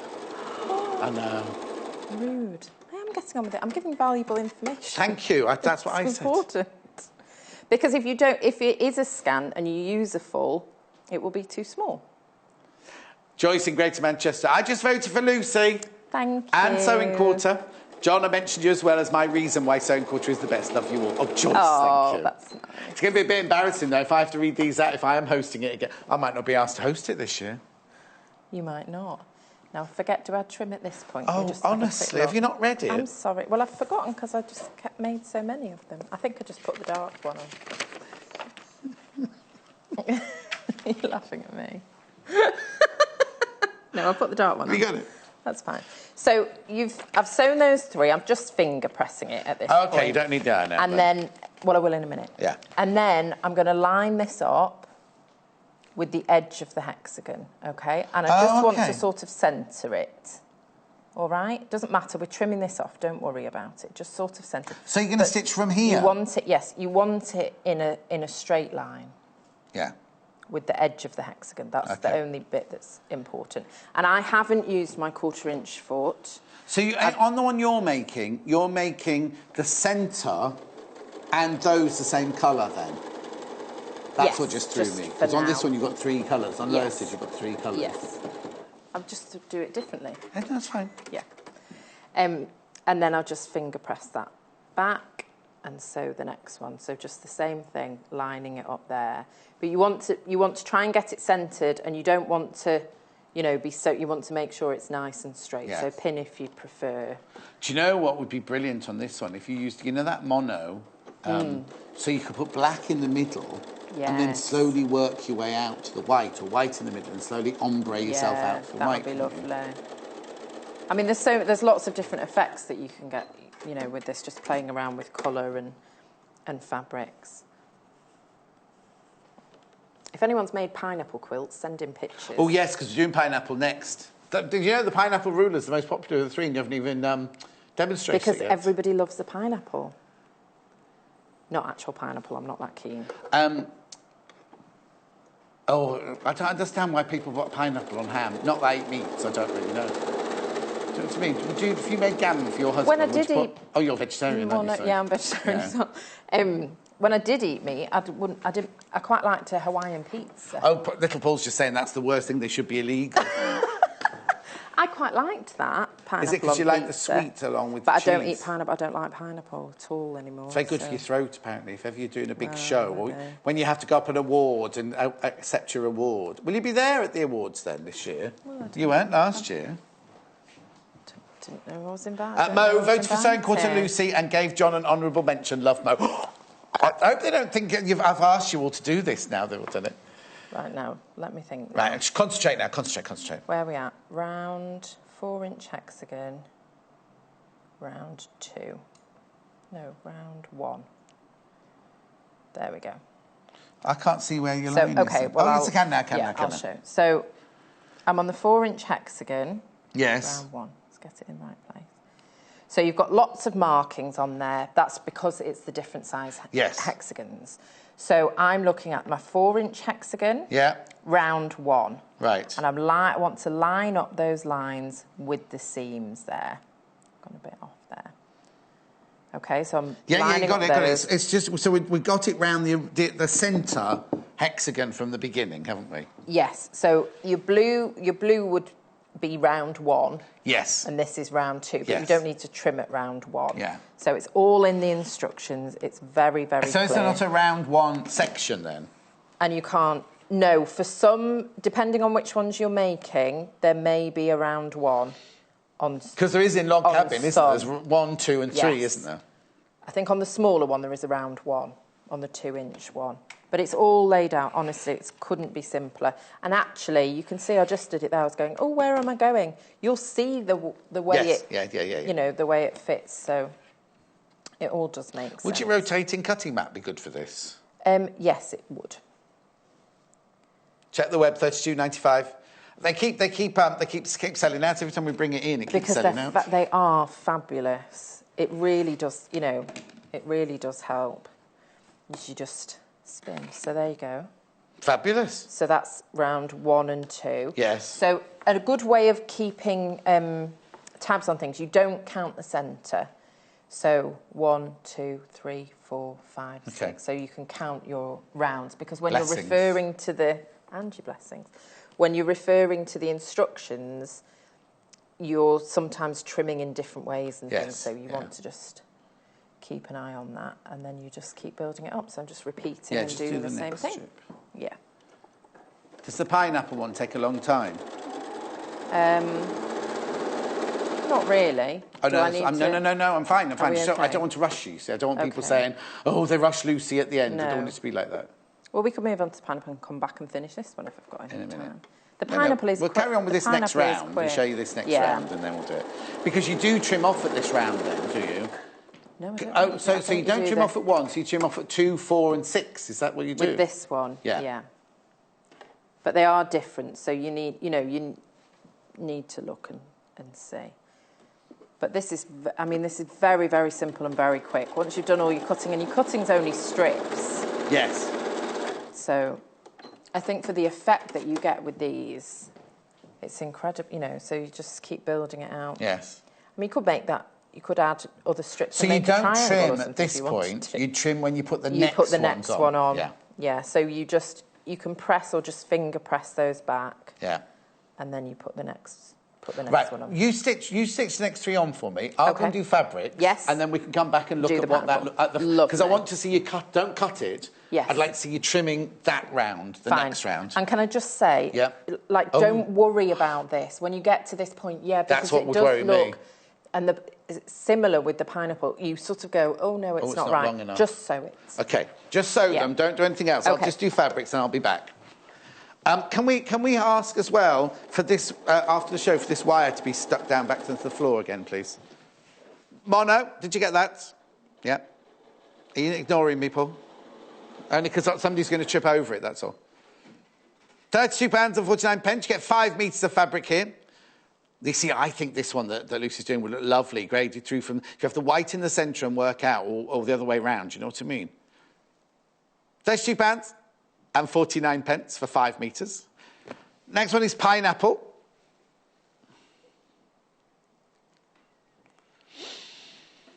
These are half-metre ones. Half metre, so 1, 2, 3, 4, 5, 6... 3 metres here for £19.45. And then the last one is 2.5 metres. Very popular. I think, look at the card. Remember, check out your baskets. Do you know what? I think the people who are in here yesterday have moved everything. Yeah. Aren't they gorgeous? £15.99. Okay, right, let's carry on then. Right, the most popular without even seeing it is still the pineapple, but I just want to see the final trim on this one. Yeah. And then we'll get on to the pineapple one, I promise. So press that better than I just have. That will be fine. So this time you still so you still find the central hexagon. Yes. But this time, you can see where you go now. Yeah. You're cutting at round 2, aren't you? And you can see how very little waste there is. That's trimming those strips to the size. Oh, and that's why you'd have to worry about that blue one being too short or the purple one being too short because you're going to cut off. And it's going to end up in the seams. Never mind the award, says Caroline. Oh, I'm not reading this out. John, you are the premier crew of all TV craft show presenters. Absolute fat from Caroline in Leicester. Aww. Thank you, Caroline.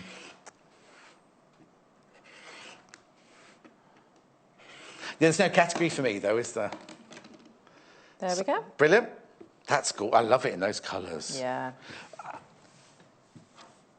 OK, so now on that one... Oh, that's it. There's only 2 of the blue and then you're going to finish... You finish it off with... you can finish it off with triangles if you wanted to. To make it into a square or something. Yeah, you can make it into... So you put a triangle there and there, and a triangle there and there. Yeah, you could do that, or you just sew them together. Yeah, gorgeous. Right, pineapple. OK. Please.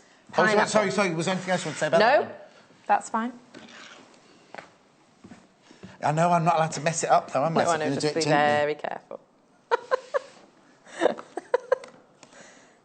Thank you. Right, it's very popular already. Please check out your basket. But Lucy is now going to show you how to make it. OK. So this is your finished... Yeah. So this is the Pineapple Trim Tool Mini. And you can do 4, 5 or 6-inch blocks. What's this one? 6. Oh, so that's the biggest one. So that has the most rounds. Now it looks very intricate, this, because your strips look tiny. It looks very, very intricate. If I was to make that, and I didn't have this, I would do it with foundation paper piecing, because to me that's the most accurate way of getting all those points nice and neat. But with this, you can piece the traditional way, everything stays nice and flat, and you get all your points. And not everybody likes paper piecing. Perfect. Do they? No, they don't. OK. And this is far less faff. OK. Honestly, this is so easy. So this is done, again, just slightly differently. Right. And you do need to concentrate. OK, well, before you start, yes. Do you want to show that picture? Who's it from? Say Dorothy. The cat lying on the quilt, the pineapple quilt there. Oh, Lord. Now, hers is a slightly different size to yours, isn't it? Because her centre square is much bigger than your centre square. Yes, but they're gorgeous, aren't they? Gorgeous, yeah. Right. And sashed as well, that looks beautiful. Hi, Lucy. Would fat quarters be OK for the colour wheel quilt? Yes. Because you're cutting 2.5-inch strips, you're only aren't you? cutting, yeah. Yeah. The Moda bundle would be gorgeous. You don't need long... You know, you can cut your strips and sub-cut from any width. Yes, exactly. They'd be fine. Andrew, hello. We will mention you voting as... Andrew and Hillary, just get off here. Right, concentrate. We're concentrating now. OK, so this is slightly different.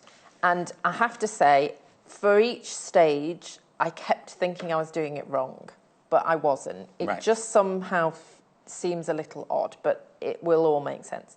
But you love it, though, don't you? I absolutely love it. I love it. And it's very difficult to achieve that with traditional piecing as accurately. So I'm starting with a centre square. For this one, I'm going with green. Yeah. And then I'm building up my rounds. I'm doing yellow and orange. Right. So I just need to sew squares to either side. Now, you either can do it like a log cabin going all the way around, or you can do 2 sides and then... What would you do? 2 sides. Opposite sides. Right. And this needs to be sewn with a scant 1/4-inch seam. Right. It does say that in the instructions. Does it? Yes, it does. Excellent morning with Mandy, Lucy and you, John. And you're always so entertaining. That's Anne from Essex. I think she talked to me there. You're not entertaining. I am. You are very entertaining. Where does it say? Yes, scant. So all the seams are scant 1/4-inch seam allowance. Yes. And the seam allowance is always pressed towards the outside edge of the block, Lucy, please. Yes. Because that helps with the effect, you know, like we were talking about. Yeah. The way fabrics go. So I'm just finger pressing. Yeah, I'm not, that's what it says, you know, finger press, worried. yeah. Yeah, just finger press. And doing this to each side. And you can go from either edge if you want to. And you don't need to sew that. You don't need to sew the full seam, if you see what I mean, when you're putting those extra bits on. No, I've got no idea what she's talking about either. What's she saying? Like that. So you're not sewing, oh, you know, yes, you're just sewing the bit that you're... Just showing the bit, yeah. Yeah. To me, that would be the full seam because your fabric's finished.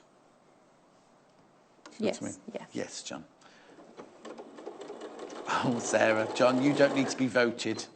You know you're everyone's favourite. Oh, not everyone's favourite. Not everyone's. Anyway, let's concentrate on this. OK.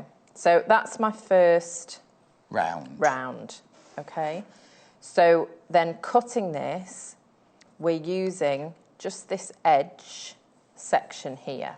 Right. So there's just a line there that has a 1/4 inch so you're not lining up a square? So, oh, you are lining up a square? yeah, so you can just line that up there.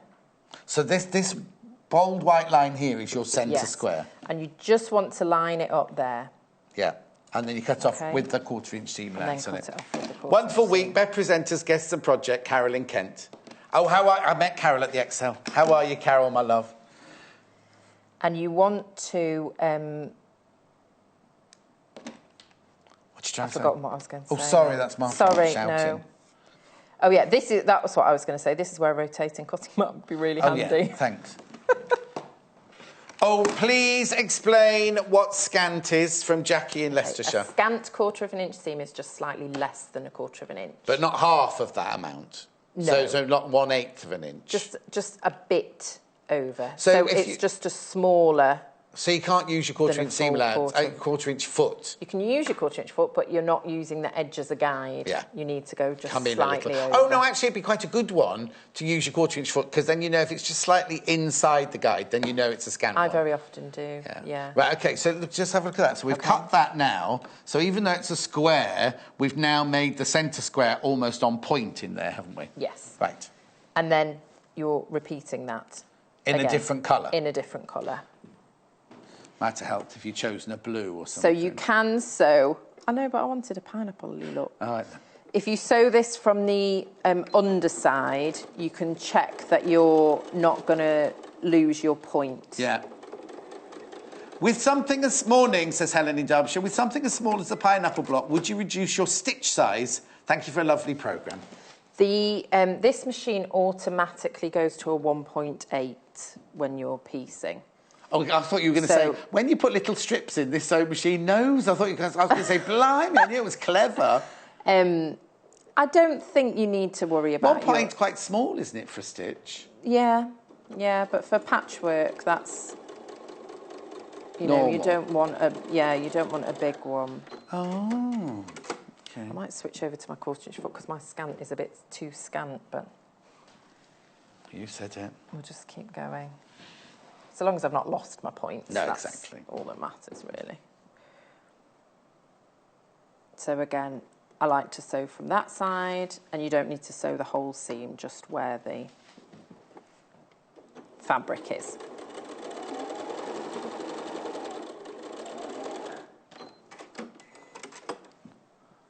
Lots of people with this one in their basket, this ruler in their basket. I'm not surprised. So you just keep building it up. Maybe you can check out as often as you like. I haven't said it enough today. 1p&p as many times you check out during the day. Mind you, look at the time. It's the end of the show already, almost. But it's so, you know, it's intricate, but it's not too much. Well, no, because all you're doing really, I mean, I know you've got to concentrate, but all you're doing is sewing little strips together, aren't you, really? And it's that fiddly, but it's no different than sewing 1.5 inch strips, even if it was in a long thing, you still sew. Right, OK. No, that's true. So now is where you need to concentrate, because you're using a different... so, you know, like I said, we're counting the rounds, so 1, 2. So you're not counting the centre, the same with the hexagon. And you're going to line that up. My seams are a bit scant. There. A bit too scant. So you're lining it up with the square. Yeah. And then you're trimming. Might switch to my 1/4 inch foot. And then the same again.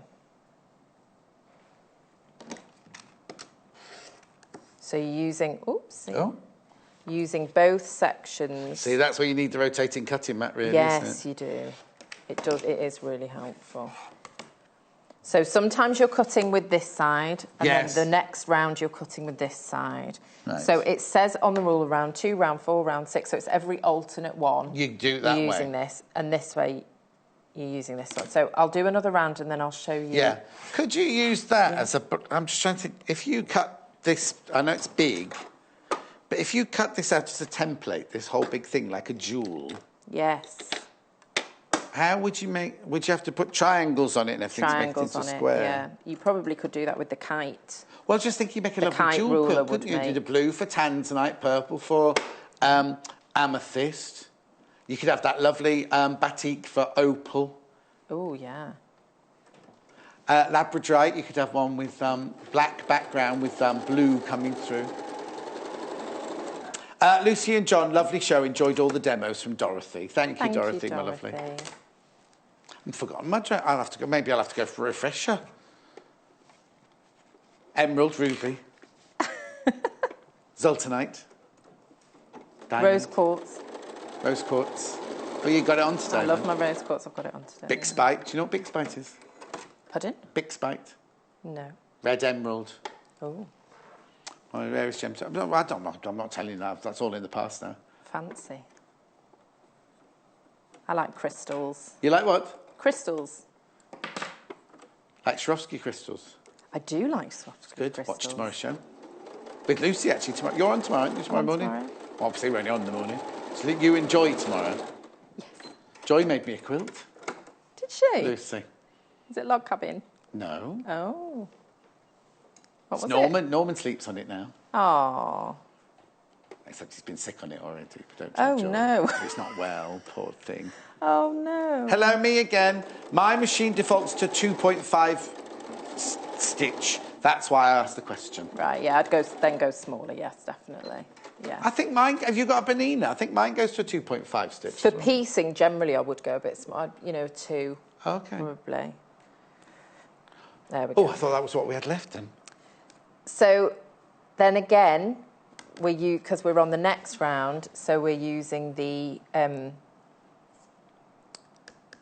line with the 1/4 inch seam. Yes, yes, yes. And then what's really helpful and where the precision comes in is it has a centering line so that you get that going through all the points of your previous rounds. Yeah. And that's what's going to keep it really, really neat.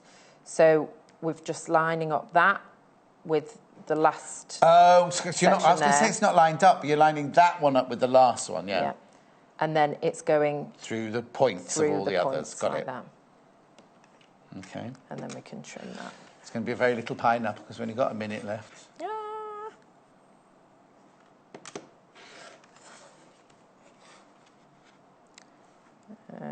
No.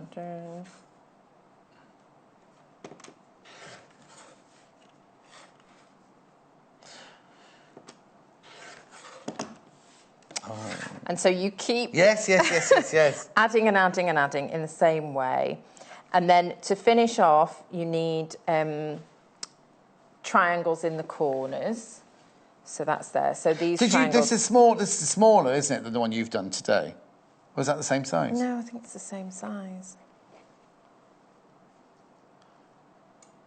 Oh, yeah. Yeah. Anyway, your time's up. OK, and so that's just cut from squares and on the diagonal. Thank you. And that's it. So very, very simple. And then you trim it back. Looks gorgeous. That's fabulous. Yeah. It does take time because it is little, but it's all made very easy. Lucy's back tomorrow with Joy, like I just said. Clocks go back an hour tonight as well. Don't forget to put your clocks back. Do you want to see tomorrow's menu? Yeah, you get an extra hour in bed, Paul. Yes. So Paul will be late tomorrow. Menu? I thought... Yeah, OK. They're not telling me properly. Bye, Lucy. Oh, bye.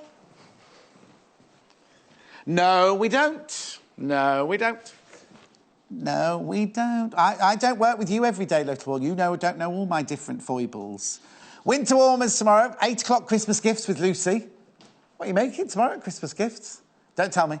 9 o'clock Christmas folded decorations. That's with Joy. Oh, I say it. 10 o'clock Christmas quilt with Lucy. I think I have to have a Christmas shirt tomorrow, wouldn't I? 11 o'clock travel quilt. Oh, they're lovely. There's one for boys and one for girls. At 11 o'clock with Joy tomorrow. So a really, really, really lovely show lined up for tomorrow. Do you want to have a look at these bundles again before I go? Mono. Most popular one. It's because you keep asking for bundles with a metre in. So we bring them for you. Metre of each of the colours, the black, the different greys, ombreing through to the white. £32.49. It's the Spectrum Solids. You know how the quality is very, very, very good. £32.49. 5 metres of fabric there. 5 metres of fabric. That's lovely. I was just thinking all the different things you could do with that. Pineapple now. Pineapple. 1, 2, 3, 4, 5, 6. 3 metres you get in there. Look at all those gorgeous colours there. It's very sunshine, holiday. You're going to need a bit of that, aren't you? If you've got that in your basket, please, please, please check out.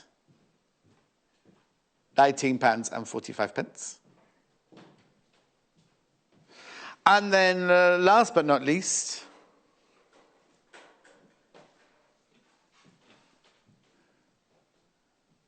Opulence, this one's called. $15.99, 2.5 metres.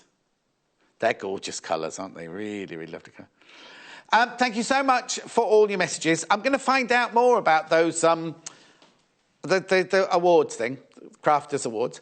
And, as I say, I'm back tomorrow. Oh, look, she's rubbing the board out already, old Amy. And we haven't got Amy tomorrow. Sadly, we've got a very bad floor manager tomorrow.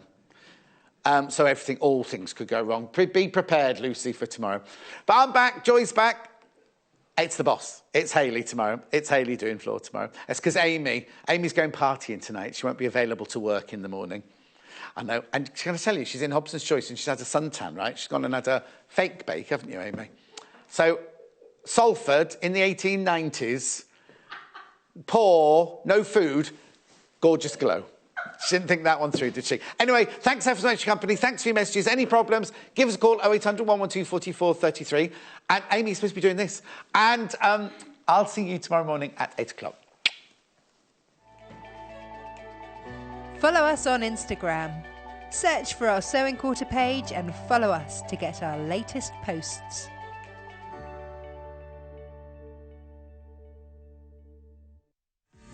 Don't forget, shopping with us is easy and simple. You can just contact us at 0800 112 4433 and speak to our UK-based call centre to place an order, or shop online with us at www.sewingquarter.com.